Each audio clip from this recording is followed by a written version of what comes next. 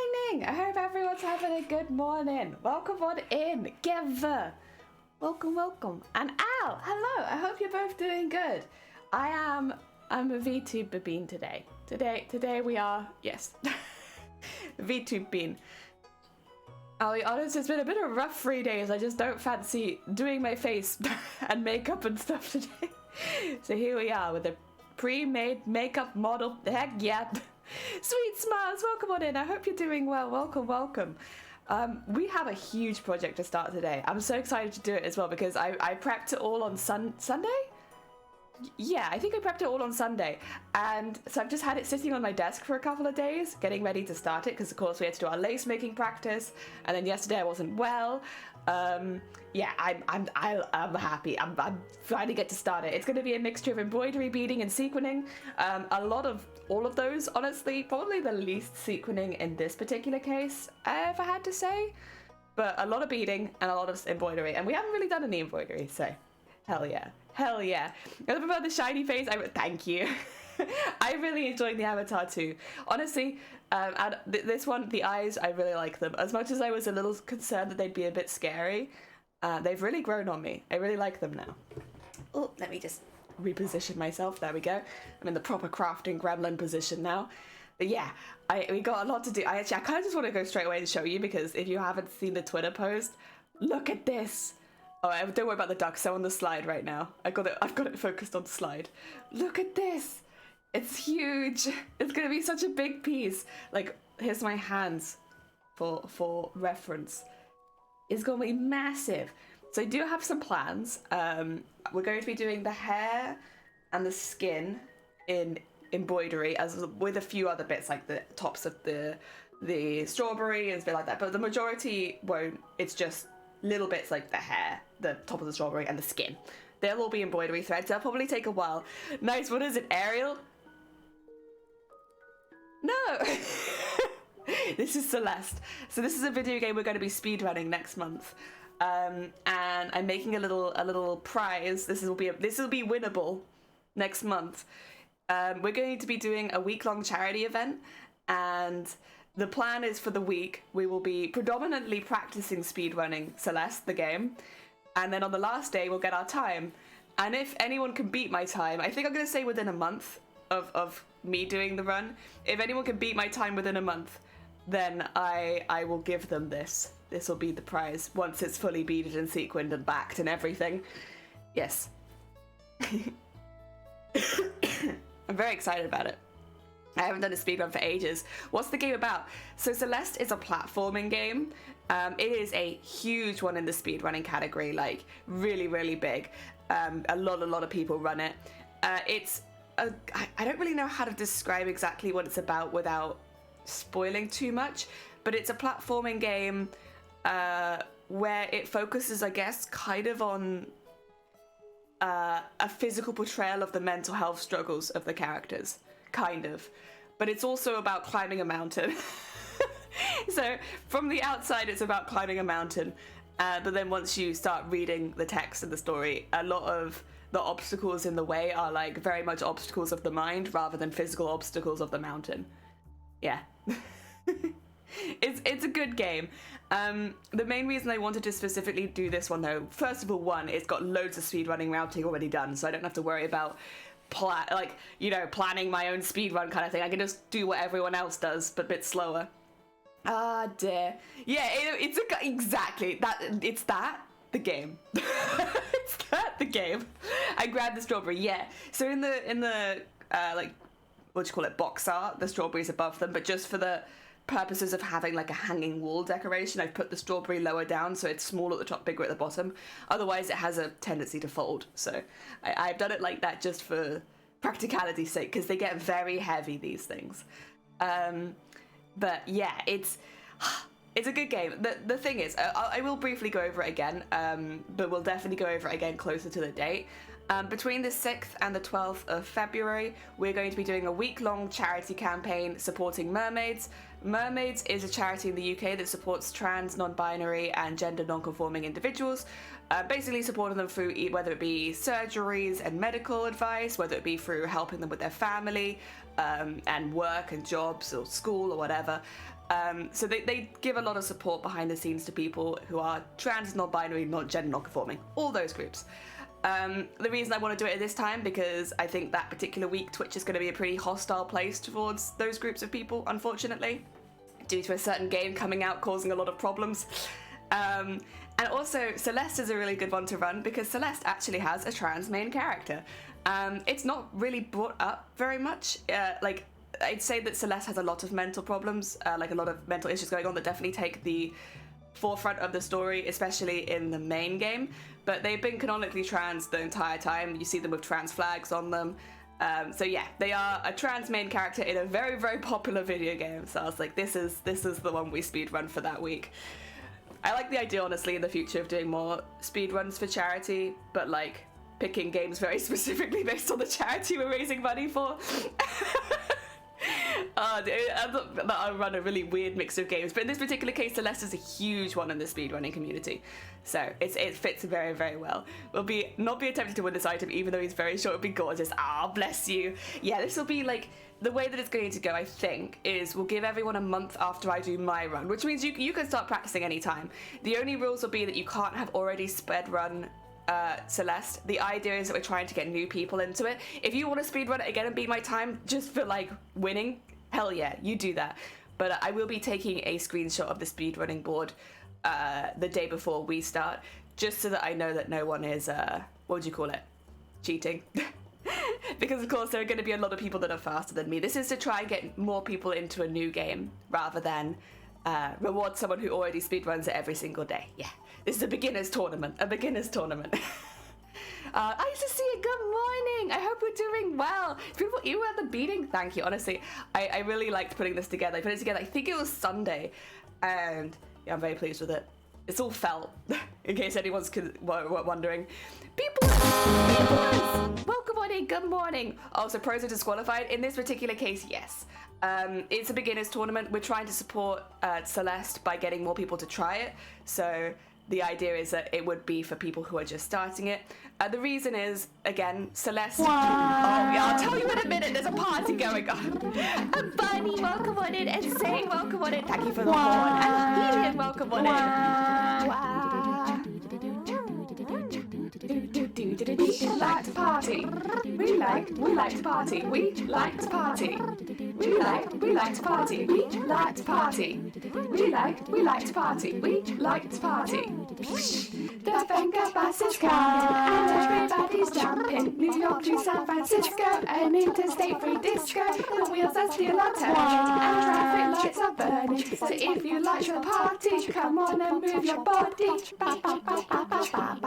Thank you. Alright, so Star, welcome on in. And yeah, this is the model we made 2 weeks ago, I think. It's a pretty new one. It's pretty new. So basically, the reason we want to speedrun Celeste in particular, Celeste not only has a trans main character, but we know basically it has a trans developer as well. The main developer of Celeste is also transgender. So it is sending money towards trans people, supporting trans people, and we are specifically doing this event while Hogwarts Legacy is releasing. So it's the idea of trying to get new people into this. So instead of going and buying Hogwarts Legacy, why not buy Celeste and try to win a big prize and all of that kind of stuff, you know? So it's trying to encourage people to look at other games that are already out that do directly support trans creators.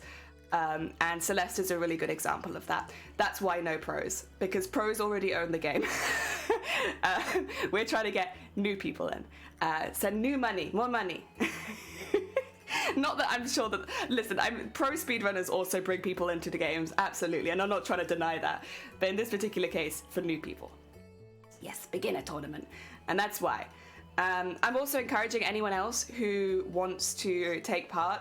If you wanna 1v1 me, if you wanna do practice with me, if you wanna speedrun at the same time, like listen, I'm up for it. I'm not gonna be doing a big event like Booptober or hosting a big event, but if people want to join in, I'm happy to speedrun with them. We could do collaborative speedruns. I know Blapple has already challenged me in the ring, but like, if anybody else wants to, I have never played the game, so I'm a complete noob. We're going from 0 to 100 in a week. So is this intended as a big patch? It'll be a wall hanging, this one, Isosea. We're gonna have snow dangling down from the bottom. We're gonna have a big hook at the top, and then it's quite big. I don't know how to show you this, but it's quite a large piece. So it's meant to be a wall hanging. I'll be reinforcing it with card and stuff like that, so that it doesn't get damaged. Yes, Creates, welcome on in. I'm very excited for your next project. Oh, then Anime, welcome on in. I hope you're doing well. Will the BPs be able to apply it on the back of a denim jacket?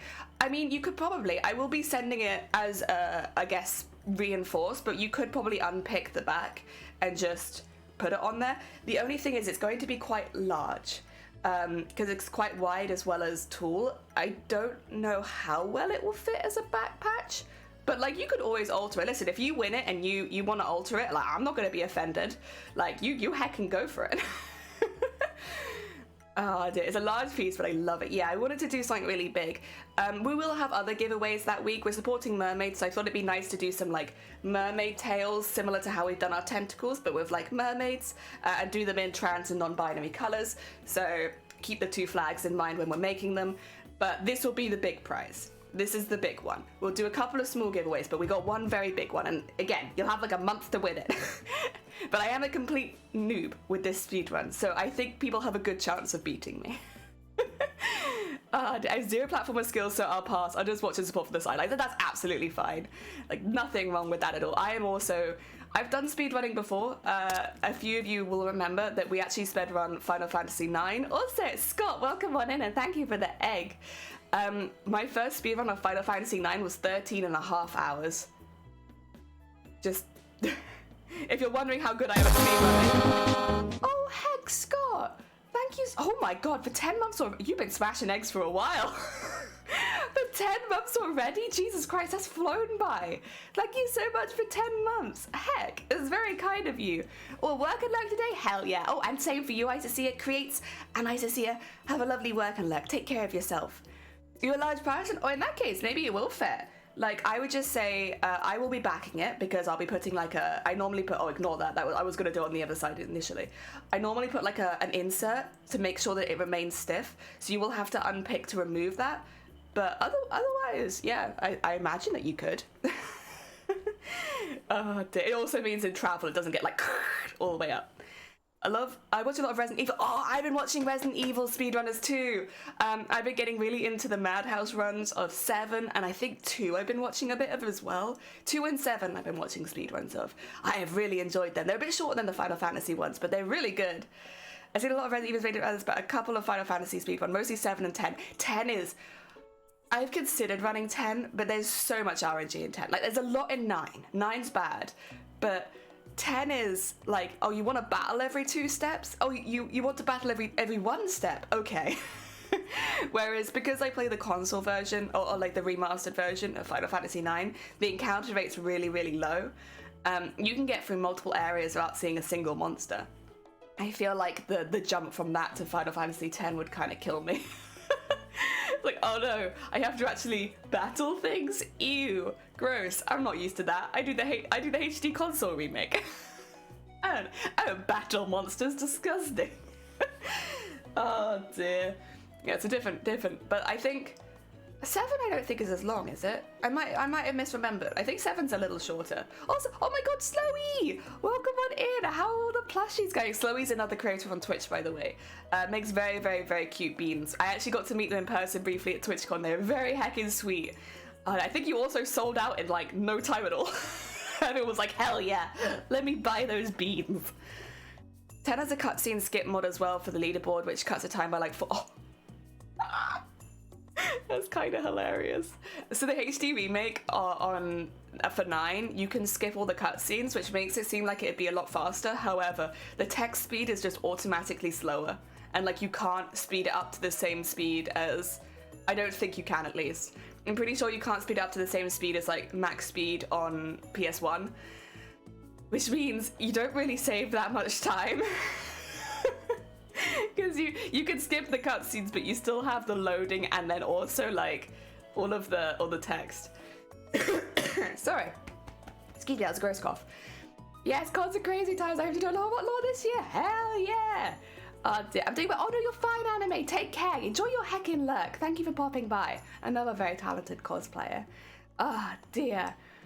Yeah, 10 is basically a game with a couple of movies slung in there. It kind of is. I really enjoyed 10 growing up. I played 9, 10, went back for 7. And then I went to 13, and I wasn't super keen on 13. And then I did 14, and I played 14 for a long time. There was like, after Guild Wars 2, my main MMO was 14. And then I did 15.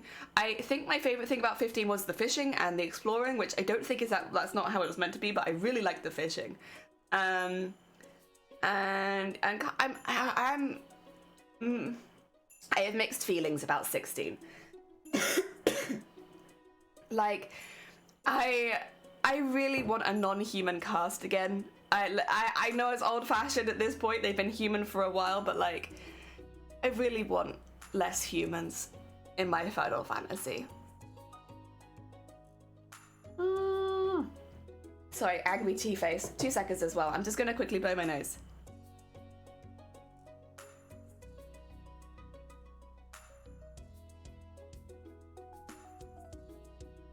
Hot drinks doing me in. Oh dear. You used to go back to 14, so you're back on the grind. Yeah, I loved 14. I don't have the time anymore to be like consistently playing 14, but I do stand by it. I loved 14. I had such a good time playing it. I'm gonna start on the hair, by the way. So the hair is going to be embroidery. I'm gonna start with the lightest color, which I think was this one. Yeah, I do have another pink, but that's just something else. So we're just going to put in some highlights, and then we're going to work... Oh, actually, do I want to go from the low to the top? No, actually, I probably want to do it the other way around, don't I? I probably want to go from the darkest pink up to the lightest pink. Okay, that's fine. We can do that. And I could always fill in more later if I need to. So these embroidery threads are like cheap ones I've had for since I was a child, pretty much. Like every now and again someone would give me a pack of embroidery threads, but this was when I'd kind of moved past doing embroidery as far as my hobbies went, and I was more into like sewing and like using my sewing machine and experimenting with that. So I just sort of started collecting embroidery threads that people would send me, and yeah, these are probably like, not all of them, some of them will be not quite so old, but some of these are probably like 10 years old. They're not all of them. Most of the pink ones are newer because I got them for the Booptober event last year. So pink ones will be newer. It's just some of the other random colors. I've probably had them for a very long time. All right. One thing you will know if you know... oh, May, welcome on in. I hope you're doing well. They are good movies. Sorry, I completely missed that.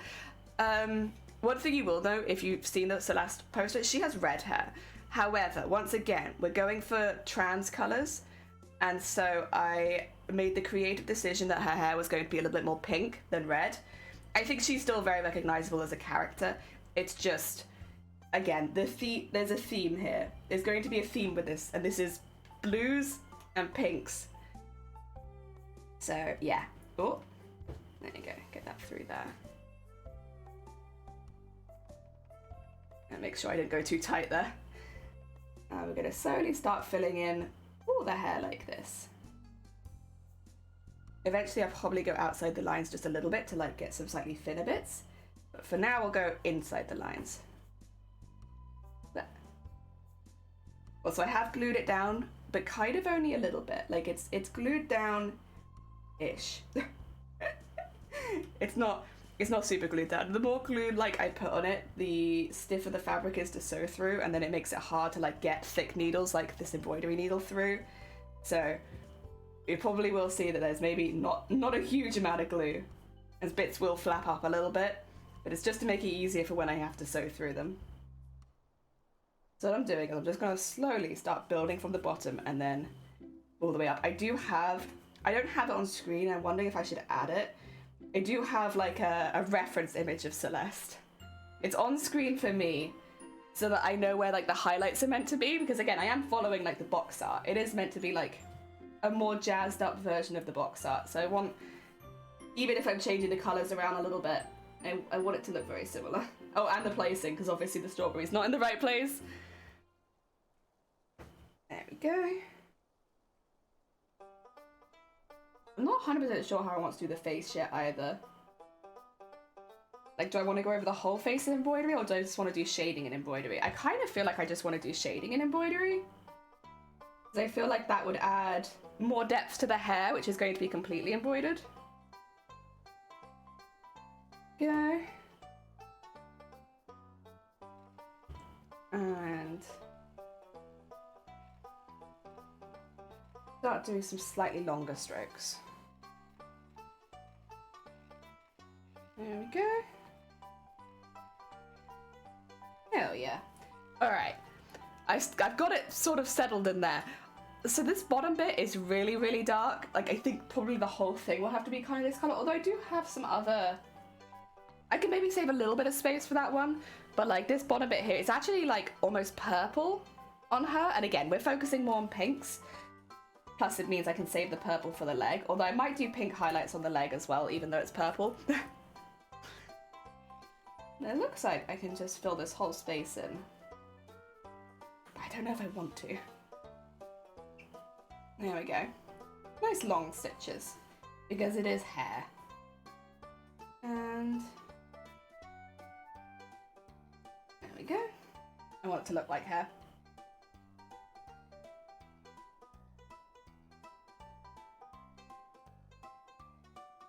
And up there. The other thing, there are going to be oh my god, sorry. Morning voice. There are going to be spaces where like the felt doesn't quite reach where it needs to go. So I'll be stitching over like not felt, the background, which is also felt actually. I lied to you, that's also felt. But it'll be like going into other sections, and then we'll go over that again later. Ah dear. Do I still have my marble duck? May, I believe. Are you the... I think you're the only stone duck that's kept theirs. Yes, you do. Yeah, Vile lost their stone duck pretty early on. But you've managed to keep your stone ducky. It's still there, don't worry. Honestly, I think the one was taken from Vile because it was Vile, and maybe not because it was a stone duck. So, I feel like the stone ducks kind of fly under the radar a lot of the time. Because in the start menu, it doesn't look like they do anything particularly special, do they? They just look like regular ducks. So I think they kind of fly under the radar for a lot of people when they're picking their duck. So I have a feeling you're going to be quite safe, to be honest. Okay. And I have to hope I have enough embroidery thread, because honestly I don't normally do this much. I like outline things here and there, but like solid embroidery? Not really. I used to do all the time. But it's been a really long time since I've had a project that like requires a lot of embroidery thread. I do have quite a few pinks hanging around though. Hopefully I'll be okay. There we go. Ugh. Honestly, it adds such, I don't know how well you can see it, but it adds a really nice fluffy texture. Ponder stone duck fest. Oh yeah, Gev can steal like 8 ducks or something, right, Gev? I think it was 8. Gev has a lot of stealing power right now. That being said, because we're going to be doing another charity stream, I expect everything to go like a bit crazy again, because I will of course have that you can steal a duck with a donation as well for the people without the channel points to spare, which is kind of what made it go a bit crazy last time. Is that it would just be the same few people being like, listen, I don't want to use my channel points, but I will donate so that I can steal your duck, kind of thing. So that's all going to kick off again soon. I do have another stream happening. Well, I'm not going to be streaming it as a thing, but I am going to be appearing on another stream next week. I think I can talk about it now. Oh, I don't know though. I'll double check. Let me just quickly write a message, because I'd really like to promote it, because I'm not going to be streaming it, but the others will. I'll put quick resi.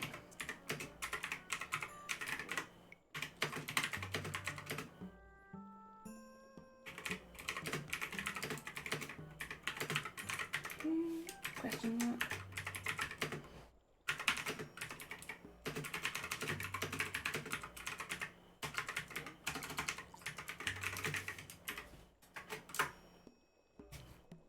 There we go, there we go. I have asked now. Oh no, I am online. Okay, I was gonna say, I think I'm online. Hopefully they see that before the end of the stream. If not, I can always, yeah, but yeah, I am going to be taking part in another stream. Not on this channel, with some other people, but I wanna promote it because again, it's not gonna be on this channel. So you guys, if you wanna see that particular stream, you're gonna have to check out the other people involved. But I also do not know how much I'm allowed to say just yet because I don't think anyone's formally announced it. I guess you can steal 5. God. Anime, oh no. I know there's a few people that can steal quite a lot and they're being very reserved because they want to save their points for another stream in the future, which I don't know when we're going to be able to do it, but I hope it's soon. But I know some people are saving points for that particular stream, which will happen, and it's still like, I'm still thinking about it. I just have to wait till we move into the sewing room, and that seems to get further and further away every week. Oh dear, FEF sounds fun. It is fun. We had a really good time with it last time. Oh dear. Go. And around here. Ooh, not sewing fluff. This problem with felt. It generates a lot of fluff. We are.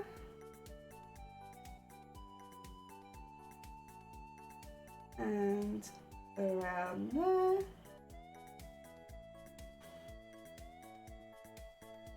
It's all good at the back. Yeah, it's all good at the back. Wait a minute. Oh no, that's a knot. It's me being like, yeah, it's all fine at the back. That's fine. That's a knot. That's not my knot. Get that through there. That's a waste of thread otherwise. There we go. Ah dear. I will say though, regardless of the one that I don't know if I can talk about yet or not, there is another really cool stream happening this week, which is our music stream. It's happening on heckin' Friday. I'm so excited to do it. So that's in, what, 2 days now? So tomorrow probably I'll have to do a slightly shorter stream just so I can do all the behind the scenes prep. If you've not been in one of those music streams before, it is like, it's one of our biggest streams of the year. We basically cover an entire song using only snippets of my voice, which I record beforehand and on the day, like a mixture depending on how many I need. This one in particular, I can see being really chaotic because it's a classical piece, but it's like one that amps up in tempo and volume as it keeps going, which is Hall of the Mountain King. It's a pretty well-known classical piece. I expect a lot of you will have heard it before. And yeah, it gets very intense. Wait, music stream, go! Yeah, we normally do our music stream on Christmas Eve, but this year I had COVID, so I couldn't do it. And only just like the last week or so have I got well enough to actually do that stream. So I've been really looking forward to it. I know some people in chat have also been asking about it. So yes, I'm happy to finally be doing it, and it is this Friday. We'll be starting at a regular time. It'll probably go on, normally it's like a few hours long, that stream. But this one, I guess, could be a little bit longer because the intensity of the song. So it could be, we could be in for a long one. But yeah, it's our one that we do like, yeah, right at the end of the year normally. But in this particular case, we're having to do it at the beginning of the year. And then we turn it into some kind of redeem, whether it be for like, normally it's channel points, but I don't have any more slots for channel points. So in this case, it'll probably be used as part of the channel. So like, you know, if somebody gives subs, maybe that will play instead or something. We'll find a use for it. It's just, it'll be a little bit different from the others because I don't have as many slots anymore. Ah, dear go. I hope you're doing well. It sounds amazing. It's so much fun. It's like, it's a really stupid stream, and like, it's a lot of hard work, but it's also like one of the most fun streams to do. In that, like, first of all, like, we take, what do you call it, suggestions on the day. So last year when we were recording Blue, I don't remember who suggested it, but someone was like, can you do goblin voice and sing? And I was like, yes. And that's why there's now, like, you don't hear it unless you hear the whole version, really. But there's, like, goblins in the background going, yeah! throughout the whole song because someone suggested it. Also, there's, like, a couple of verses which are, like, completely sung in goblin voice, which again you don't unfortunately get in the alert. It's a story about a little guy that lives in a blue world, and all day and all night, and everything he sees is just blue, like him, inside and outside. Blue his house with a blue little window and a blue Corvette, and everything is blue for him and himself and everybody around, 'cause he ain't got nobody to listen to. Yeah, I'm blue, dabba dee dabba die, dabba dee dabba die, dabba dee dabba die, dabba dee dabba die, dabba dee dabba die, dabba dee dabba die, dabba dee dabba die.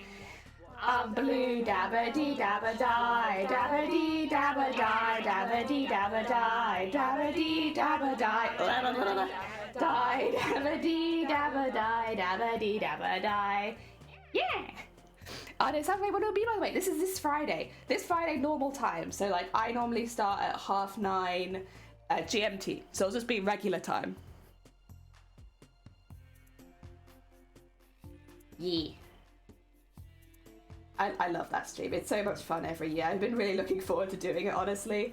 I had to wait to get better, obviously, from COVID and then bronchitis. But now that I'm finally there, I'm so excited to do it. It's such a fun stream. Oh dear. Also, Kat, thank you. Welcome on in. I hope you're doing well. I actually need to get some more thread because I'm very much playing thread chicken, and I'm going to need a lot of this thread anyway. So I'm okay to just quickly pick up some more. Oh. I'll be leaving some gaps for now because there's going to be some lighter thread used later in those gaps. There we go. Bonk. We're getting there. We're slowly but surely adding texture to the hair. This will end up going the whole way up, but it is going to take a minute. Right, more of the dark pink. Let's go. Am I pulling from the back? Is that why it's so angry? I might just take the thing off because it does not like me pulling out the thread, and I think it's because I'm pulling from the back. Oh dear. Echo! Hello, hello! Hello, hello, Echo. I hope you're doing good. Welcome, welcome. Oh dear, just talking about some streams we have coming up, because we've got, well, one of them, again, is not my stream. One of them is going to be, I'll be on someone else's stream. I did say I wanted to do more collaborations this year, and we have a really, really cool one coming up with some people I think you might know. I just don't know if I'm allowed to say it yet. So, like, I'm keeping a little bit quiet on that one. But then we've also got the music stream this week on the Friday, so in 2 days. And then in just over a week, we got our week-long charity event, which is always, honestly, the charity events are always a really fun time. So yeah, hopefully everyone will enjoy that as well. There we go, straight back in again. And again, this thing that we're making right now, it will be a prize, but it will be a prize. It is not a giveaway. It is a reward. If anyone can beat my time in Celeste, that is new to running Celeste. Again, we have to keep it as a beginner's one.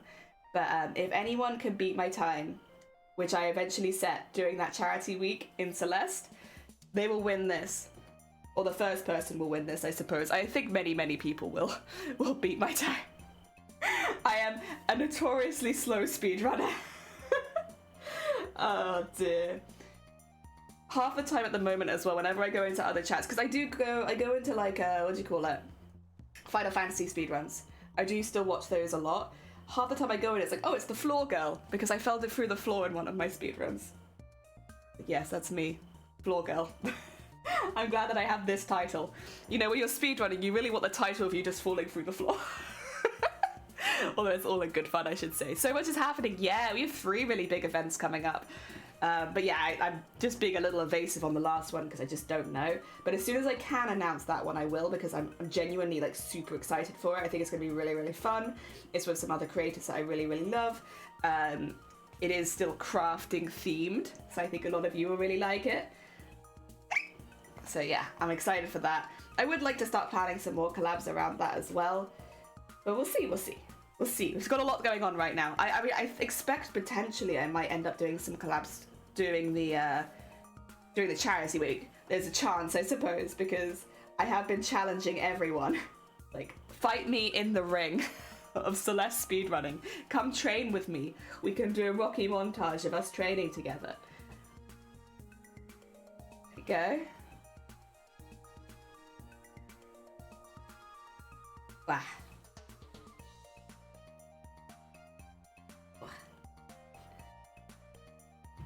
Oh. Okay. So with this particular piece of hair, I don't know if I should mark it out. It's mainly like there's a big dark streak up the center, but then it like kind of goes lighter on both sides. So I want to keep the outlines a little darker for now. I probably will go around them all. Oh no, I'll be going around them all in black sequins anyway. So like, I'm happy just keeping those a bit darker for now. Should I mark it out? I could in pencil, couldn't I? I mean, once I go over it in thread, you won't see it anyway. So let's have it that this area is like the darker area. Ooh, I have to fix that. There we go. And then we go into lighter threads. It goes a little higher, but I think that's okay.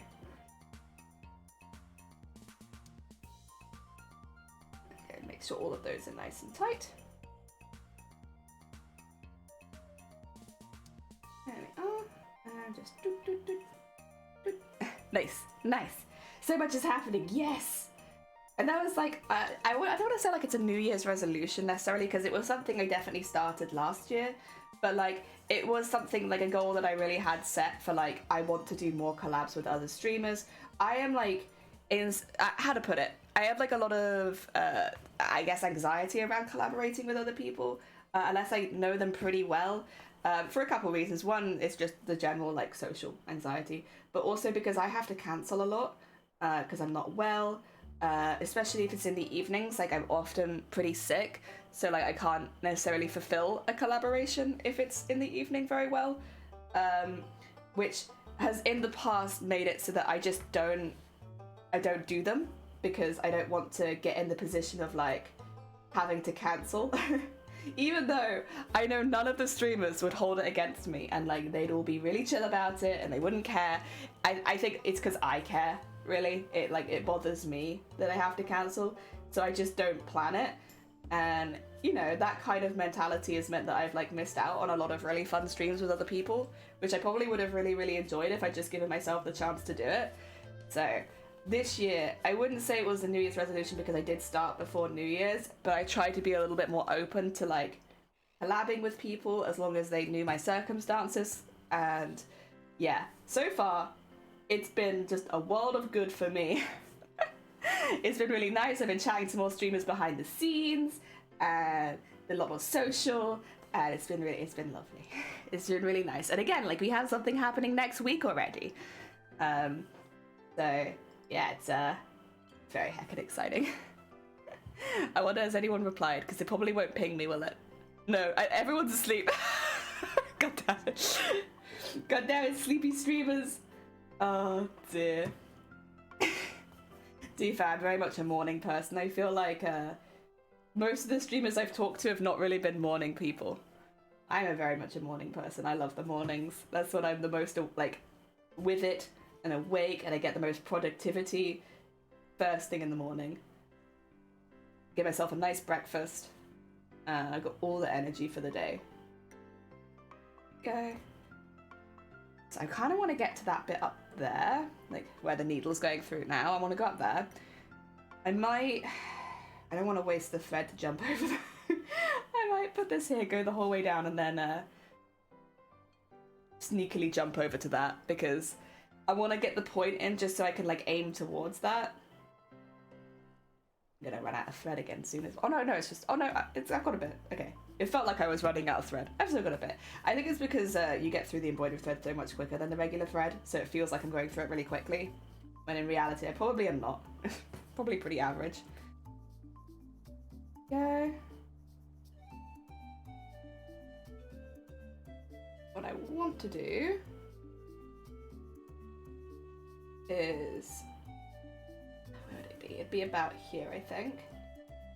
Yeah, I just want to go up to like the highest point so that I have something to aim for. Otherwise, I feel like I'm sort of just going at weird angles, and it's like it's gonna come bite me later when I need my angles to be more focused towards that point. Let's do that.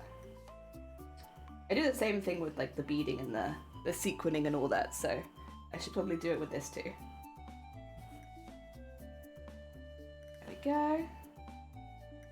And up to there.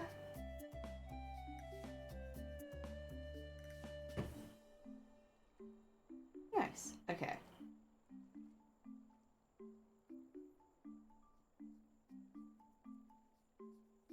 Cool. Okay. That gives me a guide. I'll just keep filling it in because I still have quite a bit to fill in. I don't know if I want to keep it dark all the way up the edge there as well. Or if I just highlight it a bit more there. Maybe. Oh, I'm not sure. I'll see how I feel when I get there, I suppose. Also, I'd like to put another little guide in there. Get that to there. Go. Yeah, that was my goal for this year, really, was to plan more events. Last year, like, we had a lot going on in personal life, like, in a good way. Like, the stuff that I was doing was really, really good. Like, we were buying our first house, moving in, we're renovating. But it meant that I probably didn't spend as much time planning events for stream as I normally would. And I don't know, I really I missed the events we didn't do.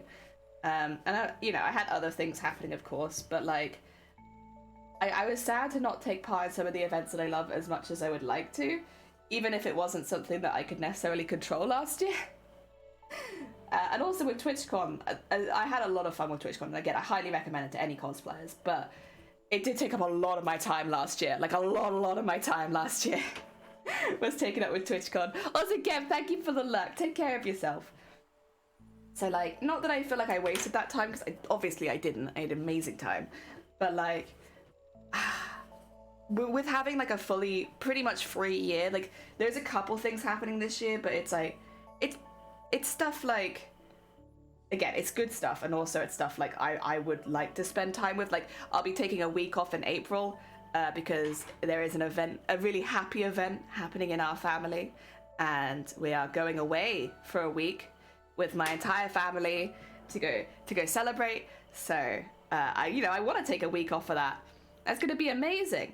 And we've already organized where, like, we'll be picked up and stuff like that, so I don't have to worry about travel, because I can't drive, and also I get pretty sick. So yeah, it's really exciting. I'm really looking forward to it. But, like, other than that, this year I think we've got, like, a pretty empty year. So it feels like the Animal Crossing island of years, where it's like there's a lot to do, but, like, I get to pick it for myself, rather than being like, well, I need to get this ready for this month and this ready for this month, and then we have this thing coming up. It's like, no. We have, like, basically a completely free year, except for a couple of family events, which I'm obviously excited for, but will not take place on stream. Which means I can plan whatever my own events I want. I don't have to worry about fitting them in around the other things we're doing. And yes, we will be making a pretty big costume this year when we do start making the collector, which, by the way, the next episode of Our House was out this weekend, and I'm not going to spoil it for anyone, but, like, did I get emotional? Yes. Did I have a little emotions? Yes. Oh my god, Aries, welcome on in. You want to steal a duck? We can steal a duck. 2 seconds. Let me get you in the big camera so you can see all your ducky options. Do you have an idea of what duck you would want? Where are the... If I go down here, there you go. Look at all these ducks. They've been sneakily... Go, how did you get in there? Which duck would you like to take? We have all of this page of ducks. We have all of this page of ducks. And then we have these ducks as well. What are you thinking for your duck? You got anyone in mind? Oh my gosh. I know there's so many ducks, right? An overwhelming number of ducks. But which duck are you thinking? You could be any duck you like. Go.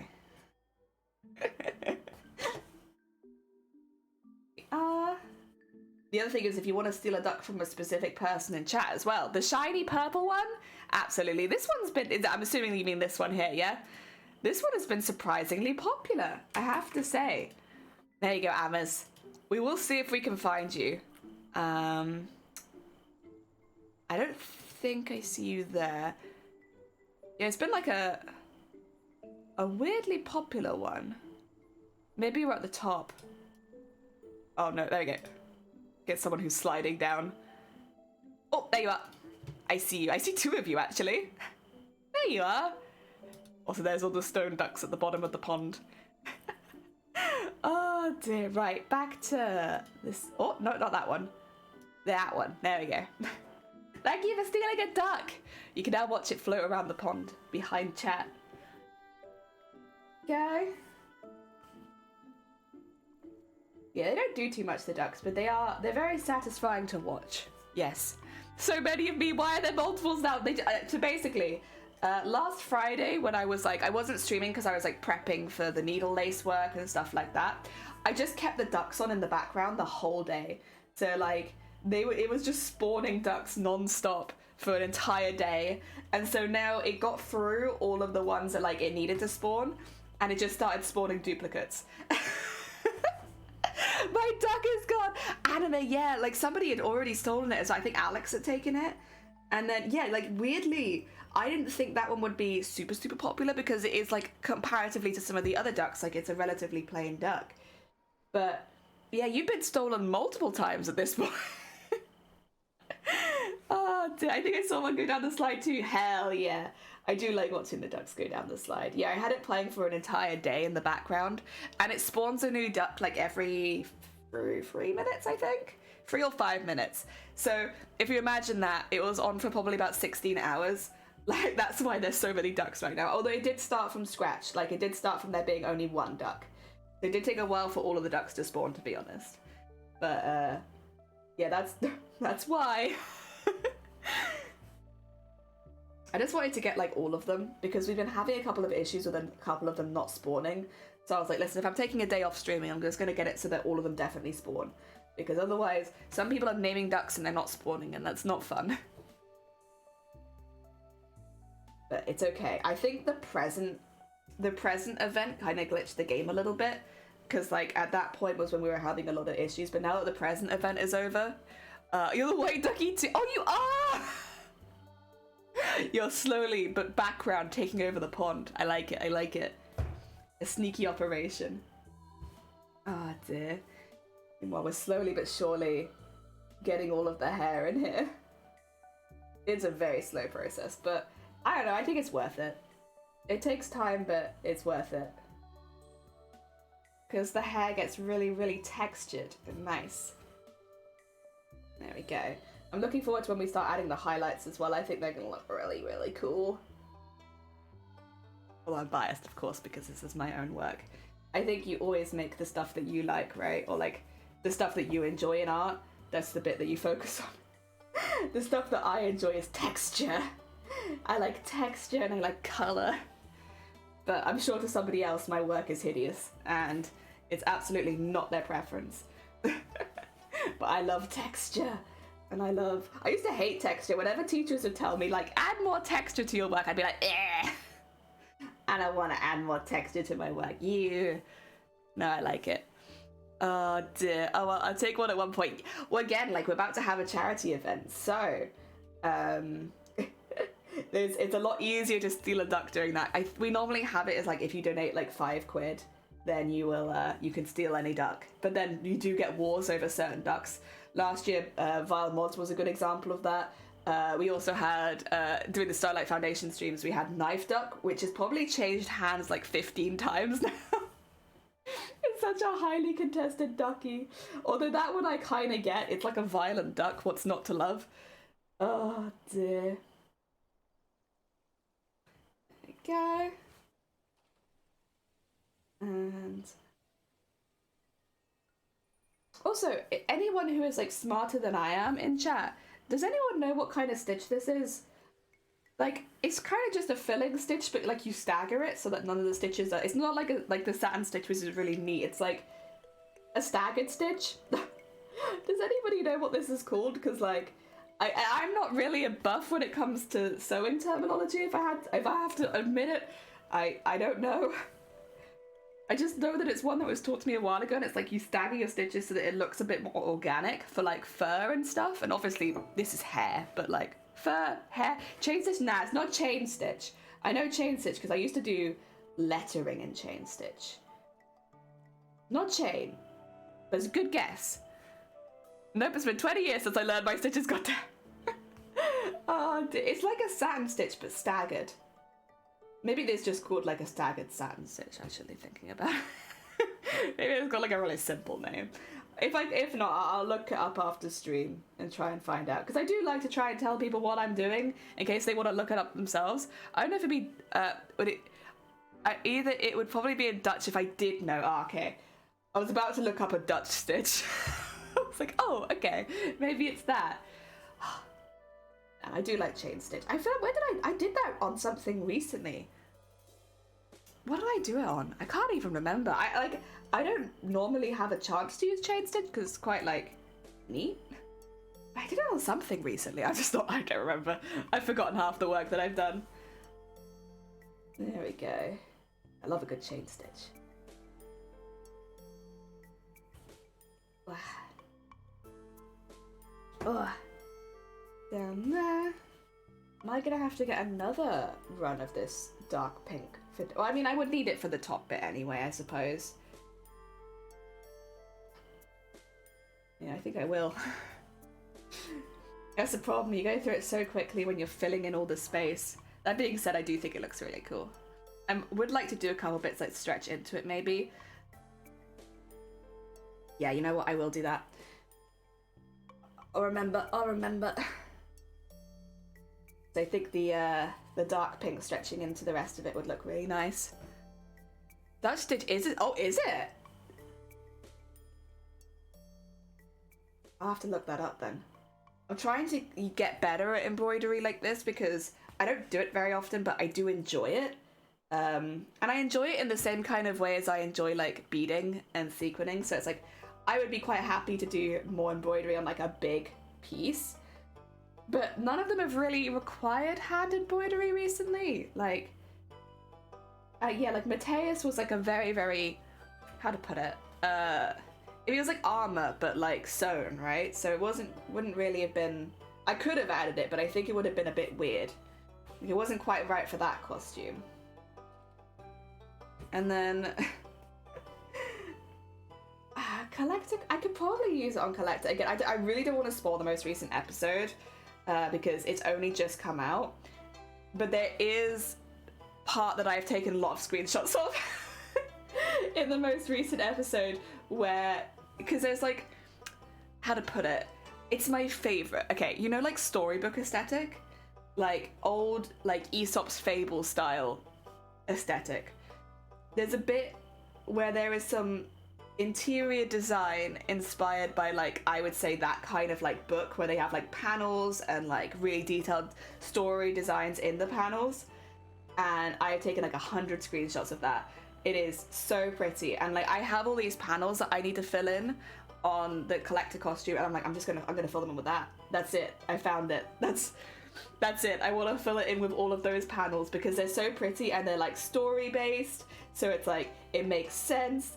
And yeah, so I guess I will actually, if I wanted to do those, I could probably do those in embroidery, especially if they're a bit more detailed. I do have a lot of, oh, I still haven't shown you my sequins. All right, 2 seconds. I'm going to run out of thread and then I'm going to show you my sequin haul. I got all these sequins for the collector costume and I got them like last week and I've been meaning to show you them because they're so pretty. They're tiny though. Get ready for how small they are. I actually need to take a lot of them off their strings soon as well. So maybe we'll take a break in this, just a sequin break, you know? Go over the sequins. There we go. They're so pretty. They're smaller than I thought they'd be, but the colours are just so good. So I've ordered a couple more slightly larger ones in a couple of colours, but I think the majority of them I will just do in the really small sequins because their colours are just so good. Like, I don't know what it's like over the rest of the world, but here, if you want flat sequins in like really nice colours, it's kind of a nightmare to get hold of them.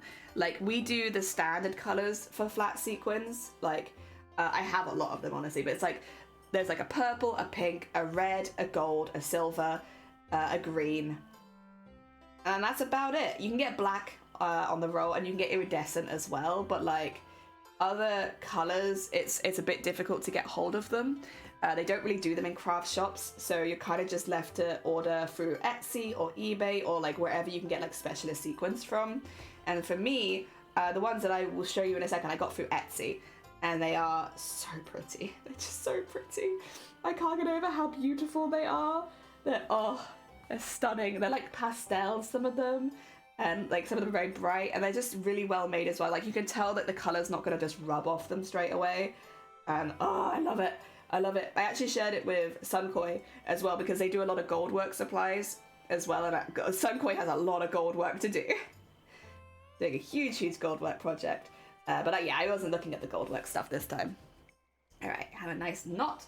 Put that there so we can take a little sequin break, but I will show you where it's at so far. Slow process, but look at all that. Like slowly but surely we are adding in some shading to the hair. The plan is to go back with this color through some of the bits around here and then go lighter as it starts hitting under the arm. So yeah, we'll go up as it goes, and then on this side as well we'll leave quite dark in a lot of the places as well, but we'll get there. All right, 2 seconds, let me go grab my sequins. It's just over here. I'll get these ones because I've already taken these ones off there. I don't know what you'd call it. There's like a string that they came on. So I've like attached the name of them to the outside. That's what the sticker is. They didn't come like this, but I've packaged them like this so that if I need to order any more, I know exactly what to order. But like, look how teeny tiny they are. They are so small. But like the colors as well are so pretty. Like you never get this color in anything, and it's like mildly iridescent as well. Let me get some of the others. I got some really nice sunset and sunrise colors. Oh, there goes one of them. Oh, there goes 2 of them. Let me pick those up quickly. They've all got lids on, so they'll all be safe. There we go. Ping off into the distance, but I will come back. I'll open one of them because like then you can see they come on like these strings. Look how nice they are. They are so small though. Like, just for like, I guess, like here's a comparison. This is what the size of most of the sequins I use are. This is the size of these sequins. They're so small. Look how tiny they are. Oh, it really took me by surprise when they came in the mail. I was like, wait a second, these are small beans. But luckily, the work that I'm going to be doing with them, it's really small detail work. So like, I think it'll be fine. I'm not too worried about it. There's a couple of colors that I'm like, I will probably want some slightly larger ones just for filling the space in. But yeah, also, yeah, they come on the strings, but I like having them in the pots. There you go. And you have like a pot full of them. Like they're so pretty. So these are see-through yellow with iridescent on there, which is why some of them look lighter than the others. It's because they're like see-through, but they like got an iridescent sparkle on them. Again, I think it'd be really good for like a sunrise. I got this one, which I think is a plain salmon kind of coloured. Again, oh no, it does have a little bit of iridescent on it, but it's like pretty minimal. Comparatively to the yellow, it's a lot smaller. These ones are not see-through either. So these ones are just orange block. But again, like, they're very pretty. I imagine with like the other colours, like these will be a really lovely sunrise. And that one's oriental salmon. This one's iridescent, very light pink. So this one's, yeah, it is very light. It looks quite dark like this, but like when you get this individual sequins on their own, because they are see-through. Oh, actually, did I do that right? Okay, cool. Because they're see-through, they're very light. Let me get them separated a little bit. There you go. You can kind of see how light pink they are.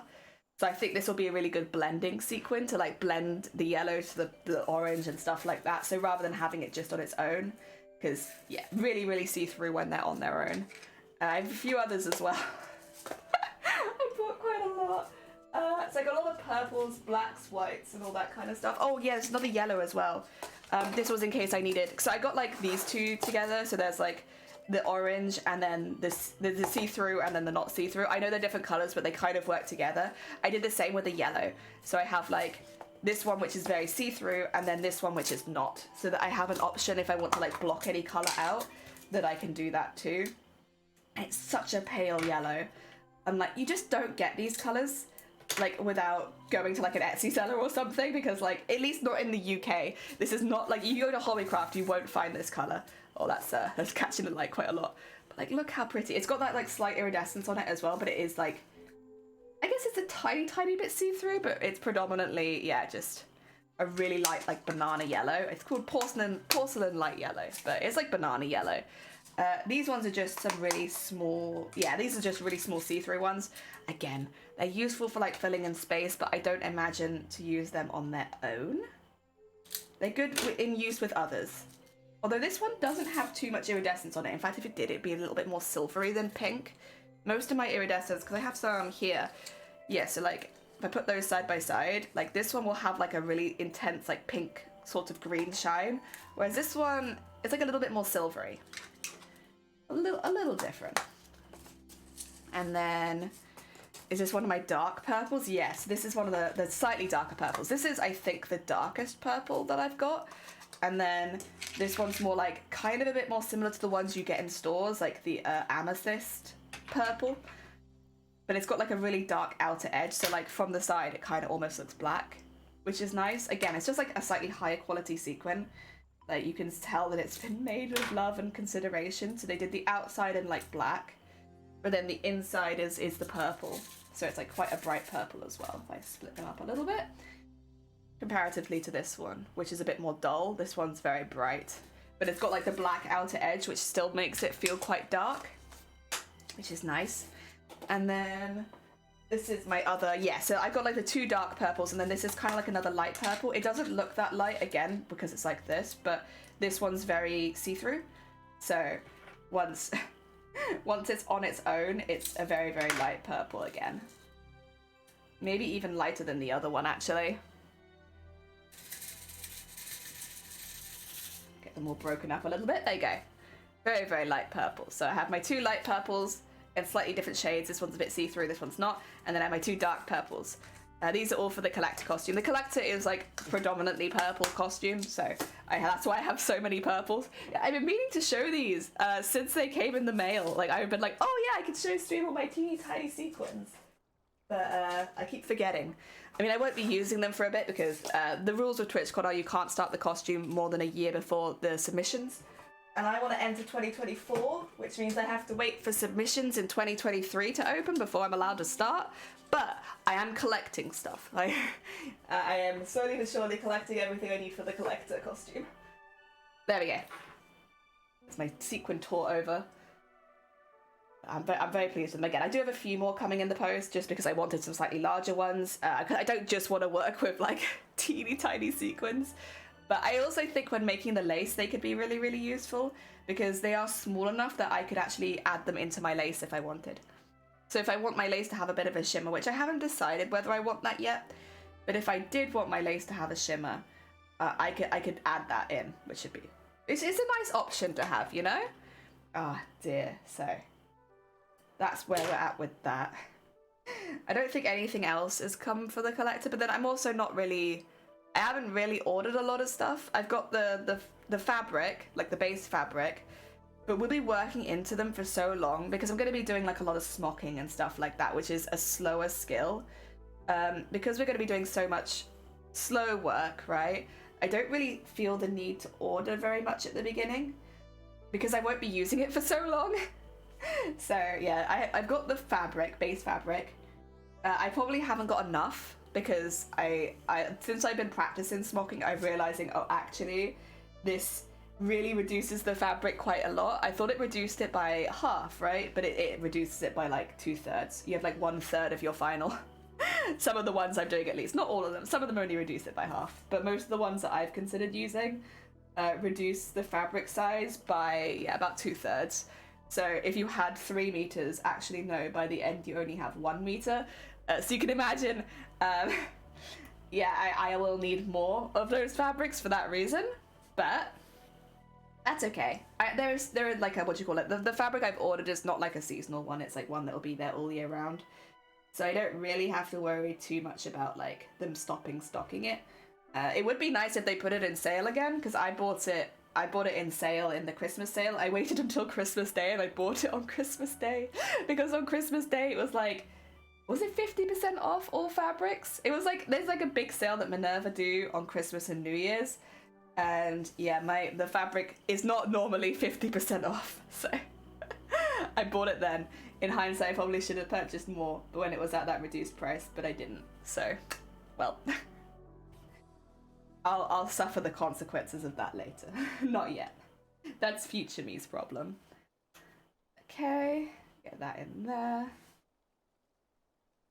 Oh. Honestly, it's a slow process, but I would say that we're actually going pretty fast. Also, studio, welcome on in. I hope you're doing well. We're making a prize for a charity stream we're doing next month. This will be a potential prize for someone if they can beat me. But this is not a giveaway. This is a prize. You have to win it. Oh dear. I hope you're doing well. This has been very fun to make so far. I don't know if you're familiar with the game Celeste, but this is from the box art of the game Celeste. But let's get some base ones in there. Doing my best to catch up with some sleep. Hell yeah. I hope you feel nice and refreshed today then.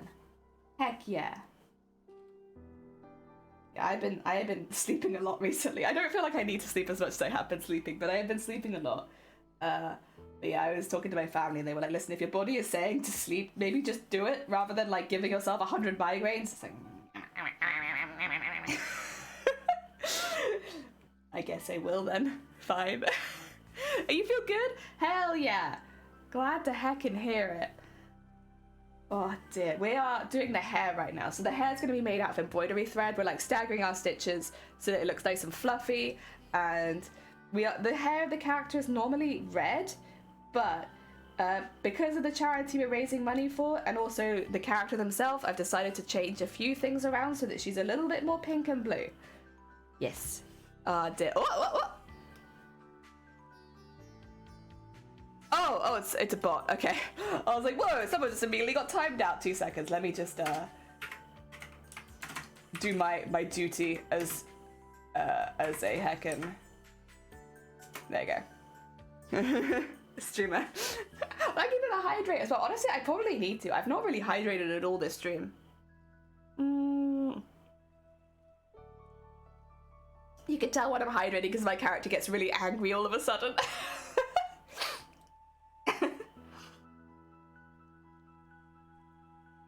Ah, damn.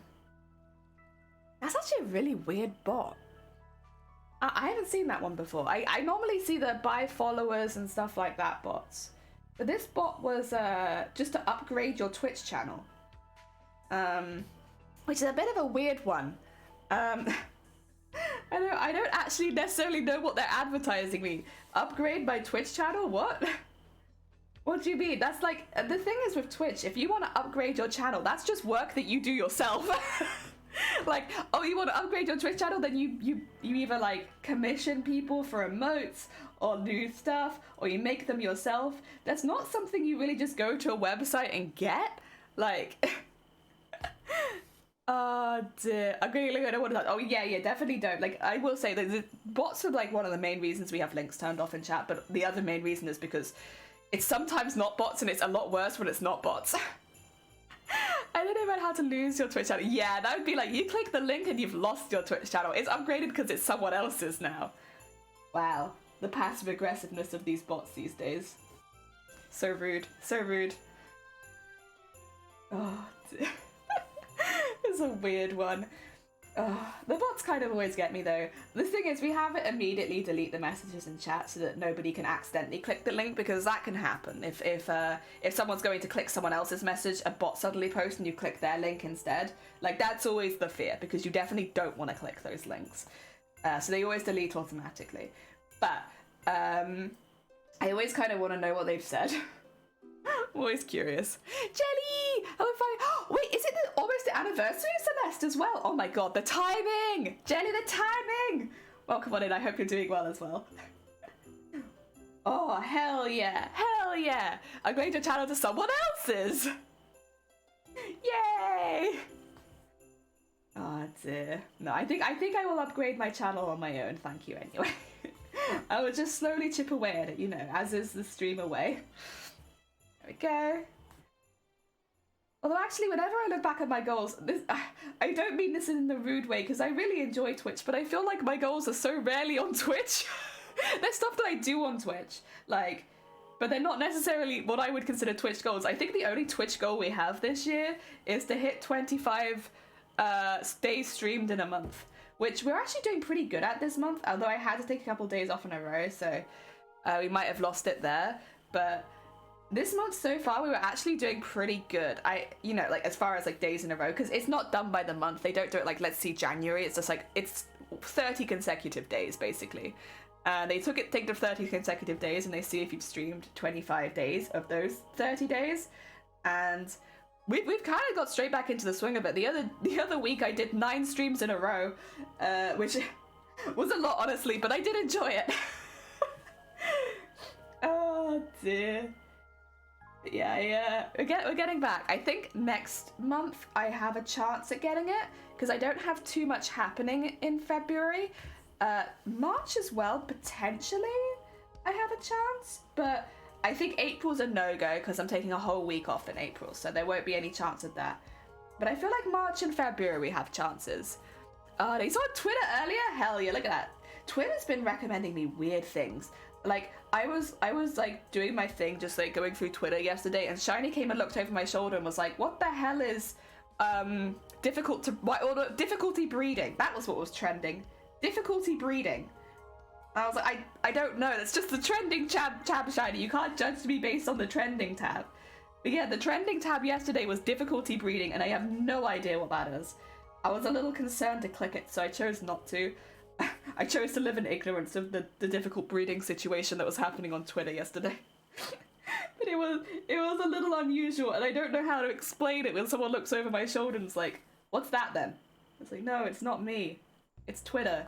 I don't know what to say. It's not me. You heard about that, did you? Do you know what it is? Because I do not. I had the trending tab to Japan, so that I can't understand it. You know what? It's probably a more enjoyable way of looking at Twitter half the time. Other than I look at what's on the trending tab and I'm like, this is all just kind of depressing. Like, I don't want to see that this is trending. And sometimes it's like the Uno reverse card trends, I suppose. Like, something really nasty is trending, but when you look at it, it's actually people like denouncing that nastiness. So it's like, it's not quite so bad. But a lot of the time it's like something nasty and then it is just something nasty. Oh dear. I had grown to like not hate Twitter as much because it's got me connected to like a lot of other artists and stuff. But like base Twitter kind of sucks. It's cool for like the connections part of it where you can like meet other artists and stuff like that. And like I've met quite a few cosplayers through Twitter and like that's really cool. I like that. But yeah, the other stuff is kind of yeah, so I'm being interested in finding out which of the two it was. Yeah. These days when I see something really weird trending, like difficulty breeding, I just don't click it. I just don't click it. It's just not worth it. I'm not going to explain. I don't know. Unless it's... Oh, I did see though. Okay, I did see MILF Manor was trending though, and that did make me smile. I'm so glad we talked about that on stream because it really like justified my reaction to it, because everyone in Twitch chat had the same reaction. I was like, thank God it's not just me that thinks this is really odd. If you haven't heard of MILF Manor, by the way, it's a really new show that's airing at the moment where like you get a lot of like older women who have had kids who would be like MILFs, right? And they're all like staying together looking for like a new date because they're all like single mums and stuff like that. You know, it's kind of like a, what's it called? Love Island kind of style, but with MILFs. Except that all of the young men coming up to date them are their sons. It's their sons, all of them. Like, I will say the mothers aren't dating their own sons, but they're dating each other's sons. And like, the whole premise is kind of like, ooh. Yeah, it's true. Actually, yeah, there was the one lad that was like, I would date my mother last. And it's like, oh, okay. I do think he just worded it badly, but like, oh.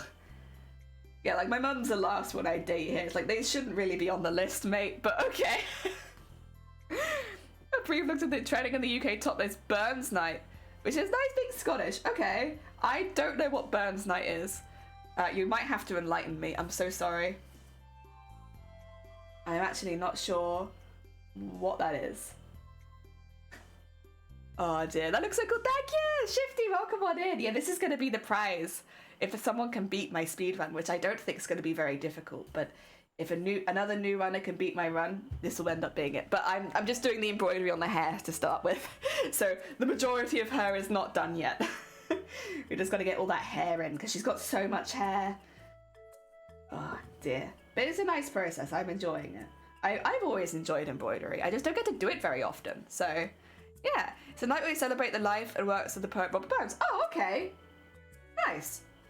A poetry thing. Very cool. Celeste, Celeste, Celeste. Ooh, and Fairy. Yeah, if you've not seen this one, this is my model. I've been trying to use her a bit more because first of all, it means I can stream longer normally if I'm using the YouTuber model, but also, yeah, because we made her on stream. It's nice to like show her off a little bit. I'm enjoying it. I'm enjoying it. It would take pride to play so bad so when I annihilate your time. Oh, are you gonna fight me one-on-one in the ring? Hell yeah, Shifty. I know Blapple has also said that they might, so we might do some streams together where like, I don't know yet, I need to actually contact Blapple, which is my bad, but we might do some like training arc streams, Rocky style training montage streams. You would of course be welcome to join if you would like to be part of the training Rocky montage stream thing. Oh my god, you speak. Not yet. So Fairy, okay. You know what? I'm gonna talk about this every time someone like gives me an opening. Thank you. You've given me an opening to talk about it again. So between the 6th and the 12th of February, we're going to be practicing a speedrun for Celeste, and on the 12th we'll be getting our first official speedrun time. So we'll be doing the 6 days of training leading up to the last day of actually speedrunning it. We're doing the whole thing as a charity stream, so we'll be raising as much money as possible for Mermaids. Mermaids is a UK charity that helps trans, non-binary and gender non-conforming people. They are fantastic. They do a lot of help with the medical side of things, as well as getting them in contact with the people they need, as well as helping them in schools, in workplaces and stuff like that so they can flourish. They're a fantastic charity and I really want to support them, especially during this time when they're having a lot of problems with a certain other charity. And we're going to be running it over between the 6th and the 12th, because specifically on the 10th of February, that's when Hogwarts Legacy comes out. I expect Twitch will become quite a hostile place for a lot of people, and I figured it'd be a good time to run a game, and specifically Celeste, because Celeste not only features a transgender main character, but also if you go and purchase the game Celeste, you are like actually supporting a trans creator, because the main developer of Celeste is transgender. Yes. Or she is, yeah. So like the character Celeste is actually based off her experiences a little bit. So that's why they are called, I believe it's Madeline is her name, and then the name of the developer is Maddie or Madeline. So yes, and the composer too, there you go. So actually by purchasing Celeste, you directly support trans creators. If you're taking part in the fight, you are also supporting trans creators. Anyone who's donating to Mermaids is obviously supporting transgender, non-binary, gender non-conforming people, and also it creates a little bubble where like people are hyped about another game that isn't Hogwarts Legacy for just a week. So yes, that's what we're doing. I'm very excited for it, and this will be the prize for whoever can beat my time. So we'll have it as like a month-long thing after we do the run. If anyone can beat my time, who is not already a Celeste speedrunner, I'm sorry, this is like a beginner's tournament. So anyone can beat my run that is not already a Celeste speedrunner in the first heckin' month after we do our run, they'll win this, and it's huge, by the way. It's going to be very, very heavy by the end of it, but it's like a Celeste wall hanging. I have changed a few things. I have made her hair a bit more pink, just so that it kind of fits within the flag a little bit closer. But yes, otherwise it's based on the box art. Any percent no glitch? Yeah, basically just the standard run. Oh dear. I had the game installed but I've not played it yet. Jelly! Are you gonna fight? Are you gonna fight me? Let's go. Listen, you guys can start practicing now if you want. I probably will do like a quick practice before I start streaming it, just so that I know the route. I did the same thing with Final Fantasy, just so like I know the route that I'm meant to be taking. But yeah, I'll mainly be doing our practice on that week. Dear, following her coming out of the game was so cool. And also with then the expansion to the story, it was amazing. Oh dear. Which chapters? I don't know how that works. It's the whole game. The whole game. I'm aiming for a sub 1 hour, but we'll see. We'll see how it goes. Yeah, I'm aiming sub 1 hour. We'll see. I'm going to change threads now to the slightly lighter pink and start filling in some of the other space as well. Just as an update of what we're doing on this. We're going slightly lighter. Chapter 9 too. It won't include any of the DLC. Just as a heads up, but it'll be the whole main story without DLC. Yes.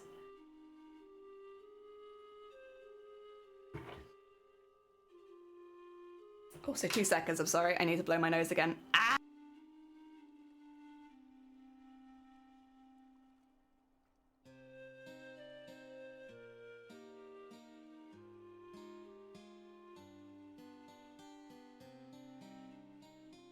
Sorry about that. No chapter 8 either. I'd have to double check before I give you any definite answers. Let me get like, so basically I'm not going to be going full out like advertising this one yet because we have another really big stream coming up this Friday. If you can wait till after Friday, I'll have all of your proper details and rundown for you. But give me a few more days so that we can get the Friday stream out of the way, and then we'll be right with you. Oh dear. I don't think I'll do a speedrun, but maybe a new game I can play other than Genshin. I mean, the thing is as well, we're not just playing Celeste because it, you know, happens to have a trans main character. There are plenty of games that have trans characters in it. Celeste is like a top tier game. Like, there's a reason speedrunners flock to it so much, and it's because it's incredibly well made. It's a very fair platformer, which means when you fail, it's because you did something wrong. It's not, like, the mechanics work really well. It has harder levels, easier levels. Like, speedrunners love it. It's a speedrunner's dream as far as like games go. And again, it's a game that focuses on a trans main character and also supports trans creators. So it is perfect for this particular charity event. But I don't want it to sound like, oh yeah, I'm only playing this game because, like, you know, trans rights. No, it's also a fantastic game. Like, they made a masterpiece of a platformer. So yes. There's a few reasons to get this game. Don't just get it for that. Also get it because it's an amazing game. So this is like the simplest platform ever. It has nothing evolutionary, but it does it. This is the thing. It's the inputs are just perfect. So like for a speedrunner where like a lot of skill is involved, it's perfect, right? Because it does have some interesting mechanics when it comes to the wind, when it comes to the battle ends and all of that. But like, there's some interesting mechanics that do really shake up certain levels, but at the end of the day, if you fall, it's because you did something wrong. It's not because the game screwed you. And that's important. And again, that's why speedrunners love this game so much, because it's mainly your own mistakes that screw you up, rather than like a game or RNG or something like that. There we go. So just filling in the space now, getting some slightly lighter colors in there. Perfected them perfectly. Home for Artifact, they said it's a good place. It exists. Don't talk to me about the wind. I hate the wind. Everyone hates the wind. Does anyone like the wind? A few more days before the speedrun wars begin. Hell yeah. Also, if you happen to be a streamer and you're expecting to try running the game, shoot me a DM, because I'm going to probably make a category in the Twitch, the Discord, so that we can have people jump on the call if they want to. But we'll be having it specifically for like the Celeste speedrun team, so that we can kind of like train together. If you wish to train together. Oh, I mean, I guess you don't have to be a streamer for that as well. You just have to update your roles. Hell yeah. There we go. You'll die more than 1,000 times literally, but they'll always be so gentle and nice to you, the little messages, yeah. Oh dear. True, actually, it does have a nice ending screen, like dying screen. I don't know how many games are made by trans person or has trans been in it. Oh, there's a few. I'm curious about what the game's all about. Honestly, Celeste is just like, I don't want to spoil it too much, especially if you're playing for the story.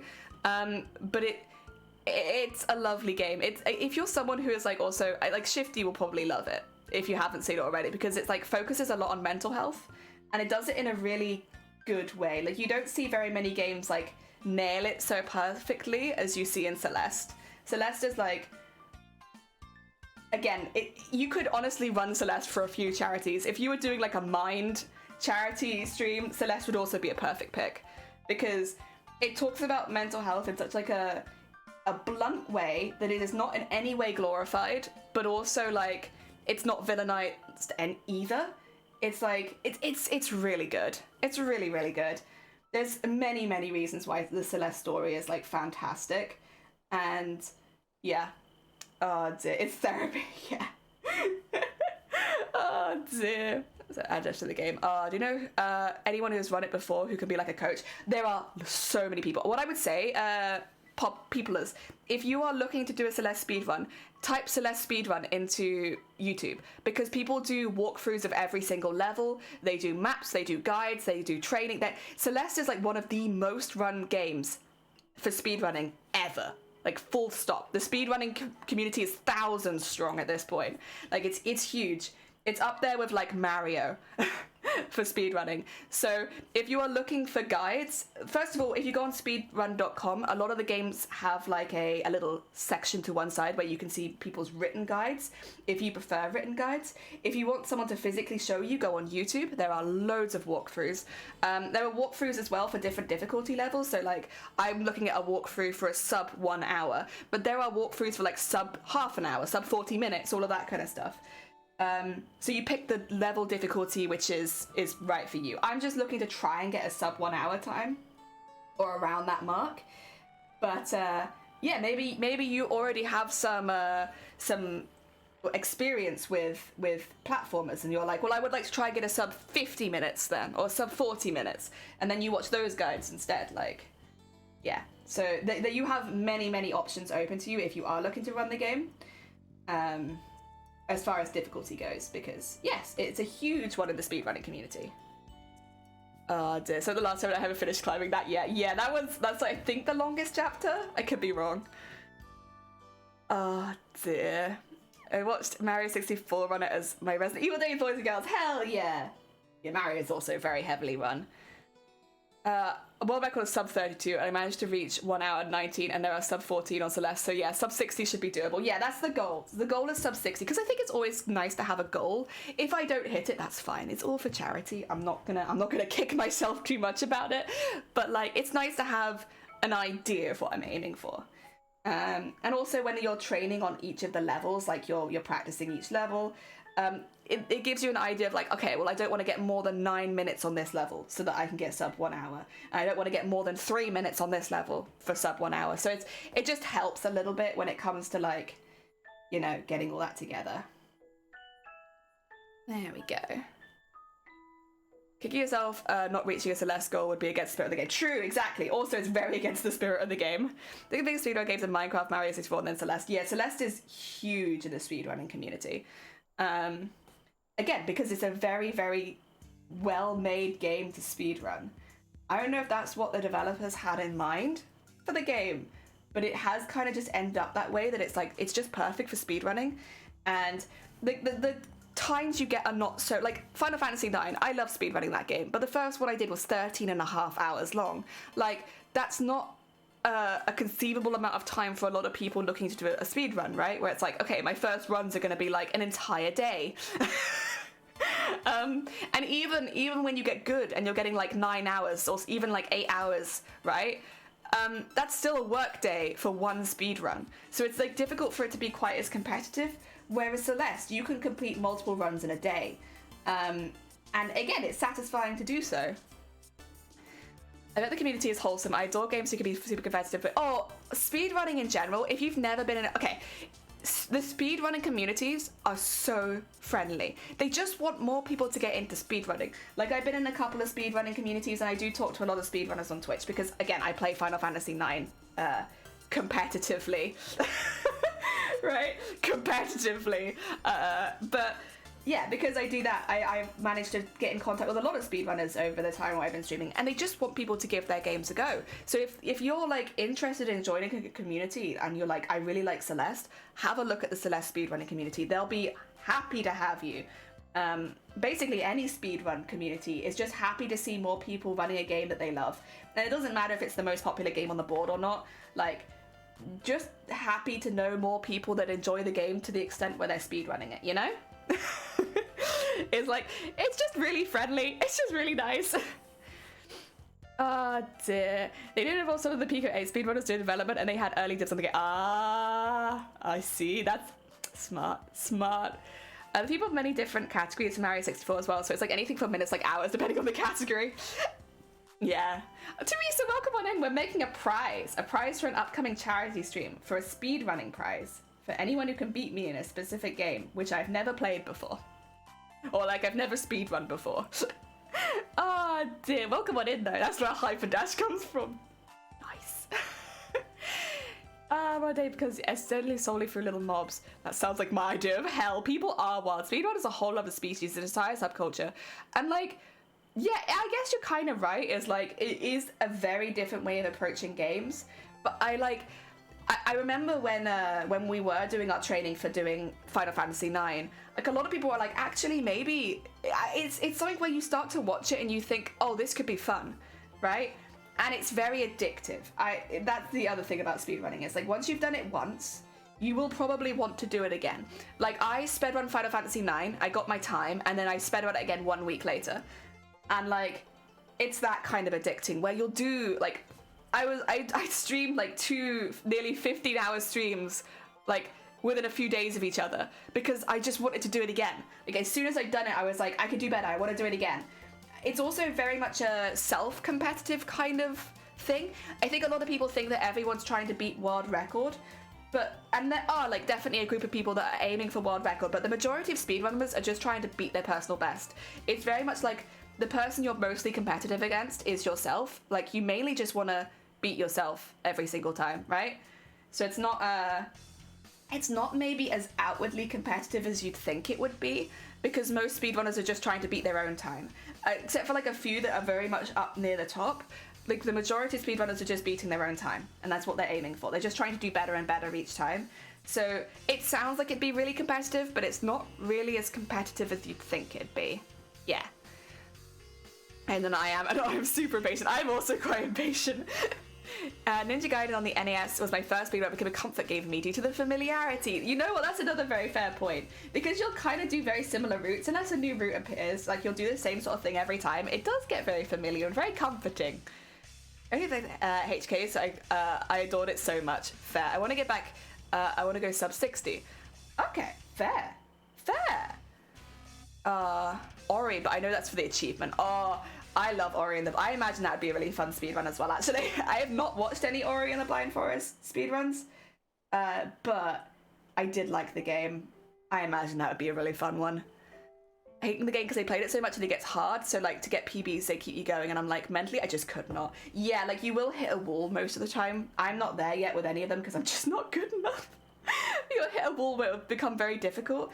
But like, that's when you start experimenting with your runs. Maybe you do a different run for a while. Maybe you've been doing like any percent, but you decide to do like 100% run, you know? And it mixes it up a bit, and then you're like, whoa, this is difficult also. I'll do this. They hate it, but they love it. Yeah. One game I'd like to speed would be Subnautica. Ooh, there's another game that I've not currently watched any speedruns of, but like I imagine that would be kind of fun.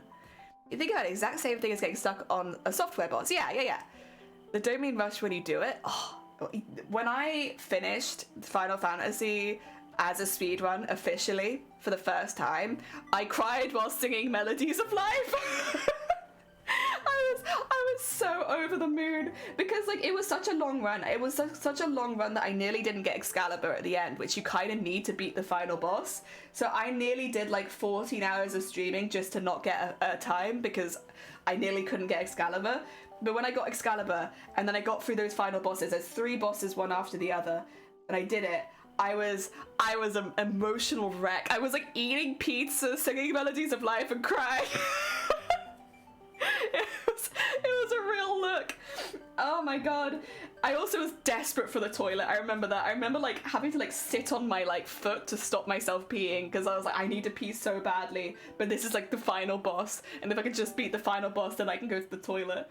There's just so much relief. But like, oh, I had such a good time. And then again, I did it again like a week later. Like, that's how much I liked it. Oh, there. Oh, Kaylee, welcome on in. I hope you're doing well. Thank you so much for the follow. And the egg smash. Thank you. Very scary as well, but that's what I like. Hell yeah. See, I would like to run Madhouse Resident Evil 7 at some point, but I know that's going to take some practice. Oh, dear. I have a husband for those, which you could be any tutorial boss. Nice. Mentally, it can be brutal. There was a young Celeste when I met who told me he got into the mentality of wanting to be the best, and him not getting the top time hurts a lot. I think over time he did mellow out better though. Yeah, I think there is definitely different mindsets coming into speedrunning. I think the mindset of beating your own personal best is normally the best, and taking breaks, doing other games, like I think if you get too into one game, like even if it's other games in the series, like I know a lot of people that run Final Fantasy IX also run Final Fantasy X. Like yes, they're similar games, but if you're having like a bit of a block with one of those games, you can then go to the other one. And I know a lot of people that do that, and it just helps with that kind of like getting stuck in a bad mental place with it. As with anything competitive, to be fair, mixing it up every now and again makes it feel a bit better. My pride, RIP, oh god. Hey, people beat something just for the suffer. That sounds like they're saying in private, Levenfo, it's me who has too much here. I don't go with the frustration, so I don't play from soft games normally. Fair. But I wouldn't have been able to play from soft games a few years ago, but they're actually very helpful to my mental health. Yeah, that's nice. I think as well, there's like a mentality online where you have to, especially with streamers as well, where you have to play games on like the hardest difficulty, and you know, you have to do this, that, the other. You should play the games the way that you enjoy it. I play Final Fantasy IX as a speedrun because that's how I enjoy it. I also enjoy it as a regular game. I just really like that game. But like, you know, I think if I played it as a regular playthrough, I wouldn't have got as much joy out of it whilst live streaming it. Meanwhile, other games, like when we played Spyro, for instance, I just wanted to play that as a game. I just wanted to play that as fun. It's a game that I'd played before, but it had been many, many years, and I had a really nice time with it. But like, I didn't necessarily feel the need to speedrun it or anything like that. I just wanted to have a good time playing a nostalgic game. Oh dear. First game they did for me was 8K, but then I kept going with Sekiro and now Elden Ring. Hell yeah. Me who likes Minecraft, same. You're not wrong. Like, the building? The building's the best bit of Minecraft. Invisibility mode Celeste, like, who cares? Yeah, like, you know, heck and have fun. If you want to play the whole game invisible, because the thing is as well, especially with games like Celeste, there's a huge story there. Maybe you're in it for the story. And like, that's not bad. They made that story for you. Like, they made that story for people to enjoy it. So if you're just there for the story, hell yeah. That's why they wrote the story, so people would listen to it. You're in it for the plot like a true anime fan. Understandable, Jason. Welcome on in, I hope you're doing well. Oh dear. God, if I get it within 5 minutes, I Google the answer. Yeah! If someone else got to beat the bosses in FromSoft games for you to join them, then hell yeah. Oh dear. Ooh. Yeah, the first time I played Dark Souls, I think the first one I played was Dark Souls 2. I remember getting so frustrated at the beginning of the game, which in hindsight I realized it's because I ran to like one of the hardest areas immediately and then just got stuck there, and I didn't know. I was not aware that's what I done. But I got so frustrated I stopped playing it. I remember them being like, oh, you can't do it. And I was like, no! I don't know what's going on. And I stopped playing it. And then I come back to it a few years later and it was like, I'm enjoying it now. And also it's nice not having someone breathing over my shoulder and being like, that's how you do this, that's how you do that. Let me be. That's what Minecraft's hoarding gems, honestly true. Also that. I have a friend who is a narrative designer and not a big gamer, and they always pick the easiest difficulty. They don't care much about the gameplay, they want the story. Hell yeah. I'm trying to think, what do I like collecting things in games. So I'm very much like an 100%er kind of person. We 100%ed Spyro pretty much immediately, but I like collecting things. I like collecting everything. If there's a collectible in a level, that's where I'm at. Pokemon's very dangerous for me if I play it regularly. We have to do stupid stuff like what we're doing right now, like our Snom takeover, because otherwise I get very in the collecting mindset. But yeah. That's how I enjoy games a lot of the time. I really like collecting things. I can't do that in games like Final Fantasy though, because that's like a 50-hour speedrun, and I like collecting. Also, I know it's a bit subtle, but we have started adding like a slightly lighter hair around here, and it's just adding a little bit of tone to our hair. It's slow. Honestly, today I think our goal is probably to finish the hair if we can, because it's like a really big chunk of work. But we've got tomorrow as well. Then we have our music stream. I won't be streaming at the weekend. I really need to be well for something, so I'm going to be taking the whole weekend off just to try and give myself the best chance possible to be well for something. But Yeah, I will be streaming tomorrow and the day after. I'm doing all right. My mic broke. Oh my god. Oh, Jay. Oh, I'm so sorry. I have. Okay, so I've been pretty good now because my power button is way out of the way. But when I had started streaming, like you might even remember, I clicked the power button a couple times on the laptop because it was so close to escape. And instead of clicking escape to get out of things, I would turn my laptop off.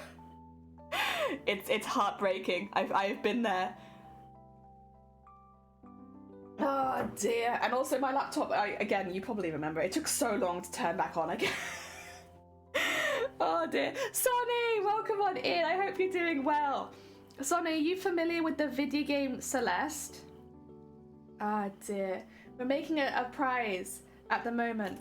If anyone, okay, I haven't actually run Celeste yet, but in a couple weeks we're doing a big charity event for mermaids, and during that time we're going to be speed running Celeste. And if anyone can beat me who has not sped run Celeste before, again, that is the only rule. You have to be new because we're looking for newbies. This is a beginners tournament. As long as you haven't run Celeste before, you can try and beat my time. And if you beat my time, I will send you this. It's going to be a little larger than it is right now because I have to do all like the hanging details underneath, but it is going to be what do you call it, like a wall hanging of Celeste, like a trophy. Big trophy. Also, there's a bit that's annoying me here, and I'm wondering if I can just put that through there. So I should have put the, oh actually that's probably not a very good idea, is it? I didn't think about that, but actually that bit's gonna get cut off eventually, isn't it? Okay, wait, what if I make sure it's right underneath there, then I think it's fine. Sorry, this is like not the best use of my thread, to be honest, but it's kind of annoying me that it's moving around so much, so I just want to sew it together a little bit. And then just...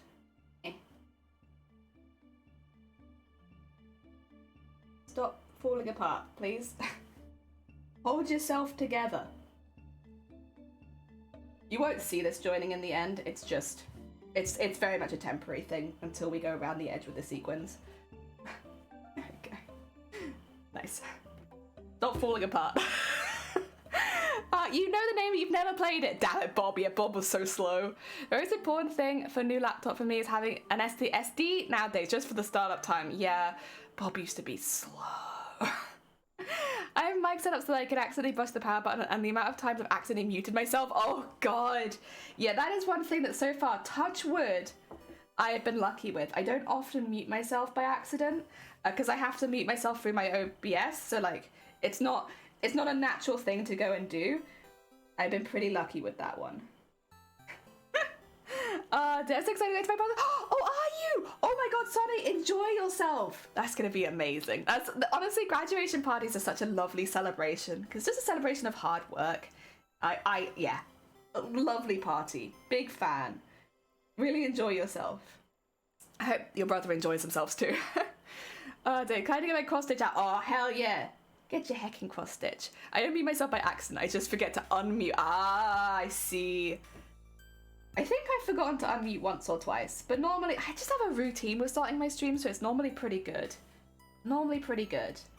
There are many things I often forget to do, but the muting is not so bad. The turning the volume down on my end is bad. Sometimes I start streaming and like immediately get deafened by my music. But it's not so much a bad thing for, I guess, people watching as much as it is just for me. Like, I put my headphones on, I'm like, ow! I haven't turned my volume down yet. Party! Hell yeah! He got 12 8. Oh my god! Wait, a hecking smart bean. Whoa, not the great to be a measure of success, but the fact that he did it is success enough. That's pretty intense. I feel like that is, yeah, listen, graduating at all is like, wow, big congrats, but like, that is a, whoa. Carried out the bag and celebrate good grades. Exactly. Both. Oh, Biiiiig, what's up? What's up, the Biiiiig? Oh, good job, your brother. Hell yeah. Oh. I have a Stream Deck. Oh, I've always been curious about Stream Decks, but like, I've never, I don't know if I need one. Oh, those attached to the, oh, yes.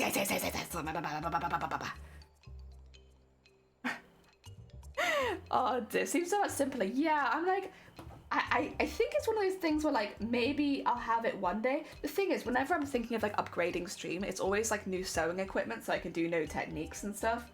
And then it's like, oh yeah, and stream stuff. Because now I have a microphone. It's not like a perfect mic, and it definitely could get upgraded one day to like a proper microphone. I guess the cameras as well, like they're good, but they're not like fantastic. I could definitely get a higher quality camera for like this one. Yeah, those would probably be my priorities, actually, thinking about it. Like, it'd probably be the camera that captures my work so that I can get that really good. And then also, yeah, maybe getting another mic in the future, like a proper mic. Always annoys me to click on OBS and shit. Just give me shortcuts, yeah. And honestly, for VTubers as well, like that might not be your cup of tea, but like for VTubers, I know it's very useful because you can have all of your emotions on there. So like your different range of emotes and stuff, rather than having to like type them in. Oh dear. Over the model and found it. Yeah, super easy. Yeah. I don't feel like it's just a stream deck is QOL and not quality of stream, so it always gets pushed back. Yeah. My husband uses it so we don't have a bunch of game shortcuts on our desk. Also very valid. It's difficult. It's like there's so many things I'd like to upgrade one day, but none of them are priority. One day though, one day. But that's the thing with streaming. I at least for me, unless you have a lot of money, I suppose, it's like one of those things where you like slowly upgrade it over time.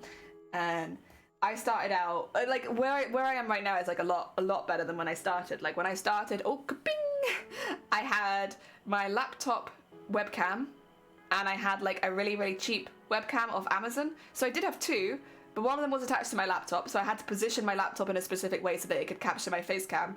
And then the other one was, yeah, just not, everything was yellow in that webcam. It was not perfect. I had my headset mic, so like I had my headset, which was like it's like a call center style headset, about 15 quid on Amazon.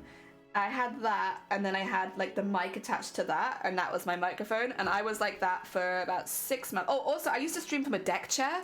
Any new viewers will forget or will not realize. When I started streaming, I was streaming from a deck chair. I didn't have a chair, so I had like this foldy out deck chair, and I streamed from that for about 8 months because I didn't have a proper chair. Also, thank you for the hydrate. I shall do that. So yeah, my stream setup was like real bare bones. The deck chair was a really big one as well because like I was, especially when I started streaming, nearly all of my streams were like 4 to 6 hours long. They were all like long streams, right? Long time to be sat in a deck chair, I will say. So it was like really not very good for my back to be in a deck chair for that long. And yeah, I like was really starting to notice it. And then the only reason I got a chair upgrade is because for my birthday, my family bought me like a desk chair so that I wasn't sitting in a deck chair anymore. Because there was, oh my god, and like also like it didn't have a proper pillow on the bottom or anything, so I had to like put a pillow on the bottom of the deck chair so that it was like I wasn't sliding around constantly. It was great. Really, really good. If I was still a techie, I would just build myself one. Fair. I have 6 macro keyboards for Xmas, cheaper than Stream Deck, and I can use them. Oh, nice! Hell yeah! I only need to buy a good tracking camera for my model. Yeah, that's the thing, because I had the webcam already, so that it works pretty well with the model. Technically, my phone dies. The camera I currently use since my actual camera died. Oh dear, one of my favourite channel clips from my headset, and the audio quality is like noticeably worse. Yeah, this is the thing as well, like you see like the improvements when you look back. I think unless you... And this is why I always recommend people to, if you're thinking to start stream, make sure that you turn on that you can save your own VODs and save your first VOD. So that when you go back and look at like a year later or 2 years later or 3 years later, when you go back and look at that first ever stream, you can see and hear the improvement. Because I don't think, even if you haven't recorded your first stream, like get one of your first streams, right? Because that way, in the future, when you look back at it, you can see the improvement. Because it's like kind of difficult, other than using numbers, to like track your process on Twitch. And like numbers is not always the healthiest way of tracking numbers. So tracking numbers is not always, numbers is not always the best way of tracking progress, especially on a platform like Twitch where you go very up and down. So like look at your own personal growth, and like I would definitely recommend saving your first ever VOD, just so that you can go back and see it and be like, oh yeah, I'm better. Even if nothing else has improved, maybe I talk better, maybe I'm more confident, you know? Do you all use your old phone? I think Amazonia also uses their phone. I would love to get that set up, but I'm a bit nervous about it, to be honest. I'm actually lucky to not stream crafting anymore because I use my actual camera for my hair. Yeah. But now I can't set up because I see. Yes. Streaming from a deck chair must have hurt. Prior to streaming, we had big PC gamers. Yeah. I had a laptop that was relatively okay, but it was old. And the only thing I bought to start streaming was like a 30 quid webcam. That was the only thing I bought. Everything else I already had because I had like a headset, not a good one, but I had one. But I didn't know if I was going to enjoy streaming when I started, so I was like, I don't want to spend lots and lots of money that I don't think I had at the time anyway, but like lots of money like upgrading something that I might not enjoy. Okay, everyone stop having interesting conversations now because I'm not eating. Go eat. Take care. Eat something. Enjoy your hecking snacks. Consume. Oh dear. But yeah, I'm really glad that I have my first ever stream because I don't necessarily share it. Like it's not something. It's a private one on my VOD channel. I have a channel where I keep all of my VODs. I mainly made that just so I could see again my processes and like see me grow. But like, I have my first one there. I think is it unlisted or is it private? It's one of those where people can't go and view it, right? But I have it there. And if I'm ever like feeling bad about not being able to do something on Twitch or like not being super good at something yet, I go back and I look at that first VOD and I'm like, okay, actually, yeah. You know what? I have improved. Even if it doesn't feel like I've improved and I feel like I've really done the same thing for a couple years. Actually, no. I've definitely improved. When I look at that first one, I'm like, yeah, okay. Things have changed positively. They consume. One of the first times I did an artsy craft was PlayStation 2 iToy camera. I love that. I actually love that so much. The iToy camera. Hell yeah. Alright, I need some more thread. I am running out of thread. Again. Where does it all go? Oh dear. I do want to save some space up there, so I might just quickly as well. Just to like there. Yeah. Yeah. Okay. I'll do. Okay, let's tie this off and then get some more. Again. It's gonna be so much thread on the back of this. Remember the iToy was great? Yeah, we had one as well. Going to feel stuck on a plateau, remembering myself, it's because I have a simple fixed schedule because I'm focusing on YouTube. This is the thing, is like, even if it's just a hobby, and this is the thing, like for me, streaming's a hobby. I think for most streaming is a hobby, right? I think because of that, people, they get really hard on themselves. They're like, they'll be like, well, I'm not progressing, well, I'm not doing anything new, and I'm not doing this, I'm not doing that. And it's like, this, first of all, stop, this is your hobby. Second of all, it's nothing wrong with wanting to improve your hobby, but again, at the end of the day, you should be comparing yourself against yourself, unless you're competing in something, in which case, fair enough. But like, you should be comparing to yourself, and then that takes, you know, saving processes and progress, and so that you can be like, yeah, let me just check on that and that sort of thing. Basically, I really recommend saving your first VOD. Every year, go back and look at it and be like, oh yeah, actually, there has been progress. Progress has been made. So many lunchtimes in secondary school at my friend's house watching fake windows. Nice. Hell yeah. Honestly though, same. It was good. I enjoyed that. Although we were the one with the iToy, so people would come to us and watch the fake windows, you know?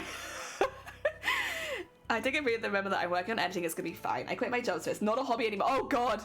But I've always admitted that I cannot count on it for regular money before months or possibly years. Yeah, this is the thing, is like streaming, unless you become a very big streamer, it's a very up and down kind of money-wise. Like you'll have good months and you'll have bad months, right?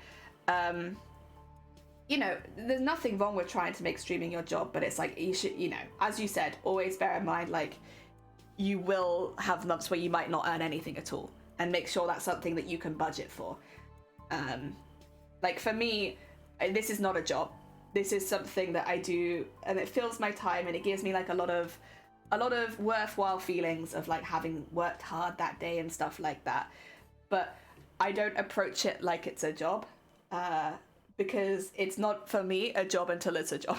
Like until it's earning at least minimum wage, like because I can go and get a job in Asda or something and work minimum wage. Oh dear.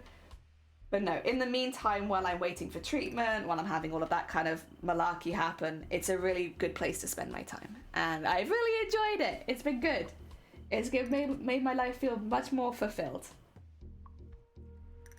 It's also made me pick up skills that like I wouldn't necessarily have picked up otherwise. I've entered competitions, I went abroad. Like so much good stuff has happened. And I'm very happy. Oh, good afternoon, good morning. Good morning, Asylum. I hope you're doing well. Welcome on in. I just get 100 I'll consider it a success. I don't necessarily want to live on it, but you know, it's a good side income. Hell yeah. Hell yeah. A great streamer. I am a happy streamer. That's what I am. I really enjoy streaming. I have a really good time here.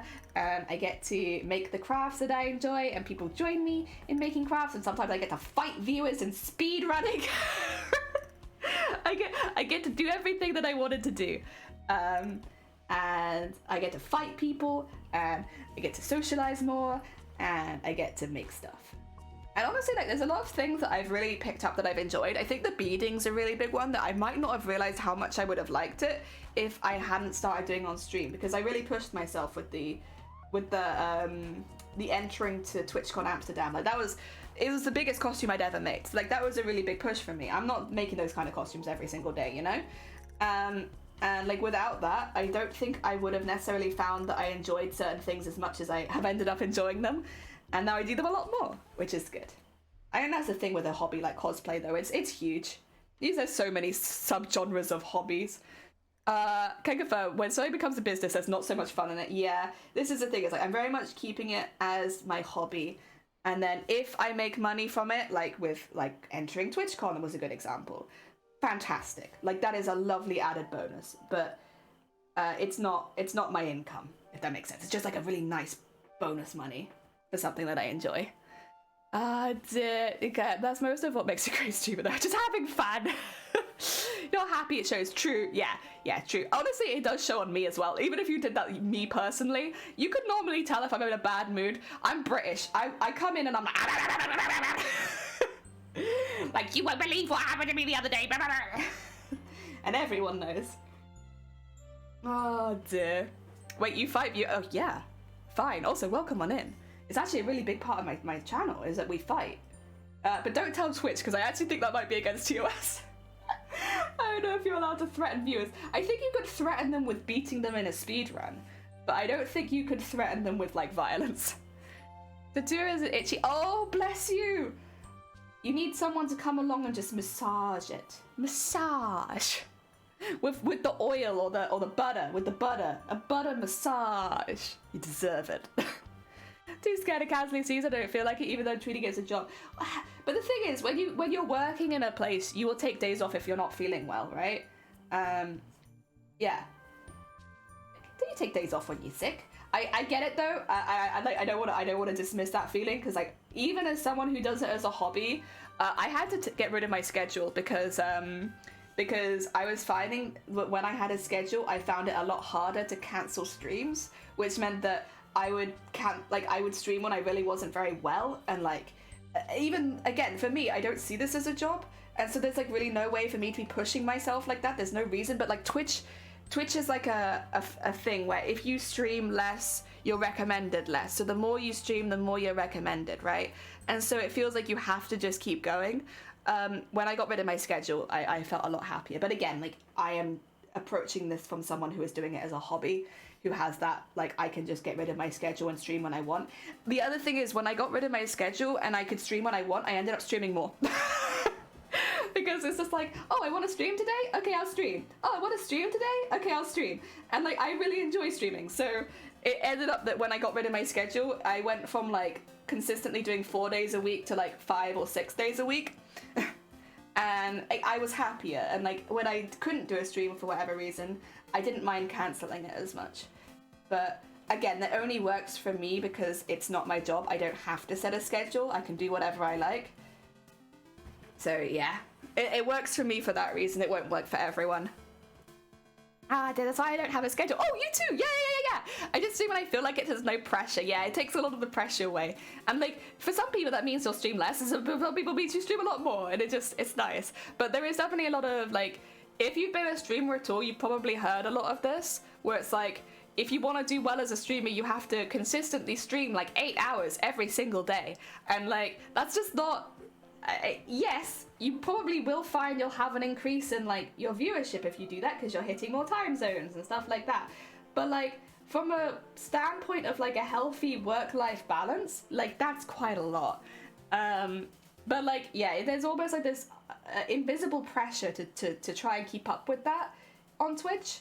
And I'm not gonna sit here and say that it's healthy, but it's there. It's a secret pressure that you, when you're a streamer, it's just kind of there. Oh dear. But yeah, for me at least, removing my schedule was a really positive thing. But again, that only really works if you're doing it as a hobby. And for some people, even if it's as a hobby, having a schedule really helps them. But for me, I aim to stream every single day at 9:30 in the morning. But if that day, like yesterday really just wasn't feeling very well. If I don't feel well, I won't do it. And I'll probably post a picture or something on Twitter instead and go rest. I think for some Celeste streams the other day, and I said to her, this couple episodes of stream, I was completely exhausted the other morning. The vibe was different, yeah.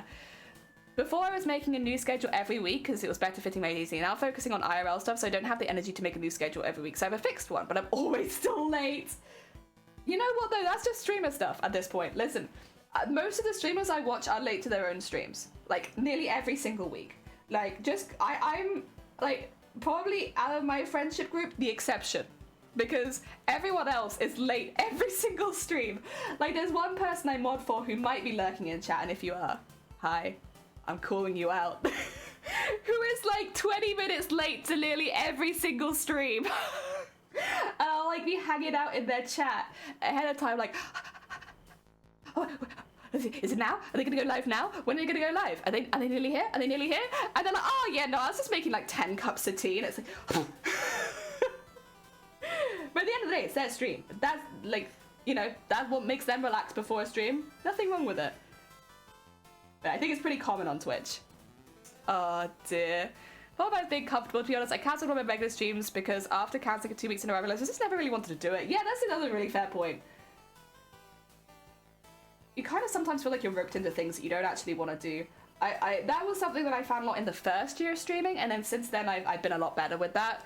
I'm eating, hell yeah. Plus it's like, your viewers know it anyway. Yeah, most of my viewers can tell when I'm like not feeling 100% well.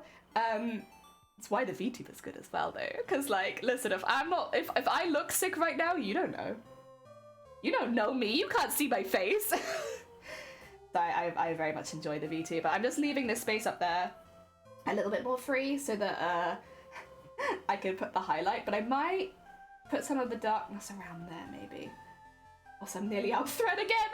God. Oh dear. Yeah, no, the only real thing that I have, which I think is what started this conversation, the thing that I want to achieve on Twitch over the next year, I want to stream 25 days in a month. It'll happen when it happens though. And I'll keep aiming for it, but I just really want that achievement, and it really doesn't affect anything on your Twitch, to anyone who's not like a streamer. It's just like, there's like Xbox Live achievements that you can get on Twitch, basically, for streaming or doing certain things, like streaming a certain amount of days in a month, or like, there's ones for like average viewers and all that kind of stuff as well, but the one that I really want is the I've streamed 25 days in a month. I really, really, really want that achievement, because it's just been staring at me.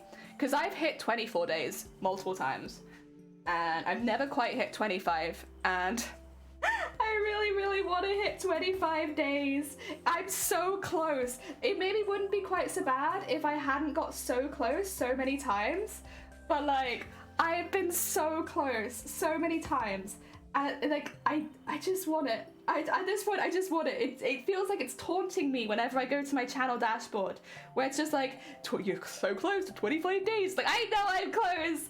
I just can't quite get that last day. So that's my main goal for this year. I just really wanna, really wanna zig a zig and hit the 25 days. But one day I'll be on time. Some of my regs will yell at me because yeah, that's also, yeah, true. Also, Edtrix, welcome on in. I'm sorry, I've got my needle stuck right now. There we go. I am, at the moment, we're doing some hair. So we're doing like a embroidered hair for Celeste. Or the Celeste boxer is what we're making. Madeline, I guess is her name. Not, I keep calling her Celeste, but it's not, that's the name of the game. Madeline. There we go. Who is on the boxer. And we're getting all the hair done right now. I keep running out of thread. Also, my fingers might need a little break in a minute. There we go. But we're getting there. Look at all the hair. Look at it going in there. Slowly but surely, we are getting lots and lots of hair in here. Wow.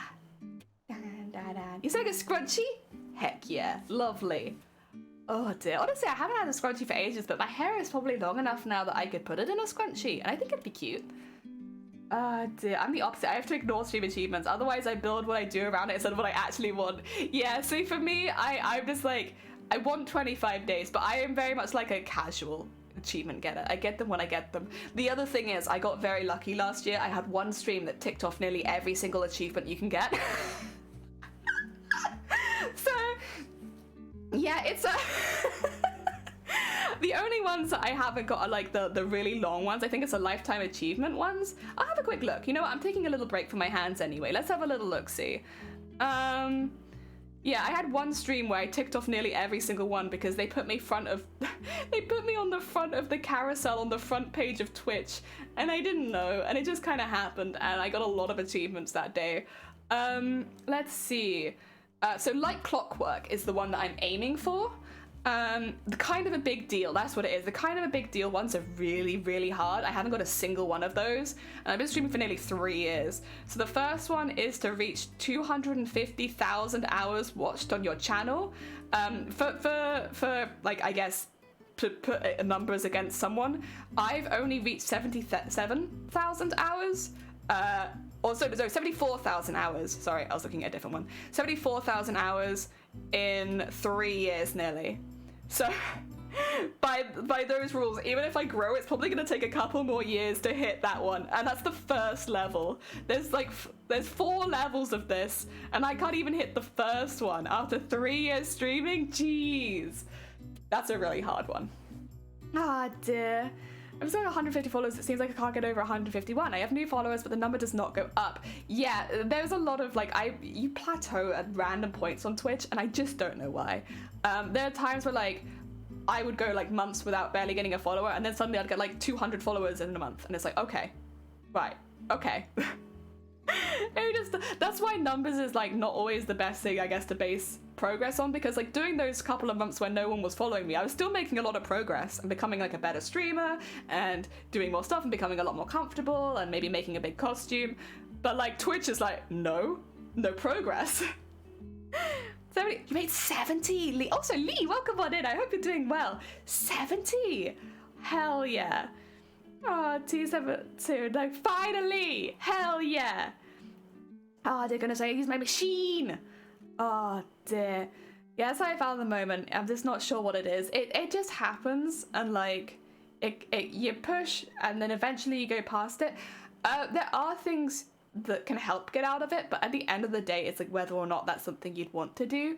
Normally, and I hate recommending it, it's not my favorite, streaming longer, unfortunately. And most people don't have the flexibility to do that, so it's like, it's really like, it's not my favorite streaming advice to hear or receive. It's basically, the reason it's good on Twitch is because you hit different time zones. So for instance, if I was to stream from now until the evening, I'd hit pretty much every time zone in the world, which gives you the most chance to be discovered by new people, right? But like, I'm not streaming till this evening. I got things to do. So it's like one of those like, yes, it can help, but also like, it's a difficult one for most people to actually do. Like, most people stream their set amount of time because that's the amount of time they have to stream. If they have 2 hours a day they can stream, they stream 2 hours. So telling those people that they need to stream more is like, well, they can't. They have those 2 hours a day. But yeah, It's like the only thing I can really think of other than just keeping going. Oh dear. My mum has a sewing machine I know how to use, but I'm horrible. It takes practice. It takes practice, as with anything. And also sewing machines are super finicky. Super finicky. Okay, you done eating? Cross stitch, hell yeah. And I have an extra hour because Beefy might miss it. Oh, bless you. Or bless him. I hope they get home okay. Oh dear. Line, welcome on in. I hope you're doing well. Welcome, welcome. Oh dear. I did the opposite with my new shed. Shortened my schedule. Sorry, shed. My new shed. I shortened my shed. Shortened my stream to save my energy. Yeah. But that's the thing is like, this is why I so much my garden shed. I shortened it. This is why I so recommend to like, again, just prioritize yourself. It's difficult for you in particular. Anyone who's making it their job, it is a lot more difficult, obviously, to prioritize those sort of things. And I don't want to minimize that at all because like that is hard. For anyone like me who's doing it as a hobby and just like, you know, passively growing because you keep going kind of thing, highly recommend to just stream when you enjoy streaming, stream when you have the time to stream, and keep it as something that's fun. But like, also again, I totally get that that's difficult for a lot of people. Also, damn hands! Welcome on in, thank you so much for the follow. We're doing some embroidery. We will eventually be going on to beading. I want to bead the whole jacket so it looks really poofy, but for starters we are doing the embroidery first because it's slow. Oh dear, also can you see about streams? Yeah, balancing the whole thing is hard, especially because I balance it with an offline content creation, you know, the thing that gives you money, not like in an unknown number of months. Yeah, I get it, it is tough. It's very hard. I think making sure that you're mentally feeling okay and looking after yourself is probably the best thing you could do. And like you said, you can tell when someone's having fun streaming. Like you can. And when people are doing stuff that they enjoy, I think it's obvious. I think when I'm really nervous about something, like it shows. Like I will say, I don't tend to do stuff on stream that I don't enjoy, but I do stuff that makes me nervous. Like doing new skills on stream or doing stuff that I know that I'm not very good at. Like, yeah, that does make me nervous streaming it live. But I think that's normally all right. It's the being genuinely unhappy doing stream that I think is a little bit more that I want to try and avoid doing.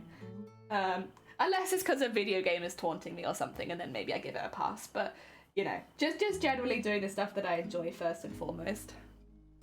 Practice is key. Sewing can be a pain on the machine, but the more you learn. Oh yeah, the more you do, the more you learn. Scrunchies are actually very forgiving to make on the machine, but can help you understand how the machine behaves. Yeah, that's actually a very good point. Like a smaller project like a scrunchie, that way as well, if it goes wrong, you don't waste too much fabric.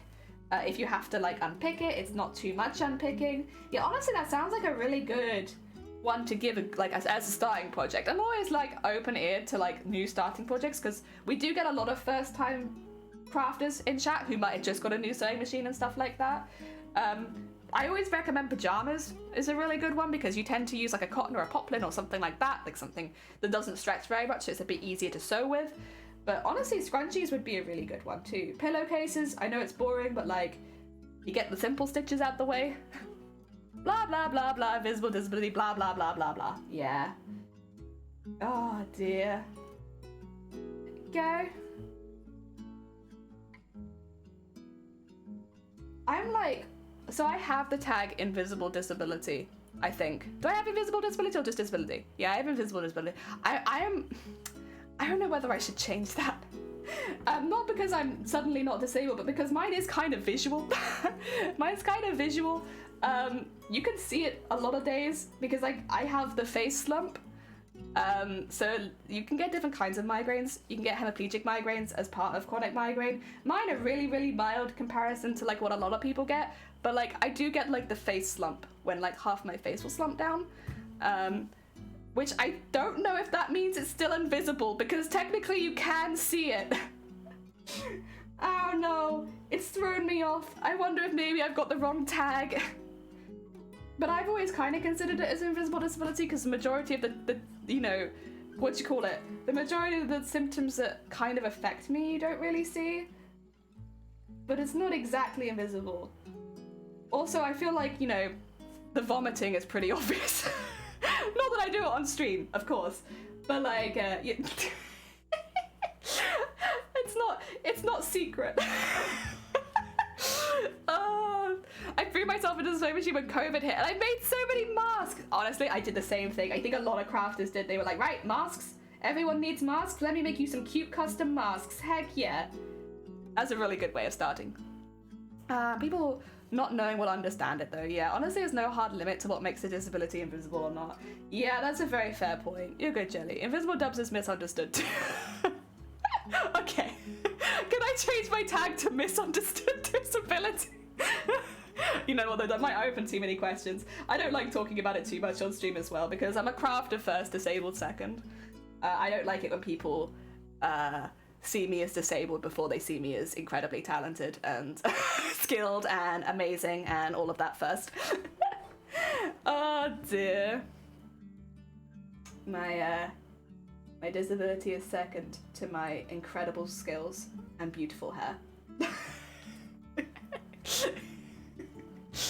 Oh dear. There we go. The young Sealy healthy person using a cane has a visible disability because of the cane, but they can still be looked at weirdly if they don't let old people sit on the bus. Ah, yeah, I suppose that's true actually. Yeah, I didn't think of that.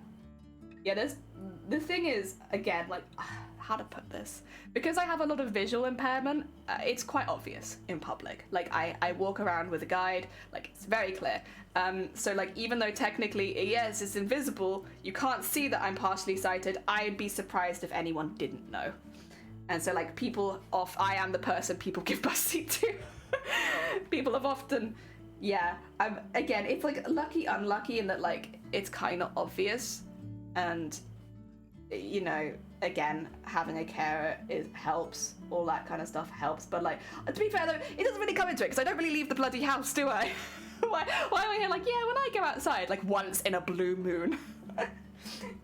People are normally pretty good. I've been very lucky.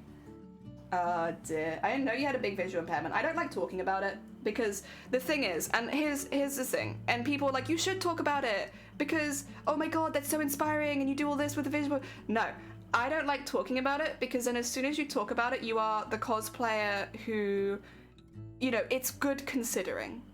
Like, it's not that people think that my work, people stop thinking that your work is good for it being good, and they very quickly start thinking it's good considering that you can't, like, see very well. And my visual impairment is very much temporary. Hopefully it will go away after treatment.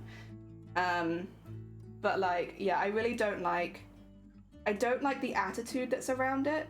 And, like, it's really frustrating because it's from other people as well, where it's like who are in the crafting community, who suddenly it's like, they won't introduce me on streams as like as a cosplayer. I am the cosplayer who has this and that and this. And it's like, I would like to be known.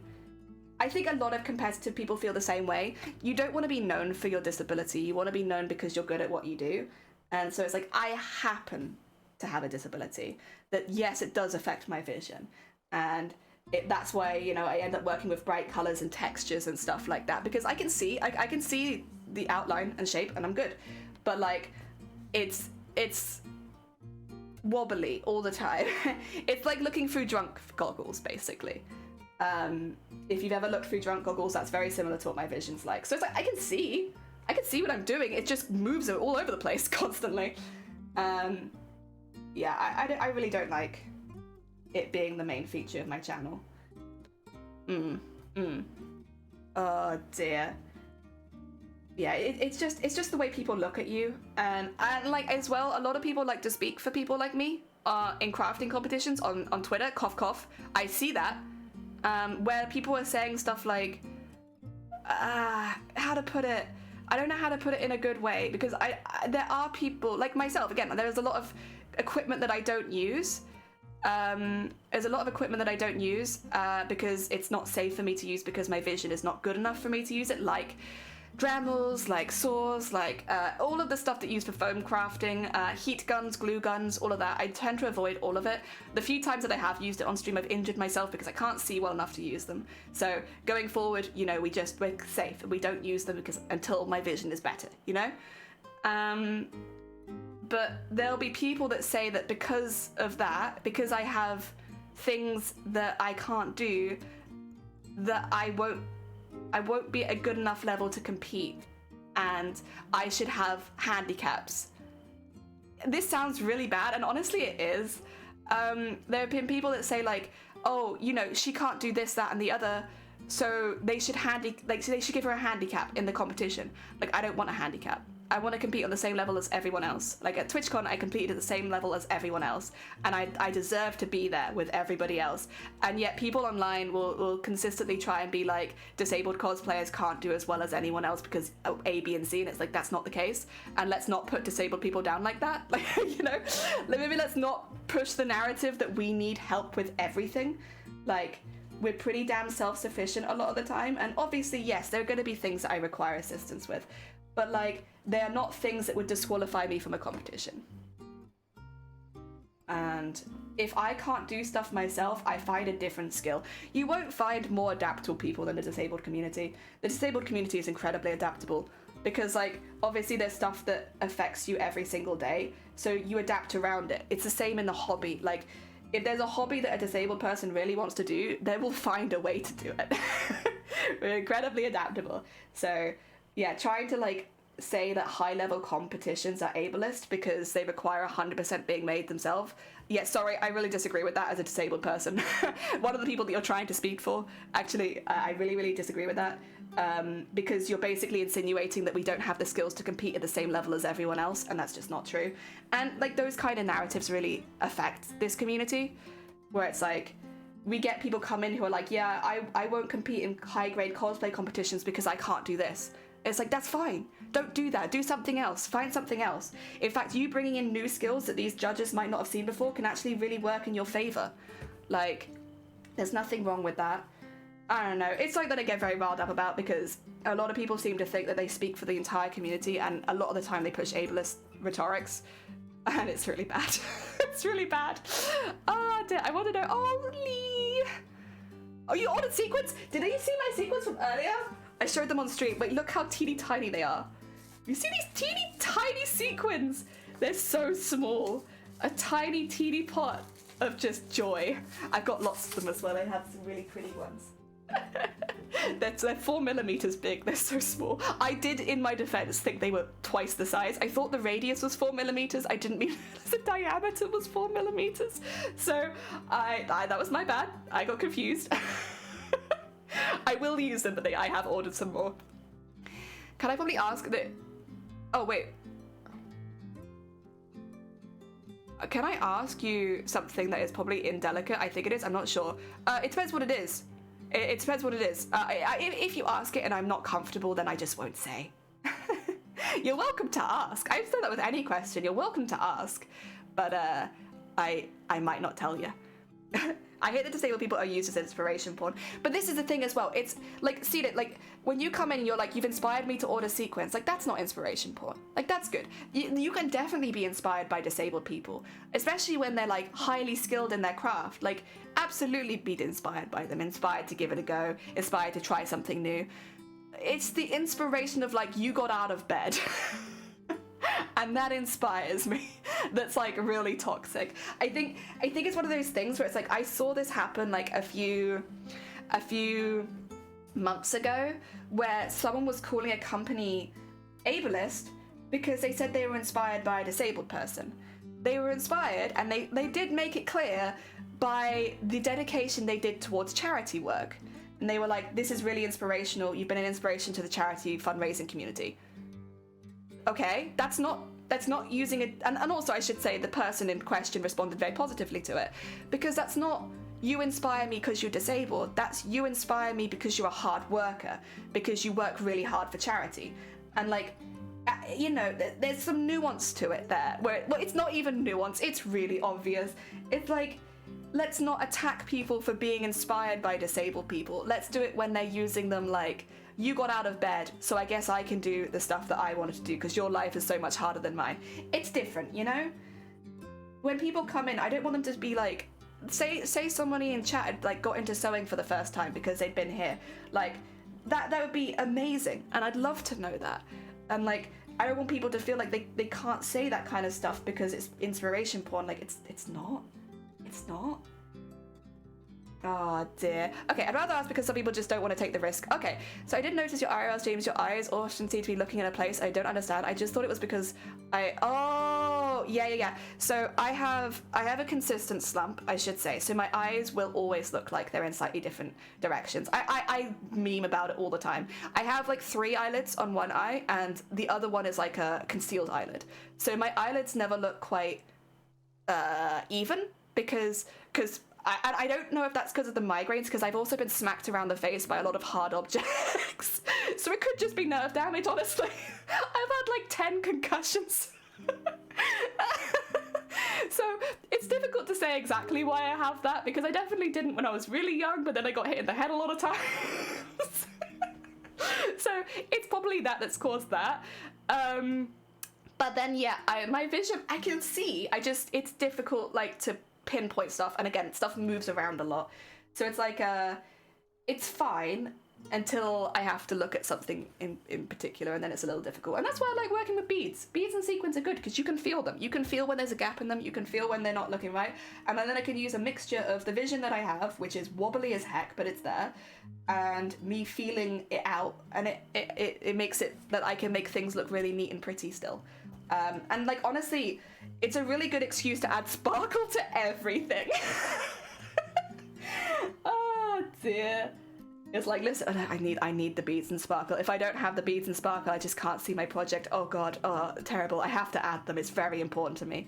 Mia's back, welcome back. The hair is getting there, slowly but surely, but I am loving it.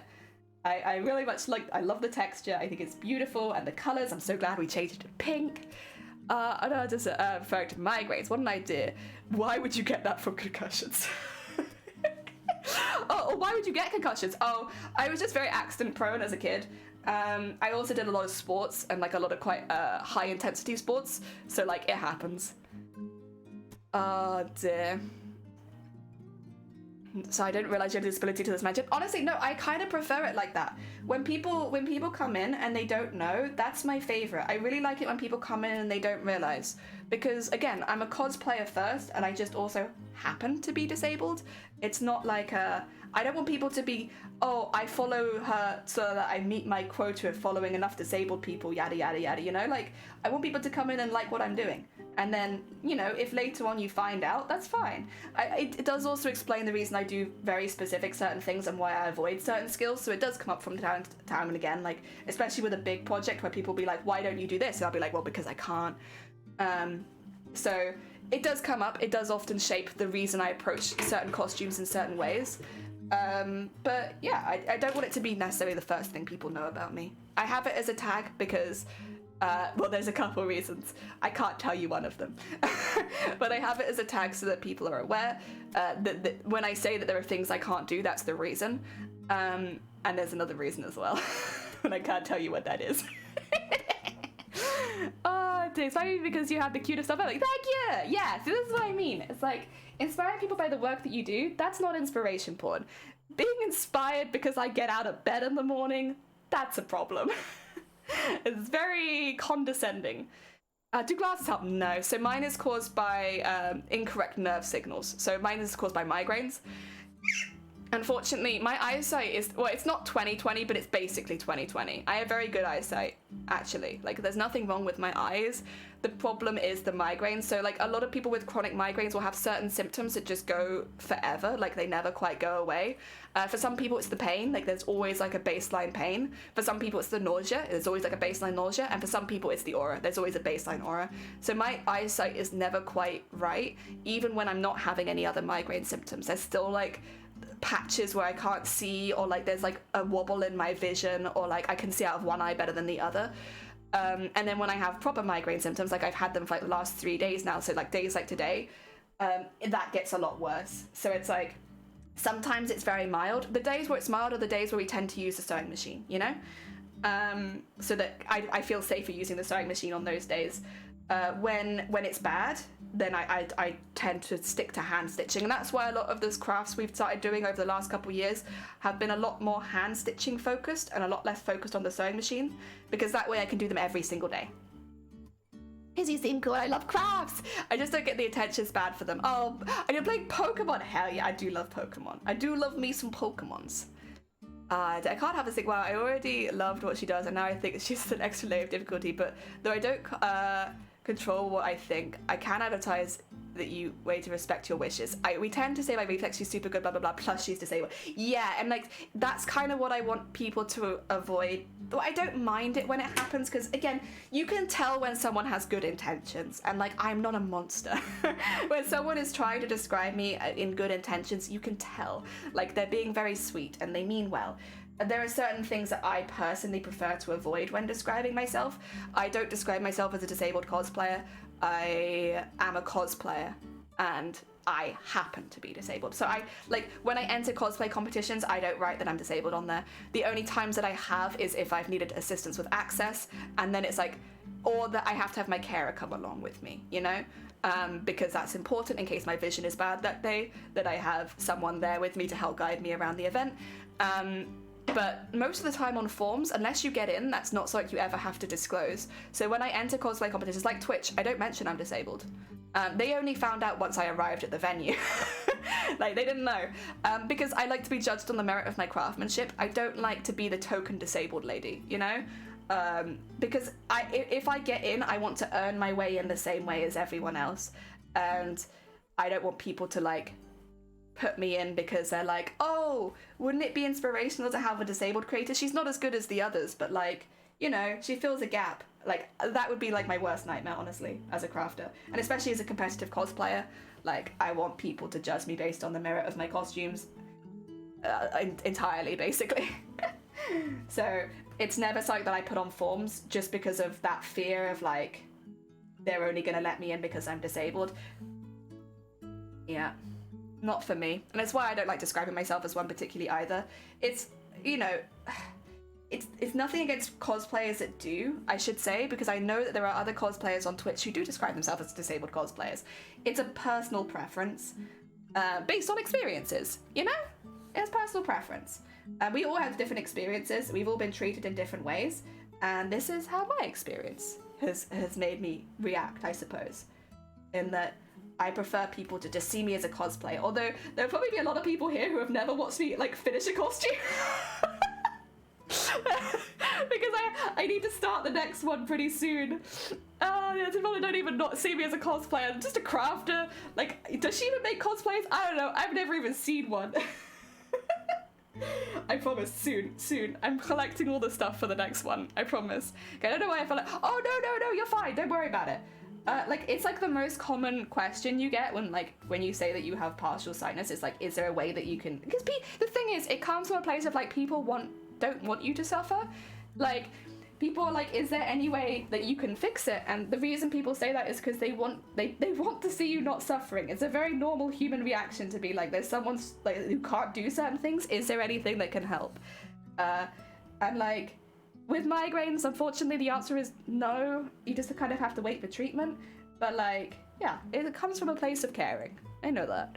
I technically never did, but that's because I'm an irregular viewer. Oh dear, honestly, it's becoming an embarrassment where I keep just like, people will come in and they'll be like, they come in with a raid and they'll be like, oh, what do you do? And I'm like, I'm a cosplayer. Then half my chat have never seen me make a costume, and it's like, oh god.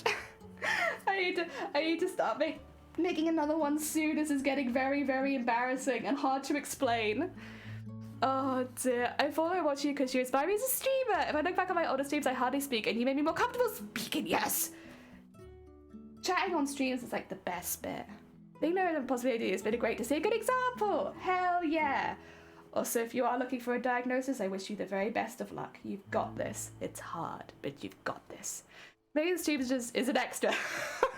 Thank you. Oh, honestly, all of these compliments, my head will grow. Ah, dear. Gonna get the head the size of a watermelon. I did find you when you're cosplaying though, so you are. Thank you. Yeah, I promise I make costumes. I promise. Like, just because I haven't made one for a few months. Like, I do. I'm a cosplayer in my soul. I just have to wait because there's a time limit on TwitchCon and I don't want to get disqualified by accident. So I'm just waiting, but I'm collecting resources. The next cosplay is going to be Every single time I do a new cosplay, it's the biggest costume I've ever made. I'm like, oh, it is. I'm not lying. The next costume will be the biggest costume I've ever made. Not physically large. I think Mateus will keep that for a while, but like for the intensity of the techniques we're going to be using, it will be a really intense build. I'm really looking forward to it. I hope to finish one soon. I know. Well, at least you're making a costume though, anime. Like people can go into your stream and immediately see you patterning or doing wefts or like doing some kind of the cosplay. You've been pretty consistent with that, which is good. I finally, after a year, officially have the waiting list. Oh, are you? Good luck.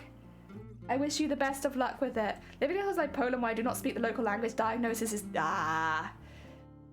Actually, that's a very fair point. I didn't even think of that. Yeah, that would definitely make a difficult process even just a little bit harder, huh?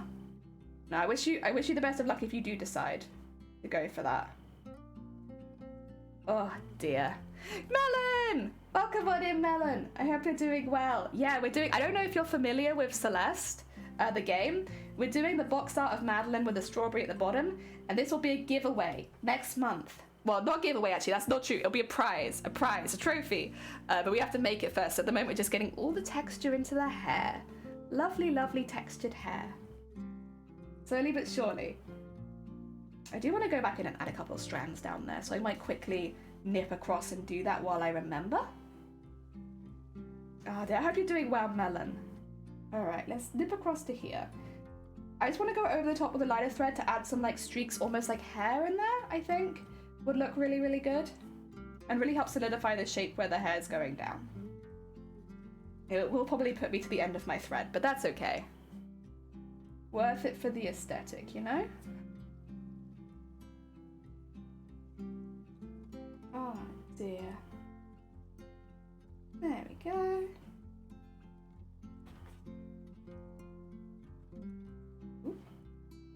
There. Yeah, I think that just looks good because there would still probably be a couple of hairs that would shine a little bit. Also, it doesn't look that different on camera. In real life, I will say these two colors are a lot more distinct from each other. This is the problem with my cam. My cam really doesn't like what do you call it? Purple. This isn't purple, this is pink, but the darker pink is kind of closer to a purple. So as far as my camera, it doesn't exist. Purple doesn't exist on my camera. Couldn't tell you why. Okay, I have a very dumb question. What's your dumb question? Go on. Ah, dear. I watched a lot of vids from experts, and checks and suggestions have helped. However, my apartment is a mess, and I have been redesigned my craft. Oh, have you? Ooh, a craft room redesign. Lovely. Picking up hobbies and craft, I want to continue getting... Yeah. Ooh, that's very therapeutic. Hell yeah. I hope that's going well for you. Love a good craft room. Love a good craft room. So beat your person best. You give it to the person. Yeah, no, I'm beating the person who does it first. It's a race. So it doesn't matter if someone else beats it even faster. It'll be the person who beats it first. And gets their, I should say, the person who gets their score verified first. Yes. And send me the screenshot. Because I will have to just watch the run quickly and make sure that it was you running. Not that I honestly think anyone in this community would cheat, but like, it's better just to be safe with that sort of thing. I might move my suit. Oh, really? Ooh, heck yeah.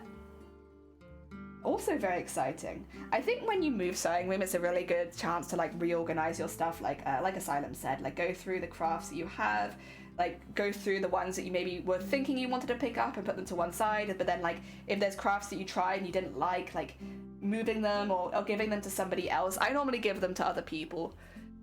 Like the official speedrun label. Yeah, on speedrun.com.